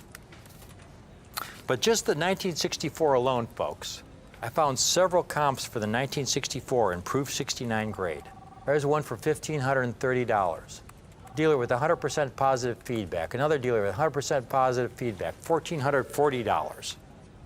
There's one for, was that $1,600? A dealer with 100% positive feedback. $1,700. Again, a dealer with 100% positive feedback. And that's just the 1964 Kennedy. And the 63 is about 10 times rarer, folks. Call in now. I have a limited number of these sets, folks. I have fewer than 40 of these sets in Proof 69 condition. They're not $2,900. They're not $1,900. They're not even $949. Call in now. I have a very limited number, $749.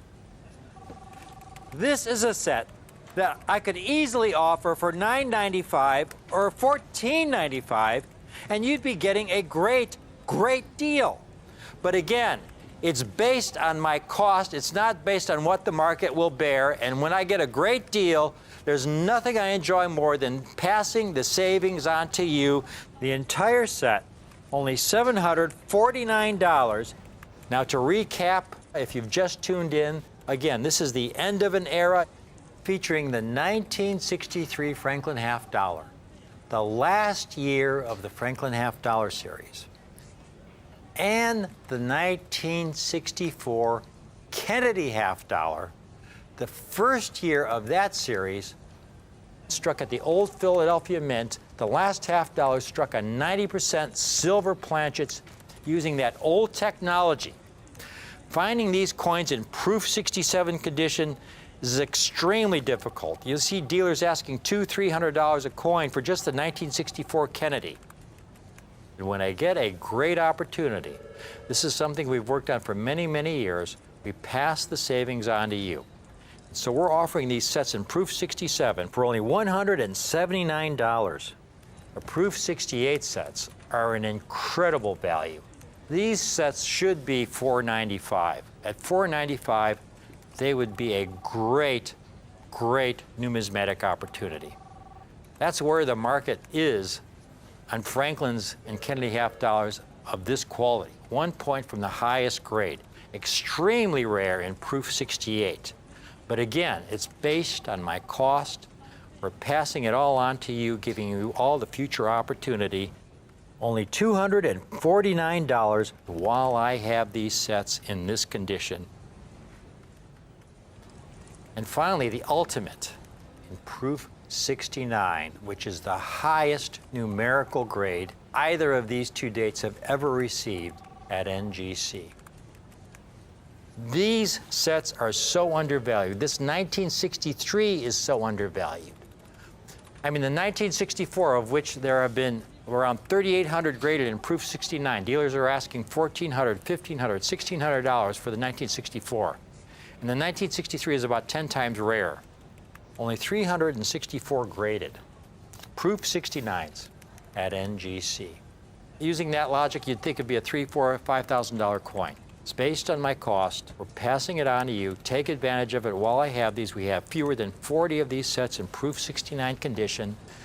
And they're only $749 a set. This is a set that we could ask a lot more for and do quite well, selling them for $949, $1,049, $1,195. But we try and base everything as close to our cost as possible. And in this case, I've got it all the way down to $749 a set. In closing, again, this is the end of an era. The last 2 years that proof coins were struck at the Philadelphia Mint, the old Philadelphia Mint, where the half dollars were struck on 90% silver planchets, folks. These coins are really the key dates to me of the 20th century when you're talking about the half dollars struck from the year 1900 to the year 1999. This was the end of an era. I started with that question. Rick, if you were to pick a couple proof coins based on your 35 plus years of experience that offered me the greatest future potential, the greatest condition rarity at the lowest possible price, which coins would they be? This is my pick right here.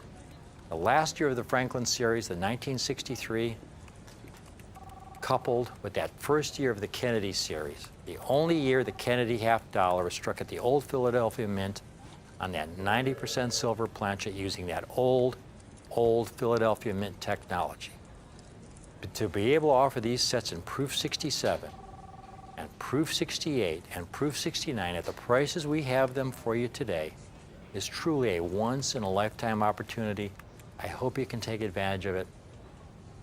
Thank you for watching.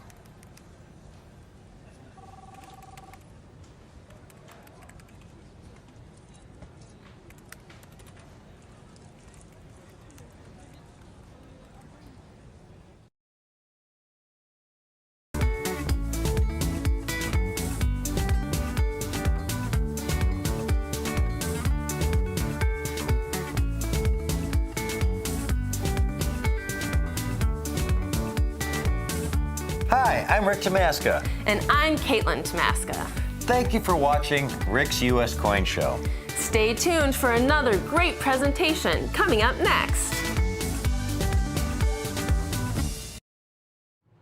One of the things I love about coin collecting United States rare coins. I love the fact, number one, that it's a connection to our history, our past, our country. You look at every United States coin and the symbolism, the words on every United States coin stand for something. United States coins, greatest coins in the world, in my opinion. You've got liberty, in God we trust, e pluribus unum, all the things that make America special. And so ever since my dad came into that kitchen, it was on a June day when I was 10 years old, and I had a box of something rattling inside. He opened it up and dumped the contents out, and there were these old coins, and they were all heavily circulated. And I was looking at them, and wow, this one's dated 1894, and this one's dated 1901. I hadn't ever seen anything like this. I didn't recognize the coins. And then I look at the coins more closely, and they all said United States of America. And from that day, I was just hooked. I went to our local coin shop, where I rode my bike down there, bought my first red book. The very first coins I ever bought out of the coin shop were United States proof coins. I loved United States proof coins because they represented the best possible quality that the mint produced for a given year. Proof coins are meant to represent the state of the art, the finest possible quality the mint's able to produce given the technology of the day. Now, in the early 1800s, when they first began issuing proof coins, they were only given to dignitaries, ambassadors, very important people, as gifts. And the mint would only strike really a handful of any particular denomination. They might only strike 5 or 10 of a given denomination in any particular year. It wasn't until 1858 that the mint actually began to offer United States proof coins to the public. But back in those early days, virtually no one collected coins. I mean, they only struck 100, 200 of any given denomination in those early years. Even at the turn of the century, they might only strike 500 to 1,000 United States proof coins. Proof coins really didn't begin to grow in popularity until the 1950s, after World War II. In the early years after World War II, the mint resumed proof making. They had discontinued proof making after 1942 because of the war, and they didn't resume proof making until 1950. And in those early years, they still only struck a relatively small amount of proof sets, 50,000, 60,000 proof sets in those early years. And it really exploded in popularity in the early 1960s. Here in 1951, they only struck about 57,000 proof sets because that's all they had orders for. In 1961, only a decade later, they had issued over 3 million. Now, why the growth in popularity? Well, it's because of our growing middle class. After World War II, we were coming right out of the war. There was actually a bit of a depression after World War II. Here you had industry which had geared towards the war effort, making tanks and planes for the war effort, ammunition.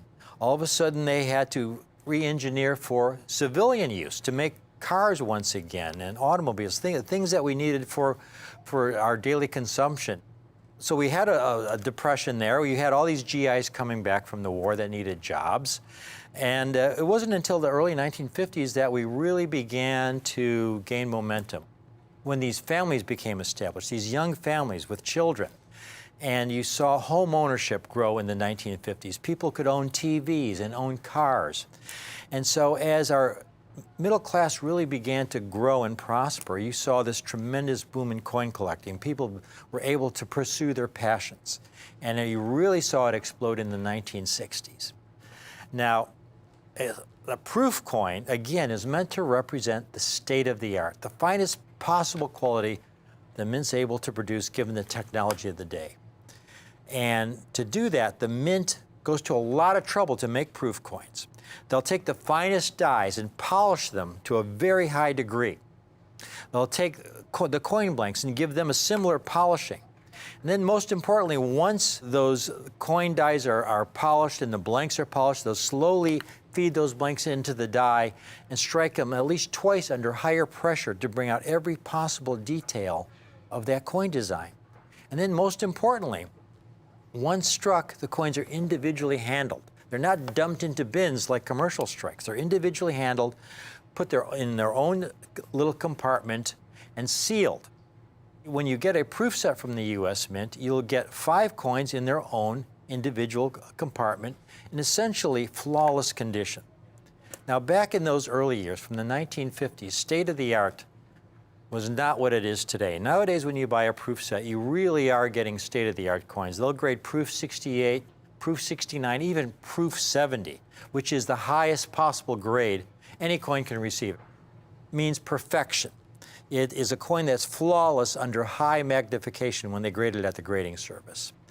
In the 1950s, there was no such thing. 1950s, coins were sealed in envelopes that were cellophane, that were pliable. The coins would become damaged. The cellophane would rub up against the coins. The cellophane envelopes were not airtight. It was really the Stone Age as far as the technology was concerned back in the 1950s. What I have today, folks, what you see me surrounded by, this is the most extraordinary group of proof sets, unopened proof sets, that I've ever handled. And I've been doing this since the early 1980s.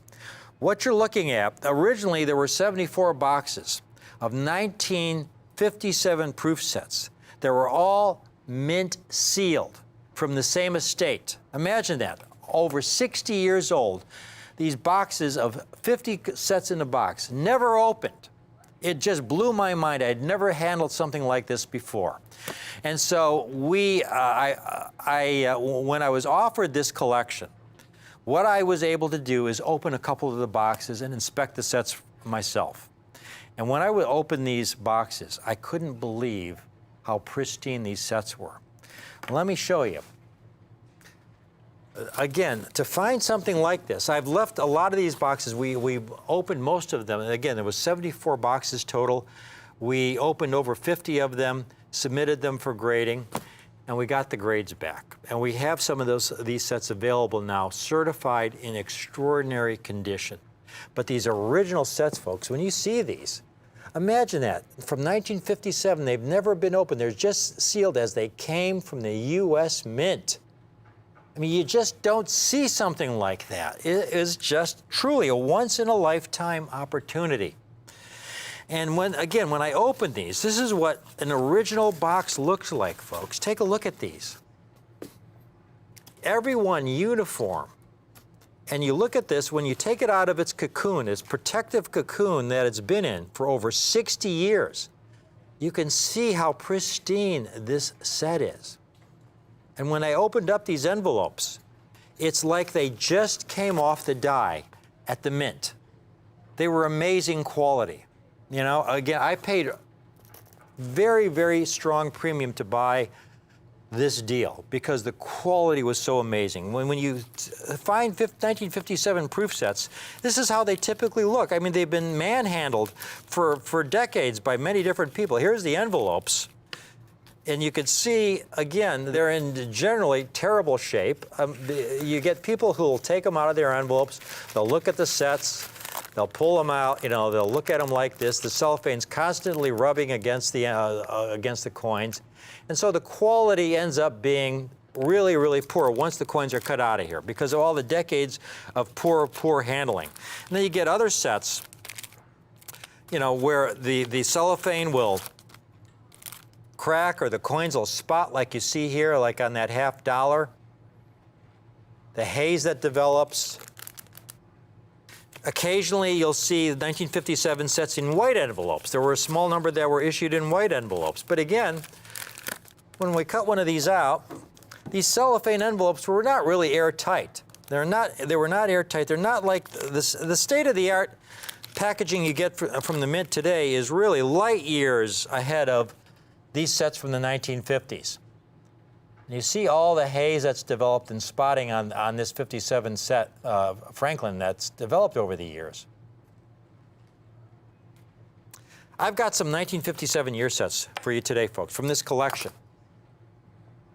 It's the finest group of 57s I've ever handled, I ever will handle. I'll never get anything like this again. Again, I've been doing this almost 40 years. I've never come anything close to a deal like this.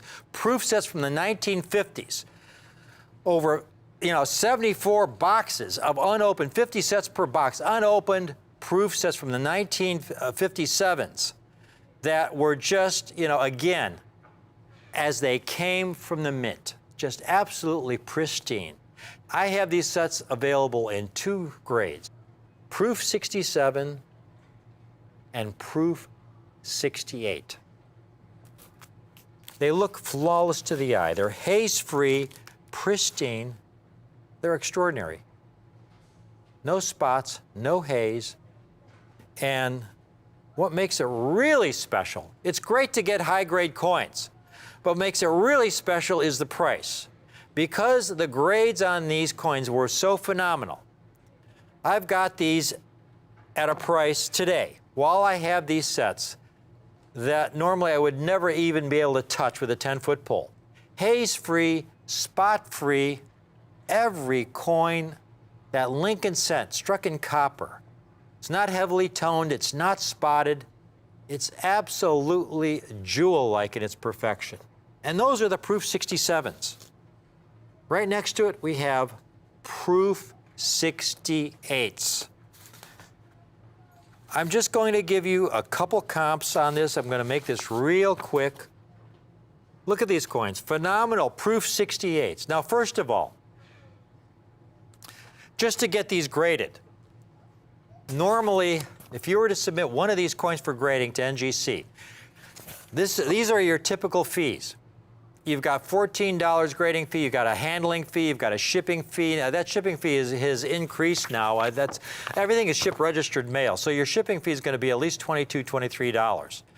You're going to be into the coin for $45, $50 just for the grading and shipping, and it doesn't include the cost of the coin. That's a per coin cost, okay? So right there, you have to figure at least $250 to $300 for your grading, shipping, and the cost of the coins. When you get them graded, they're probably going to grade Proof 65, Proof 64. You might get a 6.6. You might even get a 6.7 if you're lucky. But that might be 1 coin out of 5. So understandably, when you see these coins, just the Lincoln cent, here's a Lincoln cent in Proof 67 for $80. Here's one in 6.7 plus for a couple $100, or a few $100, $300. Then when you're talking about the Franklin's the biggie. The Franklin can go, here's a Franklin 1957, just the $50 for $175. Here's one for $179. Here's one for $349 in Proof 67.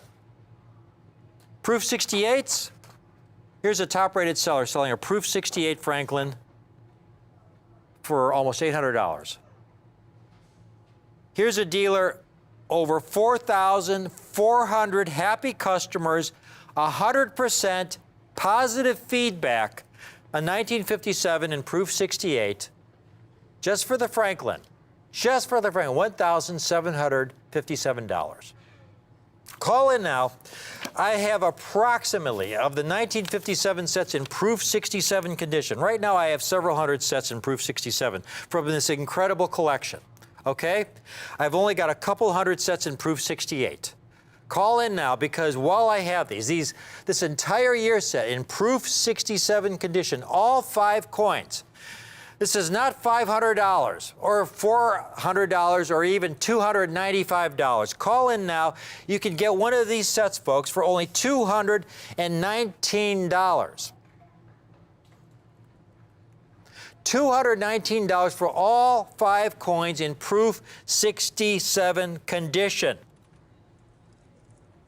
Now, while I have them, if you can do it, if you want to get 2 sets, T9926, if you want to get 2 sets, the price drops down to $209 a set. You can own 2 sets in Proof 67 condition for only $418. That's 10 coins, 2 Lincolns, 2 Jefferson nickels, 2 Roosevelt dimes, Washington quarters, and 2 Franklins, all for $418. And finally, if you want to get 5 sets, the price drops even further.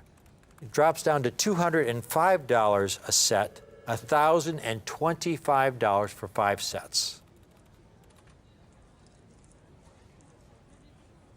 And if you get 10 sets, because again, because of the overall extraordinary quality of these sets, these are so superior to the 1957 sets you typically find out there. I am able to offer 10 sets for only $199 a set. That's $1,990 for 10 sets in proof 67 condition. And now finally, in proof 68, normally when you go from 6.7 to 6.8 grade in these proofs, you triple the price, as you saw in some of those comparables. You at least triple the price. Well, these are not $700 or $800 or $900 per set, folks. Call in now. You can own one of these 1957 sets. I have a limited quantity. I only have a few hundred of these in proof 68, where I have all 5 denominations in proof 68 condition. The entire set, all 5 coins, $290 for the entire set in proof 68 condition. And if you want to get 2 sets, I brought it down to $275 a set. That's $550 for 2 sets. And then finally, I've got a limit on these in proof 68 condition because of the limited quantity. If you want to get 5 sets in proof 68 condition, the price drops all the way down to $259 a set for 5 sets. That is $1,295 for 5 1957 year sets in the extraordinary grade of proof 68. Again, the highest grade any of these dates have received is proof 69. I think we have a chart there to show the viewer, Sasha, how rare these are in proof 67, proof 68, and proof 69 condition. The total mintage of 1957 proof sets was 1,247,952 coins. A lot of those half dollars, quarters, and dimes were melted down in 1979, 1980, 1981, when silver briefly touched $45, $50 an ounce. A lot of dealers were actually cutting 1957 sets open and sending the half dollars, quarters, and dimes, because they were 90% silver, sending them to the smelters to get melted. So a lot of them were melted down. The surviving coins were so badly mishandled, and the minting technology was so primitive. This is why you see those small, really insignificant numbers of that total mintage. The Lincoln Cents, only 3,900 graded in proof 67. That's NGC and PCGS combined. 2,268 and only 516 in 6.9. The Jefferson Nickel is even rarer in 6.9, only 500 coins. Washington Quarter, only 645 in 6.9. The 6.8 populations, 2,200 of the 57 Lincoln, 2,500 of the nickel, 1,800 of the Roosevelt dime, 2,300 of the Washington Quarter, and because the Franklin half is the one that everybody's trying to get, virtually every 57 Franklin that looks halfway decent in a 1957 proof set has now been cut out. And so you see a higher population for the 57 Franklin because it's so highly sought after. So you've got still only 12,691 graded in 6.7, 4,800 in 6.8, and 594 in 6.9. None of these coins have ever graded in 70. None ever will. They just didn't have the technology. What we have today are these phenomenal proof 67 sets and proof 68 sets.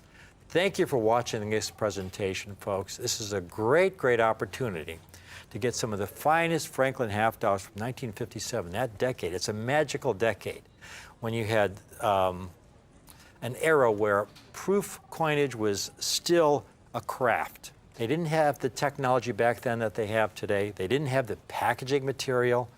The coins were just so inferior in quality. And then we get this incredible collection of these mint-sealed sets that, you know, were packed in this cocoon, stored for over 60 years, that have survived in a condition I've never seen before.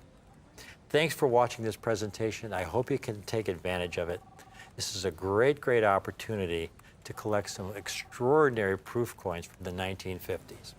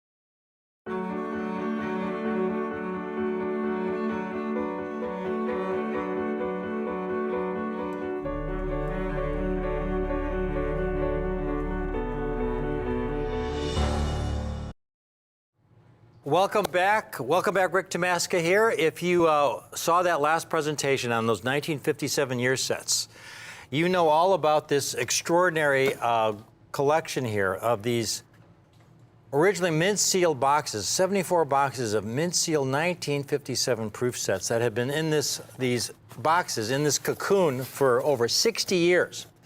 We submitted the great majority, over 50 of the sets, folks, and I kept 14 of them in their unopened state, just so I can have them for this presentation to show you that something like this actually existed. I mean, this is amazing. I've been doing this for almost 40 years. Never in my life have I encountered a group of proof sets from the 1950s like this, unopened sets where the coins were in such good condition because, again, they had been not been rattling around. They had been safely tucked away in these boxes in this collection, in this estate, since 1957. And we had the extraordinary year sets in Proof 67 and Proof 68. In this final presentation, I have a small group of sets in Ultimate Proof 69. And again, the beautiful part of this is that even though I had to pay a very significant premium to acquire these sealed boxes, I was able to open a couple of the boxes, inspect the sets myself, and I could see the quality was just unlike any I had ever seen for 1957 proof sets. And so I paid the premium, and I was rewarded when I submitted the coins to NGC. We got some extraordinary grades. And we have a handful of sets in Proof 69 for you today. You could see in Proof 67, they're extremely scarce. In 68, even rarer. But then when you get to Proof 69, that is the ultimate grade. You've only got a few hundred of each denomination graded in Proof 69, folks. That is the ultimate grade. I mean, that is the state of the art for the technology back in those early years at the Philadelphia Mint. Nowadays, they make proof coins at the San Francisco Mint with modern technology, modern packaging. This is the Stone Age as far as proof making goes. In 1957, they were basically making proof coins the same way they had been making them back in the 1800s. And so for these sets to survive in this original packaging, I only have a small amount of these. But again, the beauty is, you know, I'm able to offer them at a price far below any price I've ever been able to offer a 1957 year set in Proof 69 condition while I have these. And I have to emphasize that. While I have these, because I only have a limited number of these sets, we have fewer than 40, where every coin is Proof 69 condition.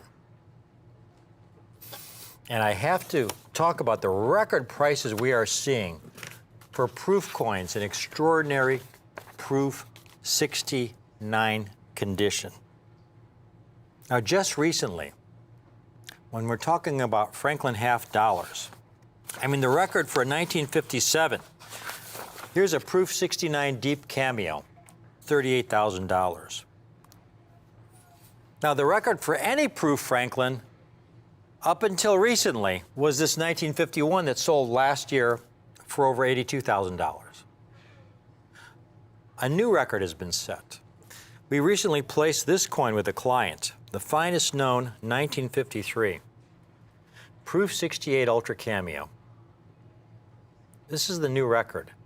It's the finest 1953 in existence. Now, there have been two graded in Proof 68 Ultra Cameo, folks, but this is off the top die. It eclipses the old record for that 1951.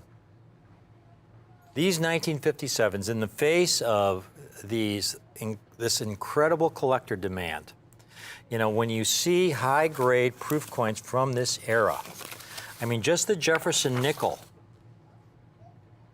Here's a Jefferson nickel in Proof 69 condition, NGC, almost $700 just for the Jefferson nickel. It's very difficult to find a lot of these denominations from the 1950s in Proof 69. The most recent Franklin, here's a Franklin in Proof 68. Over $1,700 for a Proof 68. Again, we have fewer than 40 of these year sets in Proof 69 condition. I've got this final group of boxes to submit. We've submitted the great majority of this collection. We might get another handful, maybe another 5 to 10 sets in 69. But right now we have fewer than 40, folks. This entire set, look at these coins. Every one pristine like it just came off the die. Flawless Proof 69 condition. The entire set, folks. This is a set that would normally sell for far, far more. Look at every one of these coins. A flawless specimen. Perfection. Now, I understand they haven't graded Proof 70, but if you study this coin with your naked eye, you know, it is absolutely flawless. Every single coin, a flawless Proof 69. The entire set, folks, is not $4,000 or $2,900 or even $1,900. The entire set, every coin, Proof 69, $1,295 for the entire 5-coin set. That's less than $300 a coin. $1,295. Now, for those of you who want to try and get a little position on these, if you want to get 2 sets, you can own 2 sets for only $1,245 a set. In other words, 2 sets for $2,490. And finally, I've got a maximum. I've got a limit on these because, again, of the small number of these sets I have in Proof 69, can't have somebody calling in and ordering 25 or 30 sets because we do get those kind of callers once in a while. I've got a limit of 5 sets per customer in Proof 69 condition. But if you do want to get 5 sets, you can own 5 sets for only $5,900. That's $1,180 for the entire 5-coin set. Folks, that's less than $250 a coin. Every coin in highest numerical grade, Proof 69 condition. In closing, we have a small number of these sets. We've got people calling in. The only reason I'm able to offer these sets at these prices is because of this collection. We have a limited number of these sets, but the quality of these sets in these original sealed boxes, something I had never in almost 40 years, had a group of sealed sets from the 1950s, like I have right now. We submitted the majority of these sets. They've been graded. We have a handful of these sets that graded Proof 69 because we did get some Proof 69s. My cost is far below what it would normally be for this kind of quality, and I'm able to pass it on to you today while I have them. The sets, again, if you want one of these sets in Proof 69, every single coin in highest numerical grade Proof 69 condition, they're only $1,295. $1,295.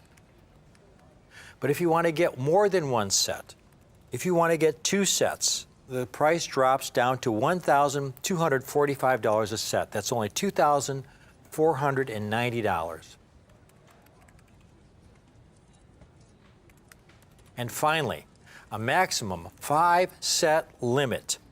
5-set limit, but it's only $5,900 for 5 extraordinary, highest grade 1957 proof sets. Every coin, Lincoln set, Jefferson nickel, Roosevelt dime, Washington quarter, and Franklin half dollar, every coin in the highest grade ever given these issues. Proof 69 condition, all 5 for only $5,900. That's $1,180 a set, less than $250 a coin. I hope you can take advantage of this. This truly is historic, folks. This is something that, again, I'm going to be saving some of the boxes. You know, once the sets are all gone, I'm even reluctant to open these last, a dozen or so boxes, because having sealed boxes like this, I've never had something like this from the 1950s before. So if you can take advantage of it, this is a great, great opportunity. Thank you for watching.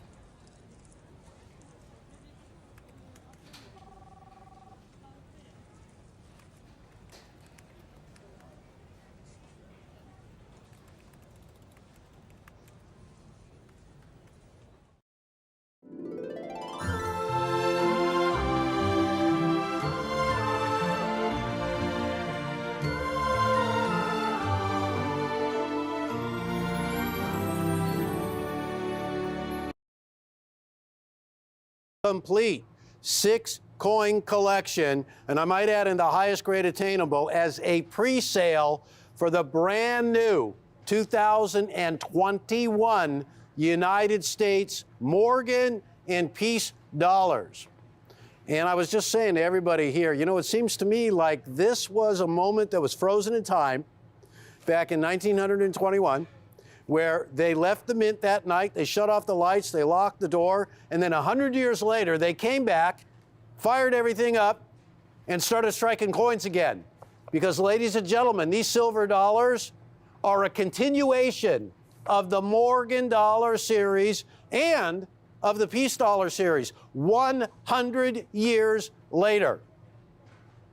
We waited a century for this to happen. I thought this day would never get here. This has been eagerly anticipated. Well, this is a pre-sale, as I said. Every one of these coins, there's so much history here, guys. Again, these have yet to be delivered, but I can guarantee each and everybody out there, you're going to get the finest known examples all the way across the board, a complete 2021 United States silver dollar collection as the mint issued them. There's so much great history behind this, so much of a good current story. So let's just take a look at what we're talking about. We'll take a look at the labels, and I want you to notice the grades. Every one of these mint state 70. That right there happens to be the Peace dollar, and it's a high relief, as was the 1921. The only time ever a United States silver dollar, either a Morgan or a Peace dollar, was struck in high relief. And now, to join that really illustrious group is this coin right here, a United States silver dollar, 100 years in the making. And check out the grade of the coin, mint state 70, absolute perfection. So let's understand the parameters here. These coins are at the grading service. These coins are being graded. We don't know the mix yet in terms of how many 70s, but I can tell you this. Every single one of you collectors out there who are on the line right now are guaranteed perfection. Every single coin guaranteed. Absolute rarity. Now let's talk about what we have here. All right, we're going to go back to 1921. The last Morgan dollar struck in 1921. was available from Denver, San Francisco, and Philadelphia. Keep that in mind. So, the Mint has paid homage to the mints that are part of history, New Orleans and Carson City, with something truly spectacular. And I also want to mention here, this is both a Morgan dollar, there's actually 5 of them, and a peace dollar. That one's in high relief. And they are the only Morgan and peace dollars issued by the United States of America to ever grade in Mint State 70. Flawless. So, and you're really up against a lot here too, because both of these coins are classics. They're collected by millions of people around the world, and they're so established, and Mint State coins are so elusive in both of the Morgan and Peace Dollar series that the opportunity to get these coins in perfect grades, well, that only comes along once in a century. It'll never happen again. Now, for those who don't know this information, and I do apologize to very seasoned collectors out there who know all about these coins, just give me a moment if you wouldn't mind. 1878, the first Morgan dollar was released, first Morgan dollars. The coins were struck from 1878 to 1904. There was a bit of a respite. They took some time off from 1905 to 1920. And then in 1921, the Morgan dollar production was resumed. During that time, at the very end of 1921, the peace dollar, the Morgan dollar was retired. The peace dollar was issued, really originally issued to honor the end of World War I, the victory and the peace.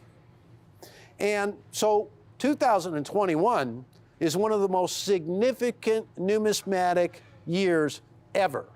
And for those of you who have been collecting the Morgan dollar 1921s and the peace dollar 1921s, this is the next step. This is the culmination of a historic silver dollar collection. And in terms of coin collecting, numismatically speaking, this is the pinnacle. This is the ultimate achievement. So let's take a look.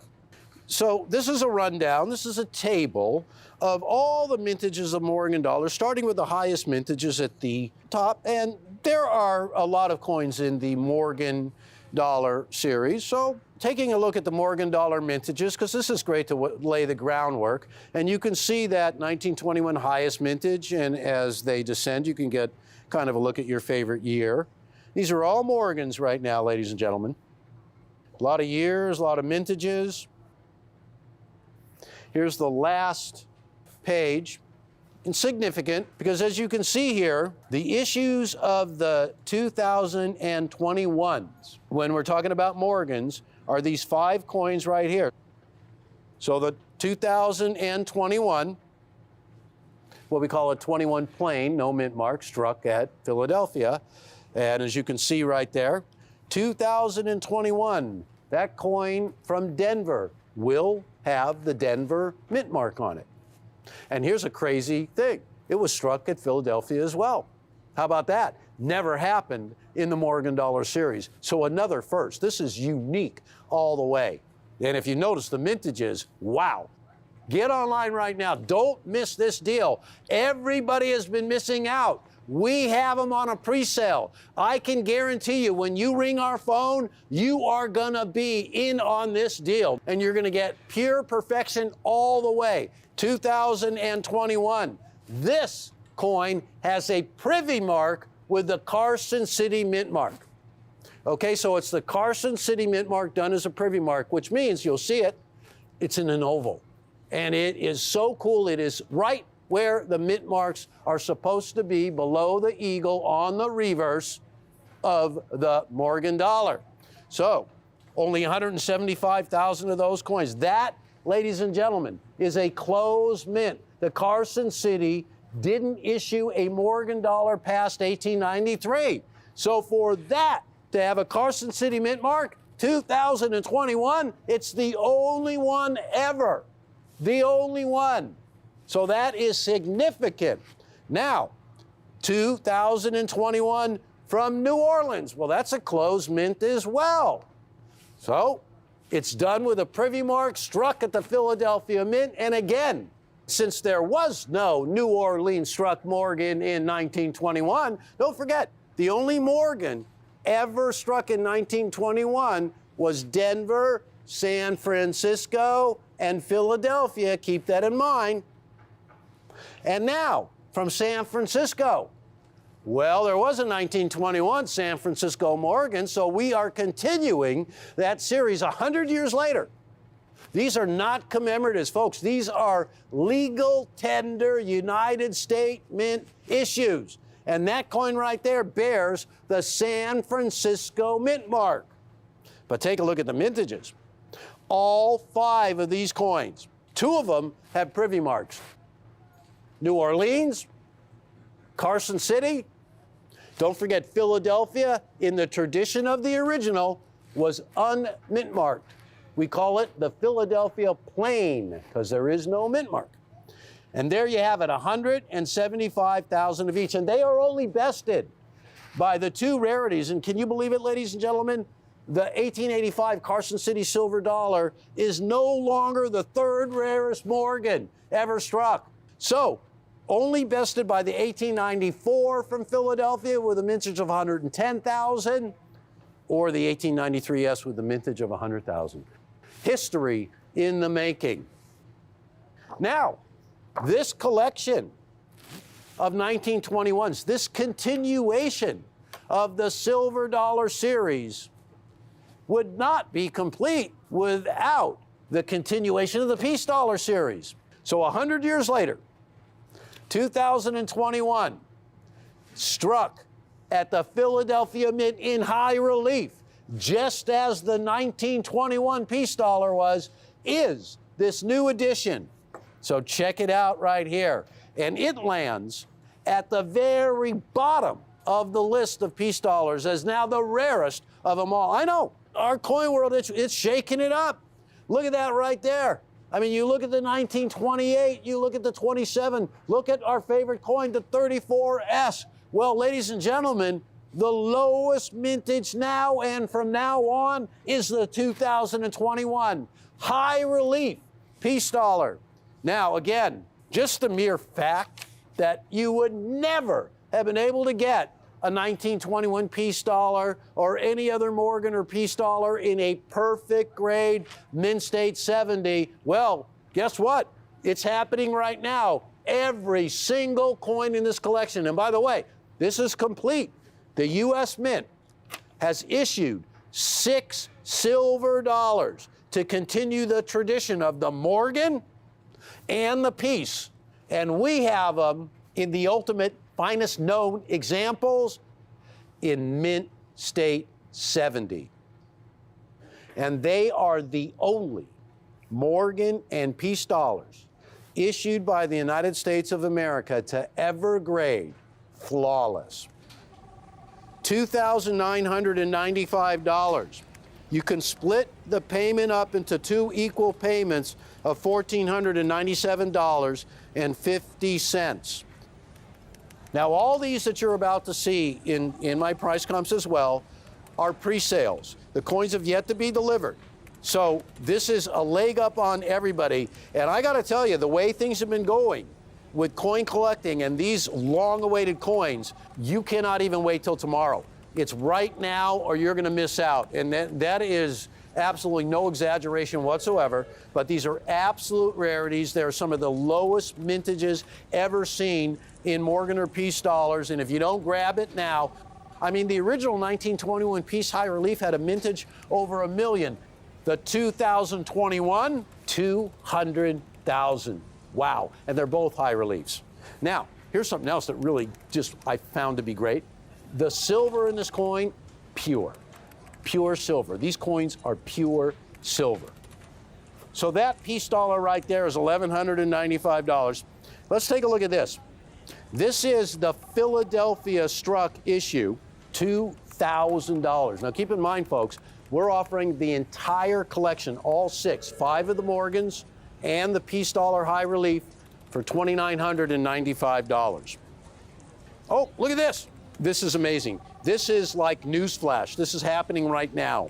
The complete collection, all 6 coins, $6,000. $6,000.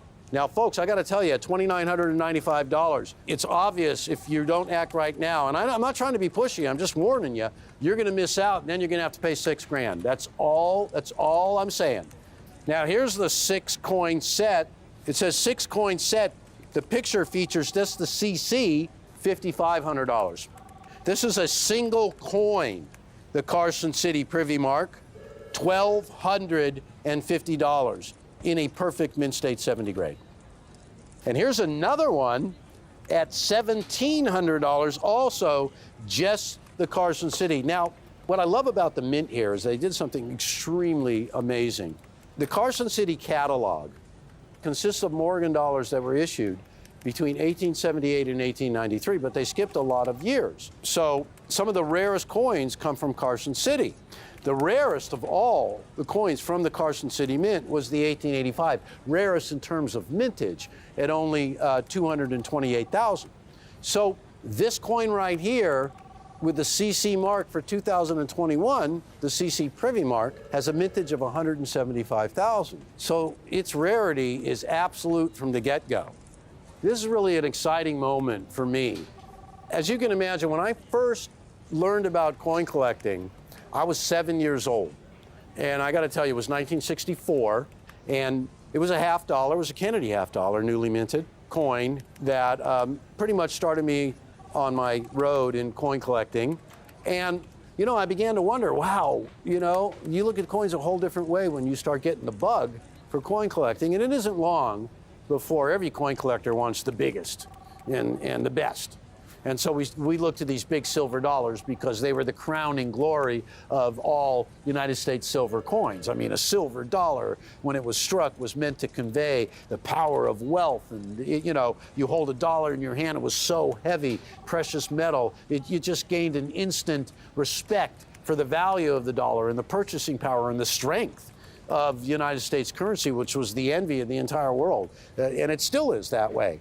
So the road to here, you had so many stops along the way with so many generations of collectors buying these silver dollars and putting them away and trying to accumulate collections. So when the Mint decided for the 100th year of the last Morgan dollar and the first peace dollar, honoring both these coins, I mean, they could have really taken the easy way out and issued one Morgan and the peace dollar. But they didn't. They went full on, and they did it in such a great way. These are actual United States silver dollar issues that resume the numismatic series of the Morgan and the peace dollar. It's just an amazing opportunity to acquire these coins. These are United States silver dollars, ladies and gentlemen.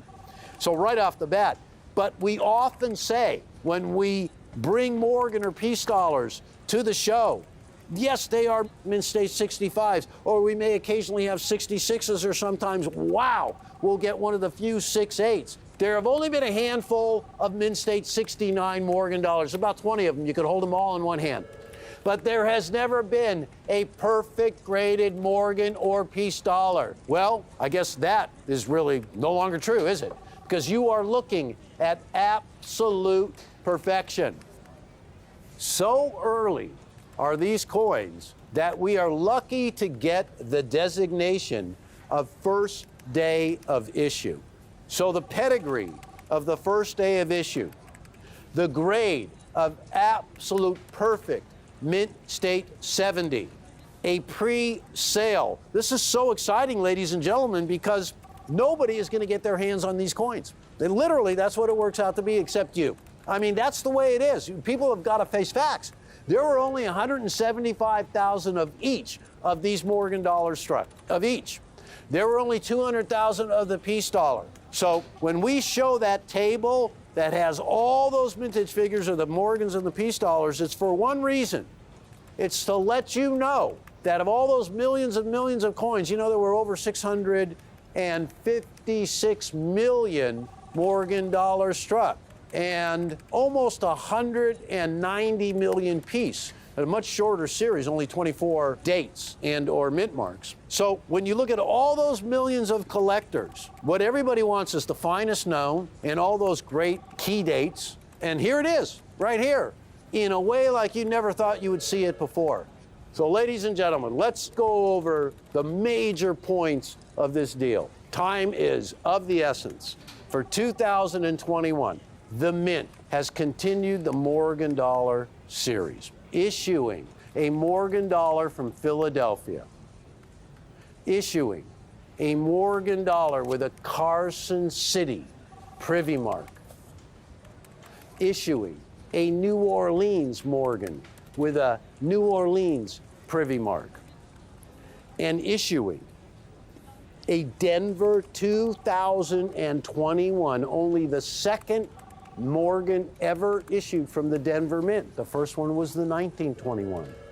With this coin has the D mint mark. And San Francisco, the last Morgan Dollar that San Francisco issued was 1921. Now, the 100th year after that, the 2021, with the San Francisco mint mark. 5 Morgans, 2 of them with privy marks, Carson City and New Orleans. And the Peace Dollar, 1921, saw the only high relief Peace Dollar ever issued, and now 100 years later, the 2021 Philadelphia struck high relief Peace Dollar rounds out this collection, 100 years in the making, of United States silver dollars. This entire collection, $2,995. Lock it up right now, put half the money down, $1,497.50, and when these coins are ready to ship, you add the other half and you are in. And before that time comes, your name will be placed on one of these collections or 2 of these collections or whatever amount you see fit. But it will be yours forevermore from this moment. And I can guarantee you, you will get ultimate perfection and an inside price. And remember, this is a pre-sale, so you are getting very, very much in the front of the line and a guarantee to get these coins that hardly anybody has had a chance to acquire. Boy, I'm so excited. I hope I've gotten everything across. What you're getting is a monumental, complete silver dollar set that took 100 years to issue for $2,995 that has a lot of unique coins in there at the finest known grades. So this is history, ladies and gentlemen. So don't forget, less than $3,000, $29.95, a pre-sale, guaranteed perfection, first day of issue. Wow. And a split pay, $1497.50, locks up a set for you right now. So don't miss out. And it is finally here, ladies and gentlemen, the ultimate Morgan in Peace Dollar issues 2021. What a year. I will see you all very soon, and thank you so much for collecting coins with Rare Collectibles TV.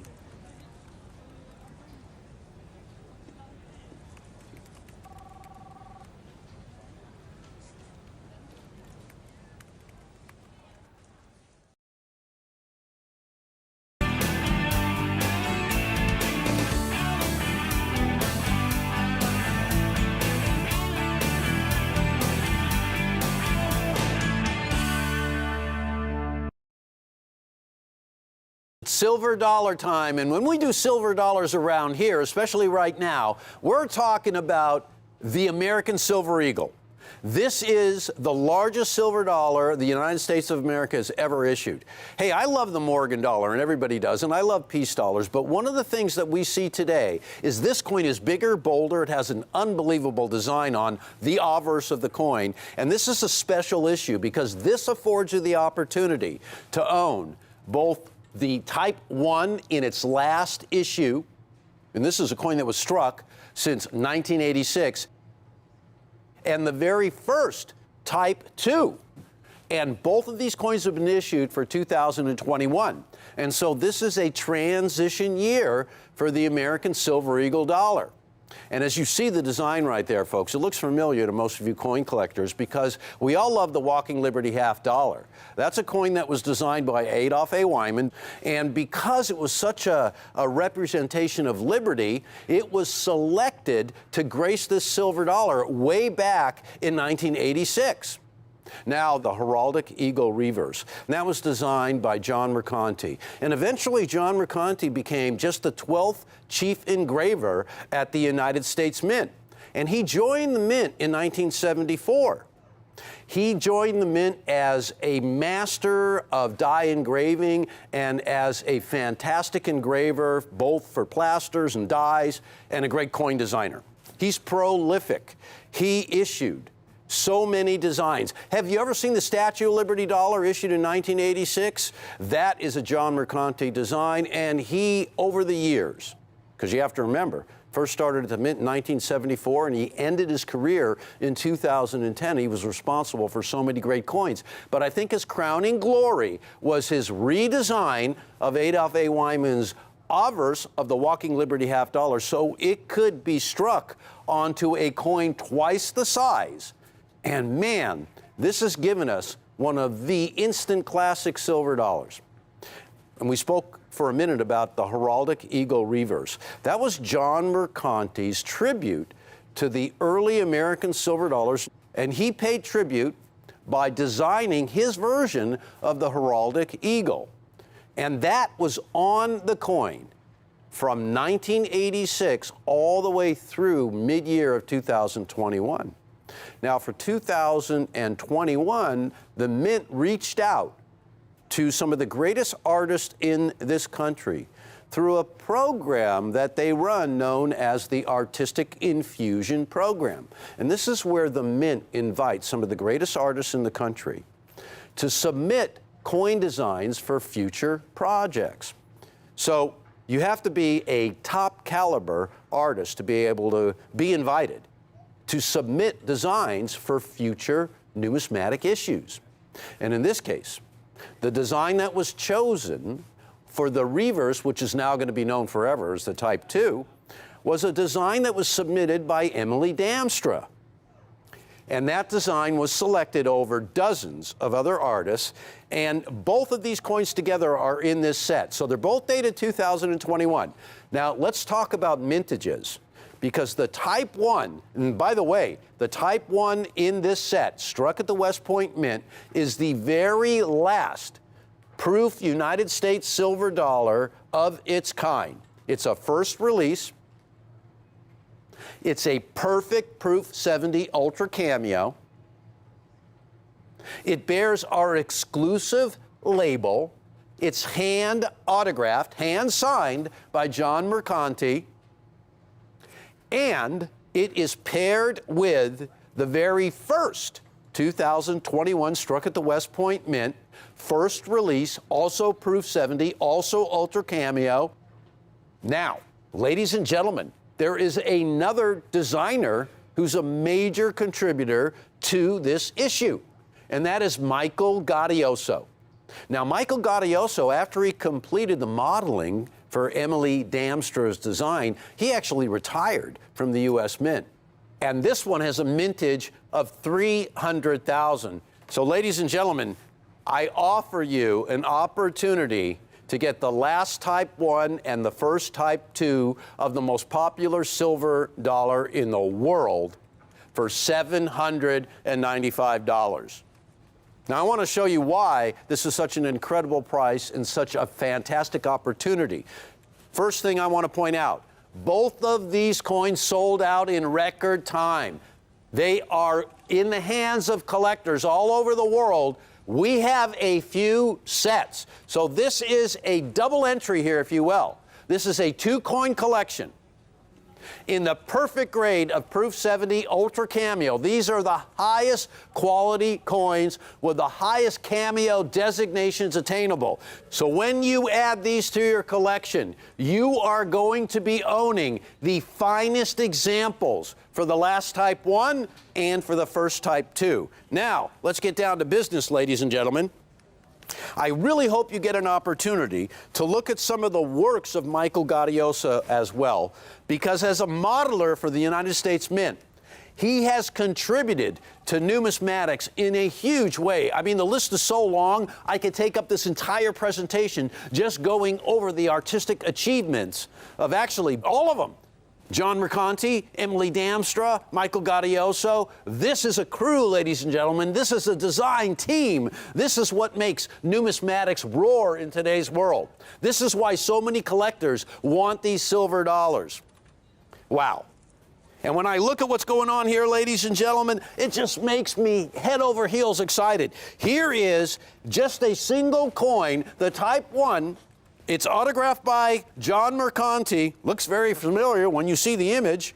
And I want you to take a look. Almost $1,400, ladies and gentlemen, for just one of the entries in our two-coin set. And remember, I am offering that coin and the first Type 2 for $795. It's not just me, it's the whole team here at Rare Collectibles.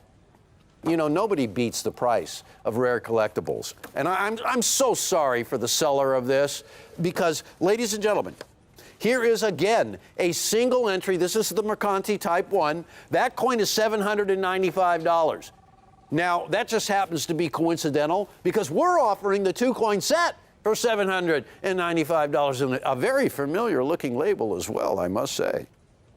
Now, ladies and gentlemen, here's the two-coin set featuring Mercanti's Type 1 and the Gaudioso Type 2. That set is $985. That's about the best deal that I have found anywhere. And I want you to notice, there is no make and offer capability here. So you know something is rock solid when there is no make and offer capability. You take it at $985 or you go on down the road. Now, I want you to look at a Type 2 right here. Just a single coin, also in a perfect Proof 70 grade for $1,000.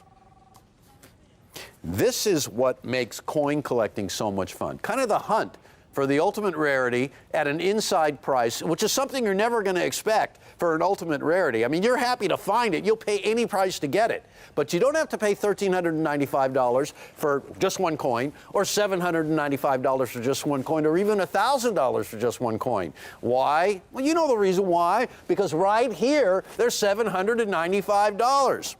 And talk about low mintage. The last Type 1 had a mintage of 327,000.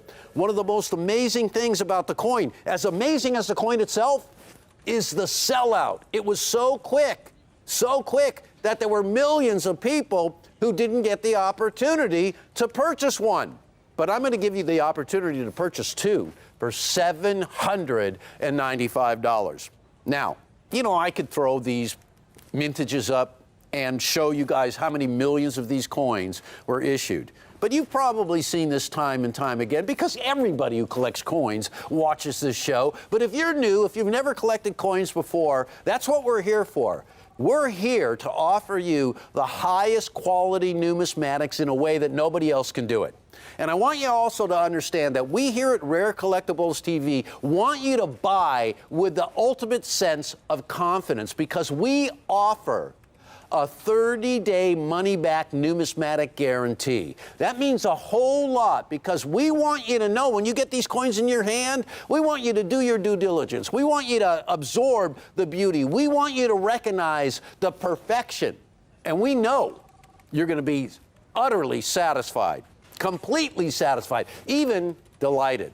I wanted to say all that because our customer service team is so great. The folks in the vault at picking the coins for you. Even the graded coins are hand-picked, every single one.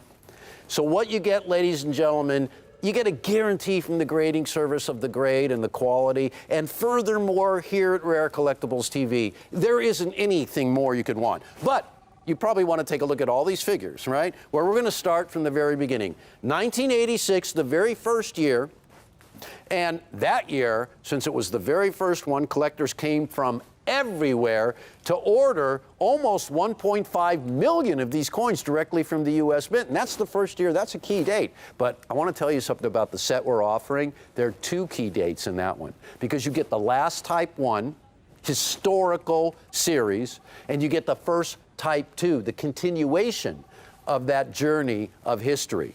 History and numismatics have always gone together. In fact, one of the reasons why numismatics is so popular is the history that they convey, both the time period when they were issued and the subject matter on the obverse and the reverse of the coins. In case you haven't noticed, I really love coin collecting, and I also really love what's going on right now in coin collecting. Millions and millions of people are collecting coins. The hobby is more popular than ever. For you guys, it might be a hobby. For me, it's a way of life. I look at coins in everything I see. Every tree, every animal, it's a potential coin design. So this is the final page of this table. Take a look down at the bottom, folks, because that's really important. I want to substantiate the mintage figures that I'm telling you. So what we're offering is the Type 1 and the Type 2 that you see right there, the combined mintage of 627,440 coins. And there are many, many years when you look at these coins and you see higher mintages than the two of these. So folks, I'm down to about the last 5 minutes of this presentation.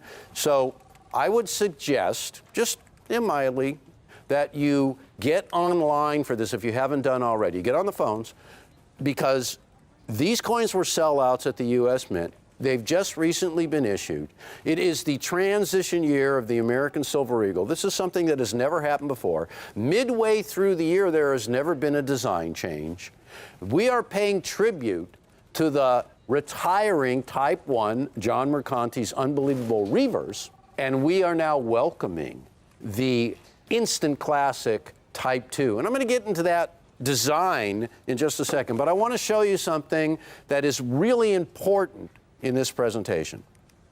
For well over 200 years, the United States Mint has prided itself on artistry, technology, and it's the standard bearer for the world mints. And I want you to take a look at this real simple table, which will illustrate why these coins are so popular. In a certified proof, 70. Now, the total amount, and I really want to be careful about this, because you see the header says American Silver Eagle Certified Proof 70. But the total struck, 27,220,163, are not the total 70s. That is the total catalog from 1986 right to the present moment of all of the Proof American Silver Eagles that have been struck. Now, the next line on the table says the total certified Proof 70 is 1,497,000 coins. And as a percentage of the mintage, to illustrate the rarity, 5.5%. That is the craziest figure in the whole world, and I'll tell you why. Each and every one of the coins that you see are struck a minimum of 2 times. They are nothing like the business strikes in terms of how you visualize them, because what you see here, since these coins are proof, is a mirrored background and a heavily frosted foreground, the design of the coin. Now, on your screen, it appears black and white, but when you get it in person, you're going to see your own reflection staring back at you. These are the ultimate in cameo, ultra cameo. And what that means is obverse and reverse of the coin has that great cameo contrast. Now, I do want to point out something here that's really important. When John Mercanti was given the task of designing a reverse for this coin, he was also given the task of updating the Walking Liberty $half design. It hadn't had an update since 1947. So he did a lot of work to the original dies and the original plasters. That's why that design is so true, so original, because it is the original. So folks, this is a monumental 2-coin collection illustrating the very last Type 1 and the first Type 2. Now, just to get really excited, I want to show you a coin with a much higher mintage and how it did at auction. Now, this is also a proof Silver Eagle dollar. This one is dated 1993. Now, 1993, if I'm just going to go from memory here, so don't get mad. It's around 400,000. And that was considered a low mintage. It's one of the key dates. That coin sold at auction for over $4,600. Now, it's also the same grade as the silver dollars that we're featuring. So our comparison is on a level field.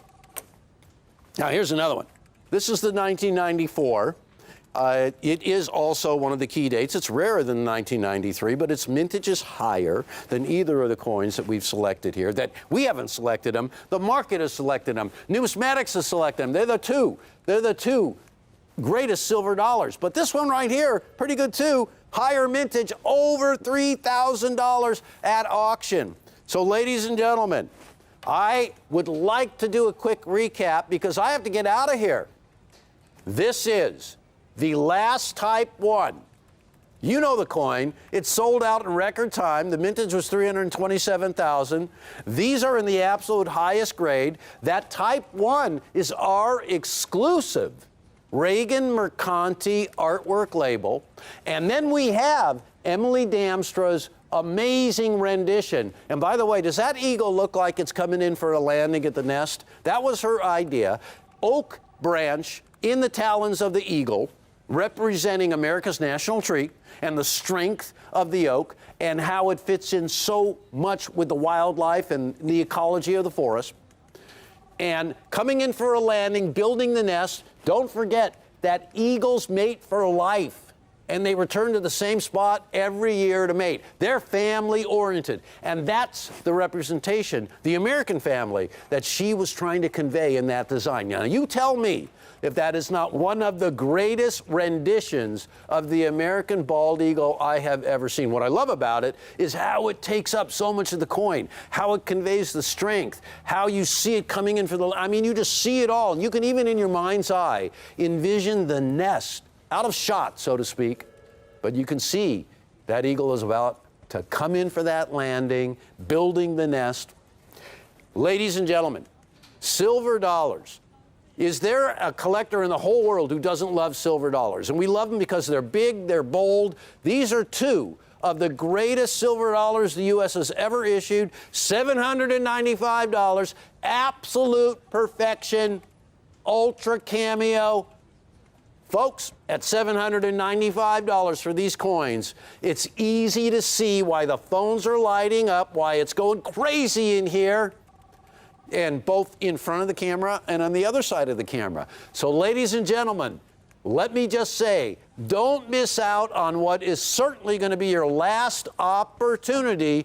You know, I looked at how many of these sets that we have. We have 100 sets. Not a lot for the amount of viewers we have. Not a lot for the popularity of this silver dollar. And certainly not a lot for this world-class transitional issue of the last Type 1 and the first Type 2. In a silver dollar that has taken over the world. Well, ladies and gentlemen, that's what we're all about here at Rare Collectibles TV. $795. I hope you get in on the collecting mayhem that's going on around here. I hope to see you really soon, and I want to thank you so much for watching. Goodbye.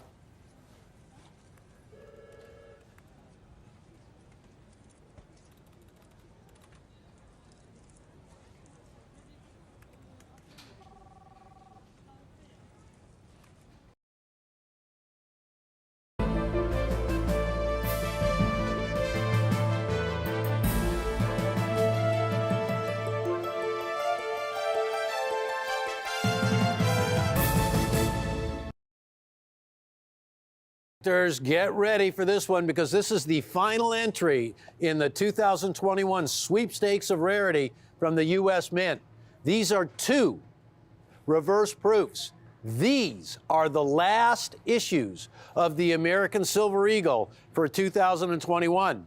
And right near the top of the list for rarity for all the Silver Eagle issues of 2021. Issued as a two-coin set from the United States of America, from the West Point Mint and the San Francisco Mint, in one of the rarest of strikes.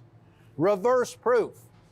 So let's take a look, ladies and gentlemen. And there's something really special here because not only are these coins featured from the West Point in San Francisco, we have the last Type 1 with the heraldic eagle reverse and the first Type 2 with the brand new Damstra reverse. So this is an official United States set.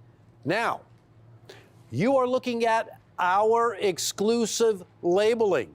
Only Rare Collectibles TV has both of those exclusive pop art labels. One is our exclusive Mercanti Reagan pop art label, and the other is also our exclusive Gaudioso Damstra pop art label. And the coins, ladies and gentlemen, are the finest known examples. Each one is reverse proof 70, a perfect grade. Now, I want to give you a little rundown of the rarity of these coins, and I want to start out first by showing you what reverse proof mintages are all about. Now, I was telling you that when this series began in 1986, it featured the John Mercanti Heraldic Eagle Reverse and A.A. Weinman's Walking Liberty Half Dollar Obverse. And the first thing you need to know about these coins is that when Mr. Mercanti was given the task of designing a new reverse for this just proposed silver dollar, we already knew the obverse was going to be the classic allegorical of liberty from A.A. Weinman's Walking Liberty Half Dollar. And as Mercanti designed his tribute to the early American silver dollars that featured the heraldic eagle, and he did his own version, he also went to work on the obverse because this was a much larger coin than this design had ever been seen on. No longer just a design for a half dollar, but this was on the biggest silver dollar the U.S. had ever issued. So a much bigger, bolder design needed, well, more work, and John Mercanti was able to update the classic Weinman allegorical of liberty obverse and match it with his heraldic eagle reverse. Well, the obverse remains the same as the Type 2 begins. It's the reverse that is featuring Emily Damstra's bald eagle design. And we're going to get into both of those designs in just a second. But I want to mention the strike of the coin, the method of manufacture, because this is neither a business strike or a traditional bright proof. So in other words, it doesn't have the mirrored background of the bright proofs and the satin design, just the opposite. The allegorical of liberty that you see, or of the eagle, is in mirror. And the background, known as the field, is all frosted, all in satin. So that is the term reverse proof in action. Now, reverse proofs have only been struck since 2006. So it is a very recent arrival to the series and has been embraced by collectors because of their traditional super low mintages, of which this is one of those coins. But I want you to take a look at why all the excitement is being generated. And we're going to start with the first year, the 2006 reverse proof.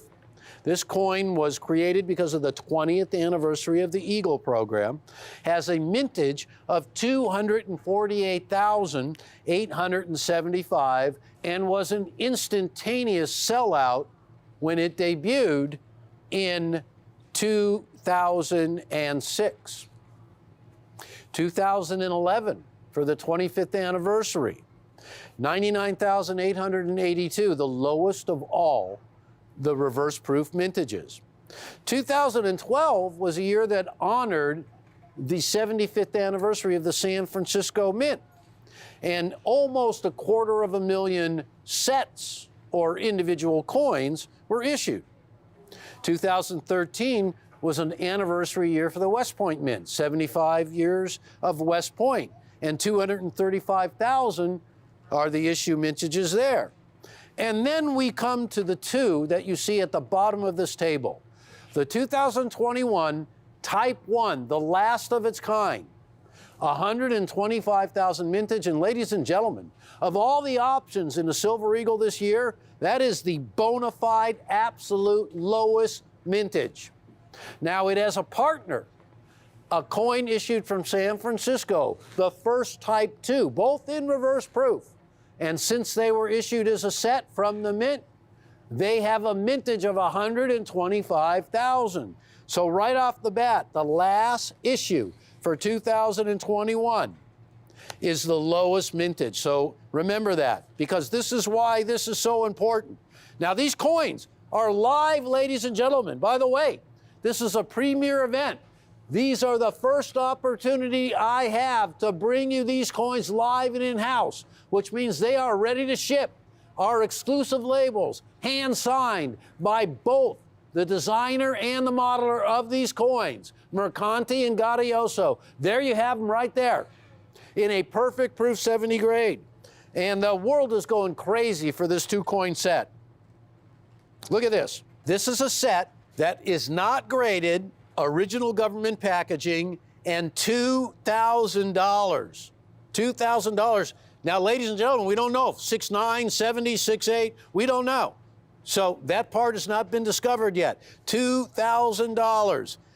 Now is a good time for me to tell you folks that I'm offering that same set graded with our exclusive labels in the highest grade known, the finest knowns, for $1,395, and you can split that into a two-pay, and I'll tell you more about that in a minute. But folks, you don't have to buy multitudes of these sets just to get one in a perfect grade. You don't have to spend $2,000, $4,000, $6,000, $8,000, or even $10,000.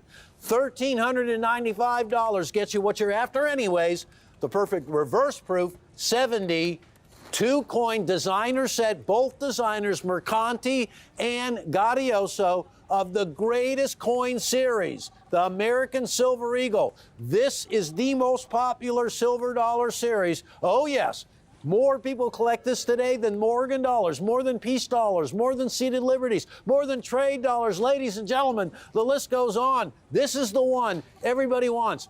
This is the opportunity to get an American silver dollar struck for a collector in perfect grade right from the get-go.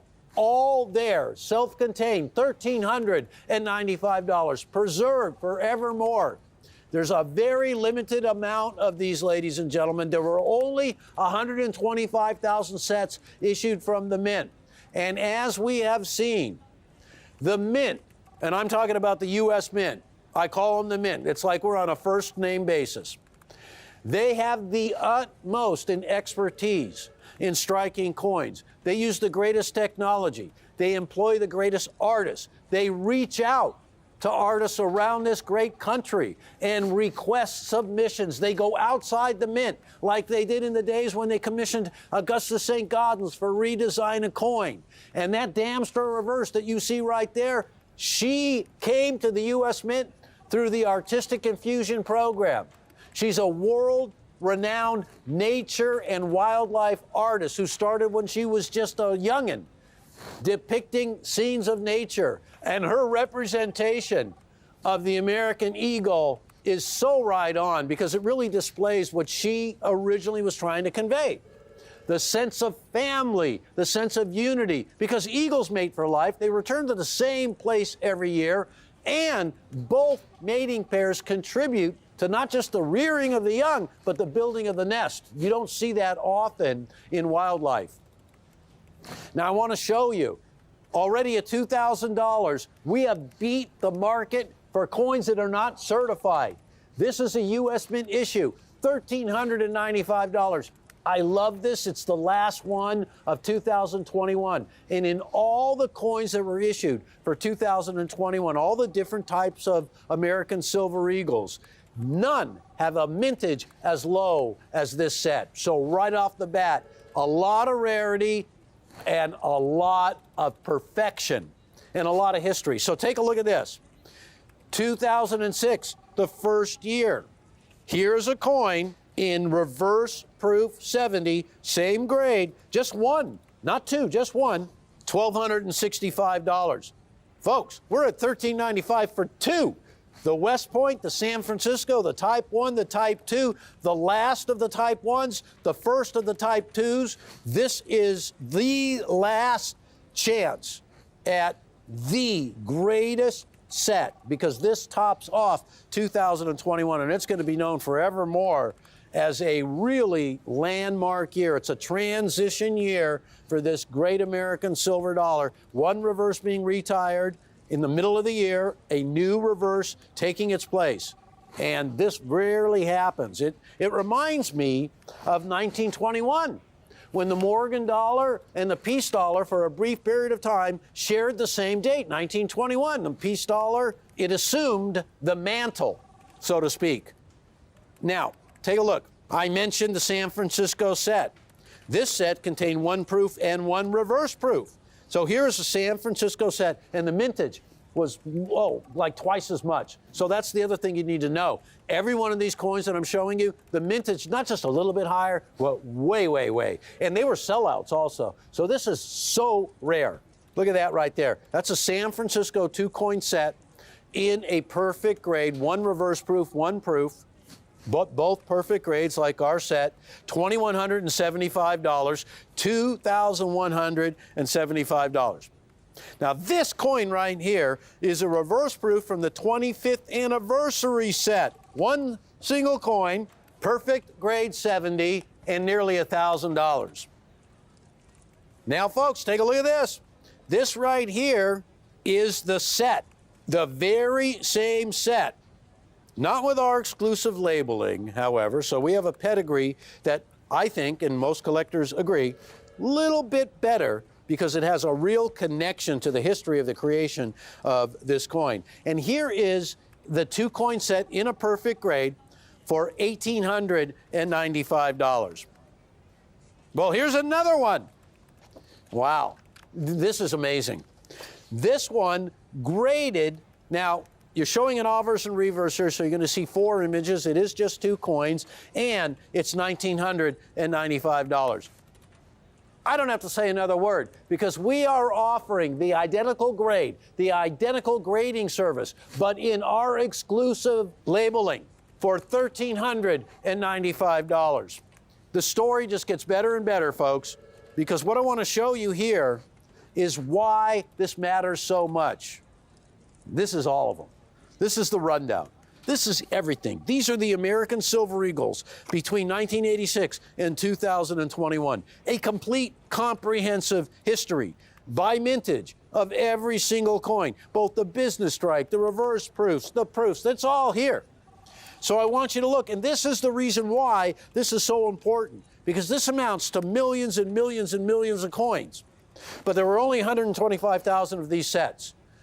This is what happens whenever an issue of extreme, absolute rarity is offered by our government, by our mint. Collectors who have for generations already been collecting these silver dollars gotta have one of the lowest mintage, gotta have the last of its kind and the first of its kind, gotta have the ultimate 2021 set, the one that has the lowest mintage of any previous issue. And might I remind you, that every one of the previous issues for 2021, they sold out in record time. Newsworthy, it was everywhere. I mean, can you imagine 327,000 coins selling out in 3 minutes? Oh man, the disappointment for all these millions of collectors to get their hands on anything of a 2021 Silver Eagle before they completely sell out. We're doing it right now. These are live, in-house, ready to go. Folks, this is not a pre-sale. This is here now for you. So the mintages, the list just goes on, and we've omitted nothing. And the point of this is to show all collectors out there what we are up against. You and me both, we're all collectors. It's tough for us to get these as well as anybody else. We don't work at the mint. More mintages, more years, more coins. The proofs are listed there. You see the mintages, every one of those coins. Look at the mintages, 816,000, 700, you just pick them out there. You will be hard pressed to find a mintage at 125,000. And when you do, sky's the limit. Rarity is all there in this set. Look at these, folks. We start to get in to the present time where type 1s and type 2s are listed. Watch what's happening here, because what's going to happen is this final page and how this set stacks up. Oh, but wait a minute. Before you look at this, let me tell you something. All these facts are great, but what it really comes down to, this is unique. It's the only one of its kind. It features the last heraldic eagle reverse and the first Damstra reverse. So it has something that no other set can lay claim to. And it has a really low mintage. And one more time, ladies and gentlemen, take a look at what happened in 2021. So this is the rundown. 2021 American Silver Eagles, all varieties. Now, wouldn't you know it? Look at the bottom. Look at the bottom of that table, because that tells you everything you want to know. And again, let me remind you that the 2021, the West Point Struck Type 2 in the burnished eye, that had a really low mintage, but 175,000, 50,000 more than this set right here. And you look at the other issues, and they are, the San Francisco in proof. I love that coin. The mintage was so low, 200,000. And the Type 2 from West Point with a mintage of 300,000, gone at the speed of light. Every one of those coins right there, ladies and gentlemen. This is the culmination of a year of history. And this one really is the ultimate, 125,000 mintage. And again, ladies and gentlemen, I love United States coin collecting, because United States coin collecting is unlike any other country. Our currency has never become obsolete. The American dollar has never been devalued. We never switched to the euro. We didn't switch to new dollars. Our dollar from day one, from the moment the mint was chartered in 1792, to the very first coins that were issued in 1793, to the silver dollars a little bit later on in the very early 1800s that bore the heraldic eagle reverse. Everything ties in to this culmination right here. The Walking Liberty half dollar, the inspiration for the obverse of this set was Adolph A. Wyman's vision of America, vision of liberty. And that design has been part of our history since the early days of the 20th century. It remains a mainstay of this set. The reverse, as I mentioned, the tribute to the heraldic eagle of John Mercanti, reaching back into history because he felt the honor of being selected to design a reverse for an American silver dollar. Emily Damstra, who designed her artistic achievement of creating this eagle reverse, known forever now as the Type 2. She felt the tug of liberty. She understood how the eagle represented our values, and one of the reasons why it was chosen as our national symbol. And look at the artistry, and look at the strike. Michael Gaudioso, the man at the Mint, who rendered her design into the classic, now classic, reverse. And I want to talk to you about value, not a cliche of what value is, but how this really hits home. The value here is the rarity. The value here is the historic last and the uniqueness of these two reverse proofs. The value here are the highest grades, reverse proof 70, perfect condition coins. The value here is in the exclusivity of our exclusive pedigree labels. And this makes a big difference to collectors, ladies and gentlemen. You ask anybody who has collected are Silver Eagle sets with these great labels, and it means a pedigree. It means archived information. It means written up by the greatest grading services. And again, let me say, these are certified, absolutely perfect condition, and these are guaranteed grade. That's the value at $1,395. Oh, and by the way, folks, please take advantage of the opportunity to purchase these on a 2-pay option. Right now, $697.50 locks this set up. Now, they're ready to go live. And then when the coins are ready to ship, when you're ready for the second installment, $697.50. All right, ladies and gentlemen, have we got all the information clearly defined? Because there was so much here. $1,395 for the very last 2021. The last Type 1, the first Type 2, and the rarest set the U.S. Mint issued this year, right here, $1,395. Thanks so much for collecting coins here at Rare Collectibles, and I hope to see you real soon. Bye now.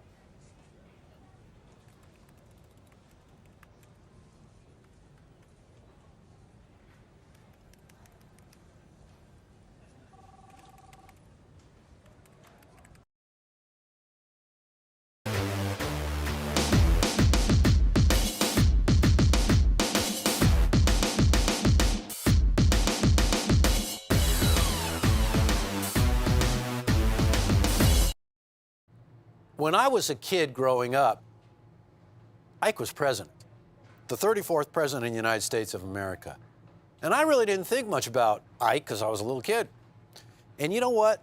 I think most people thought Ike was so beloved because he is the man who won World War II for the United States of America and really the world, because he was the 5-star general in charge of the D-Day landing on the beaches of Normandy, France, that began the invasion of Europe and subsequently of Germany to end World War II. You know who else really paid attention at that time to Ike? Frank Gasparo. Now, Frank Gasparo worked at the U.S. Mint. Frank Gasparo is responsible for the Ike dollar.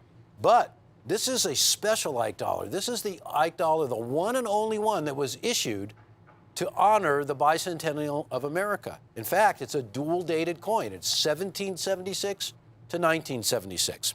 One of just a handful of coins like that in the whole United States coin catalog.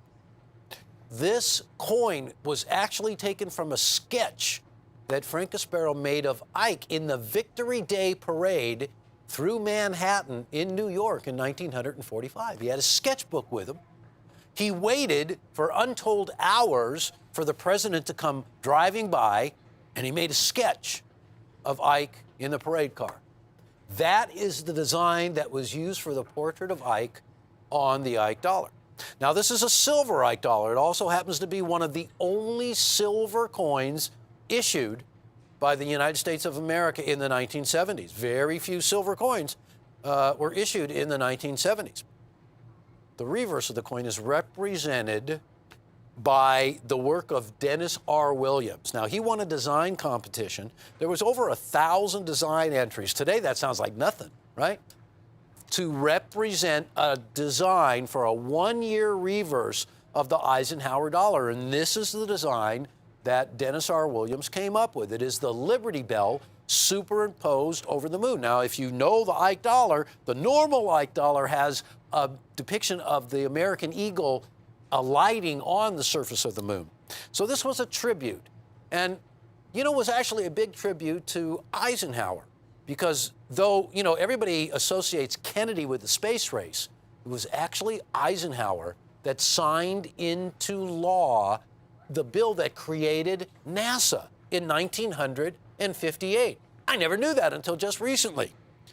Well, here's something about this coin that really bears looking at. Number one, They are big. They are beautiful. They have a great mirror. They're a cameo coin.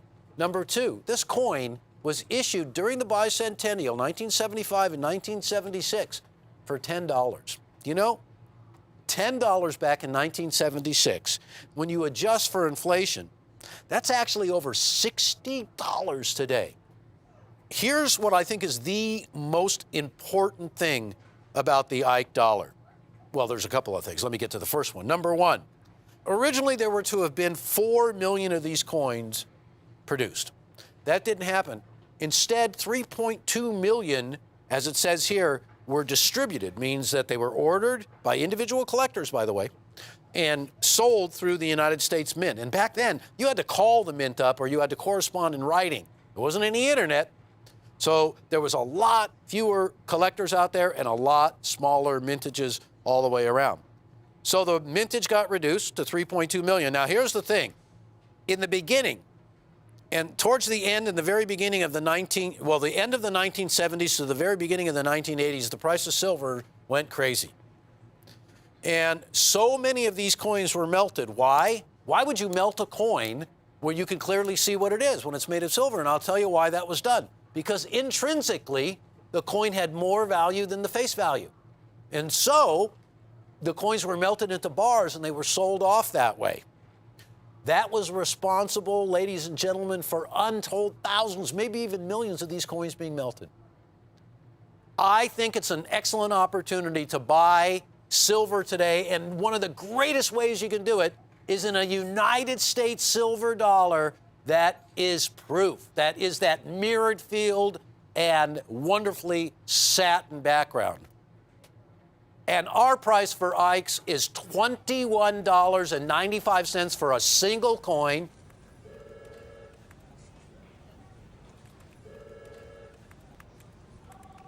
Here's a special deal, a roll of 10. That's a half a banker's roll at $19.90 each. That's $199 for the roll of 10.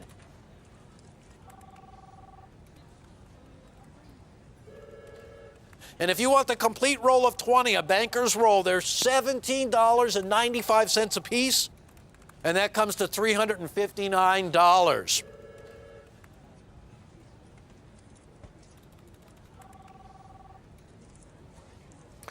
And I want to make sure I haven't left anything out here.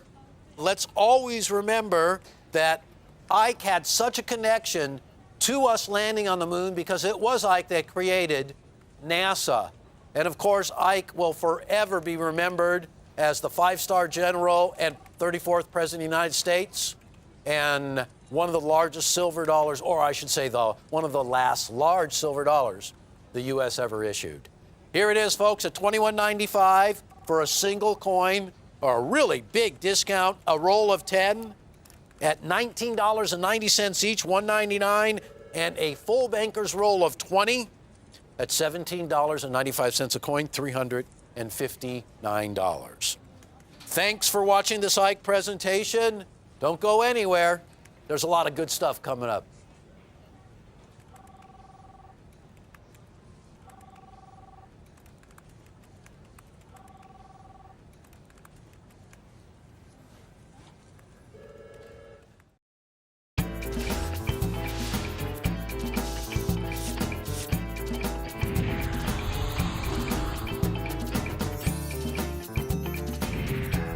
Thanks for joining us here on Rare Collectibles TV. The following is a paid presentation furnished by Rare Collectibles TV, LLC. In 1792, as a young country in its formative stages, the United States of America needed to assert its status as a new global power to the leading countries around the world. As a way to firmly declare to the world that the United States of America was now an independent country that would continue to propel freedom, the first president of the United States, George Washington, signed the Coinage Act of 1792. This act established the dollar as America's standard unit of money and created all denominations of coinage that would be used in our newly formed glorious country. Among these denominations was the esteemed $5 gold half eagle, which wasn't struck until 3 years later in 1795. As one of the earliest gold denominations to be struck by the U.S. Mint, the design of the half eagle needed to be perfected as a coin that would represent our American values. From 1795 to 1838, the half eagle underwent a total of 6 design changes until finally Christian Gobrecht, third chief engraver of the United States Mint, brought stability to the denomination with the stunning Liberty Head design. Struck from 1839 to 1908, the Liberty Head gold half eagle is composed of 90% gold and 10% copper and contain nearly a quarter ounce of pure gold. The obverse of the $5 gold Liberty Head portrays a beautiful rendition of Lady Liberty adorned by a coronet inscribed with the word Liberty. The reverse of this coin depicts a victorious heraldic eagle clasping a bundle of arrows and an olive branch of peace in its talons. There are 2 major varieties of the $5 gold Liberty Head, the no motto variety as well as the with motto variety. The no motto variety was minted from 1839 to 1866, while the with motto variety was minted from 1866 to 1908. Due to an act of Congress passed on March 3, 1865, it was mandated in law that the motto of "In God We Trust" be placed on all gold and silver coins large enough to bear it. Starting in 1866, a banner was added above the heraldic eagle with the motto inscribed onto it. With a mintage that lasted 69 years, the $5 gold Liberty Head is the most prolific $5 gold piece in United States history. However, a large amount of these $5 gold coins were confiscated and melted down in 1933 as a result of President Roosevelt's Executive Order 6102. This executive order caused a few enterprising individuals to hide some of these gold coins in Europe, where they have stayed hidden until now. And here to tell you more about the $5 Liberty Head gold coin are numismatic experts Rick Tamaska and Jack McNamara. Rick is a coin collector with an extraordinary passion for numismatics. Rick Tamaska has written 6 books on rare coins. His first book helped to establish the Cameo and Deep Cameo standards used by PCGS today, as well as the Ultra Cameo standard currently used by NGC. After the success of his first book, dealers began calling him the Cameo King. His second book was the catalyst for establishing the full bell line standard for Mint State Franklin half dollars. He was also awarded a Numismatic Literary Guild Award for his 4th book on Franklin and Kennedy half dollars, citing extraordinary merit. Many of Rick's clients own some of the finest proof and Mint State coin collections in the United States. Rick Tamaska is also one of the best coin buyers in the country. This translates into huge savings for his clients. Jack McNamara is a coin collector, a passionate numismatist, and one of the best coin buyers in the country. He was born in a small town in New Jersey. He comes from a long line of coin collectors, as his great-great-grandfather collected and sold coins back in the early 1900s. It was Jack's grandfather Howie that introduced him to coin collecting when Jack was only 7 years old. His grandfather and Jack's brother would play penny bingo with wheatback Lincoln cents, and soon Jack developed a passion for coins. Jack worked at Stack's Bowers, one of the largest auction houses in the world. It was here that Jack learned about buying and selling all types of coins. Through time and hard work, he soon became a top coin buyer with vendor connections all across the country. He has transacted hundreds of millions of dollars worth of coins in his career. Jack is now the senior buyer and partner with Rick Tamaska on Rick's U.S. Coin Show. And here to tell you more about the 1899P Liberty Head Gold Half Eagle are coin experts Rick Tamaska and Jack McNamara. Jack, these coins are a miracle. They really are. These coins should not exist, folks. They should not exist. They're 1899P $5 gold half eagles. Let's take a look at the coins. Folks, look at these. 1899, Mint State 64, uncirculated, extraordinary, among the finest known. They are superior to the example in the Smithsonian. The Smithsonian houses the finest collection of United States coins in the world. Jack, do you know what the example is in the Smithsonian? I believe it's only an MS-63, right? Exactly. Which is, I shouldn't say only, that's a great. That's it's a choice. extraordinary. It's Yeah. extraordinary. And here we have these MS-64s today. Look at this coin. It's virtually flawless. So few bag marks. These coins were struck for commerce. Right. Gold is a very heavy metal. Super soft. Very soft. To survive in this condition is truly a once-in-a-lifetime opportunity. Folks, these are half eagles, $5 gold pieces, which was a lot of money back then. Yeah. These mainly went into our banking system, where they were used for larger transactions. Right. Now, by the way, it's called a half eagle because up until 1850, the largest gold coin struck for commerce was the $10 gold piece with almost an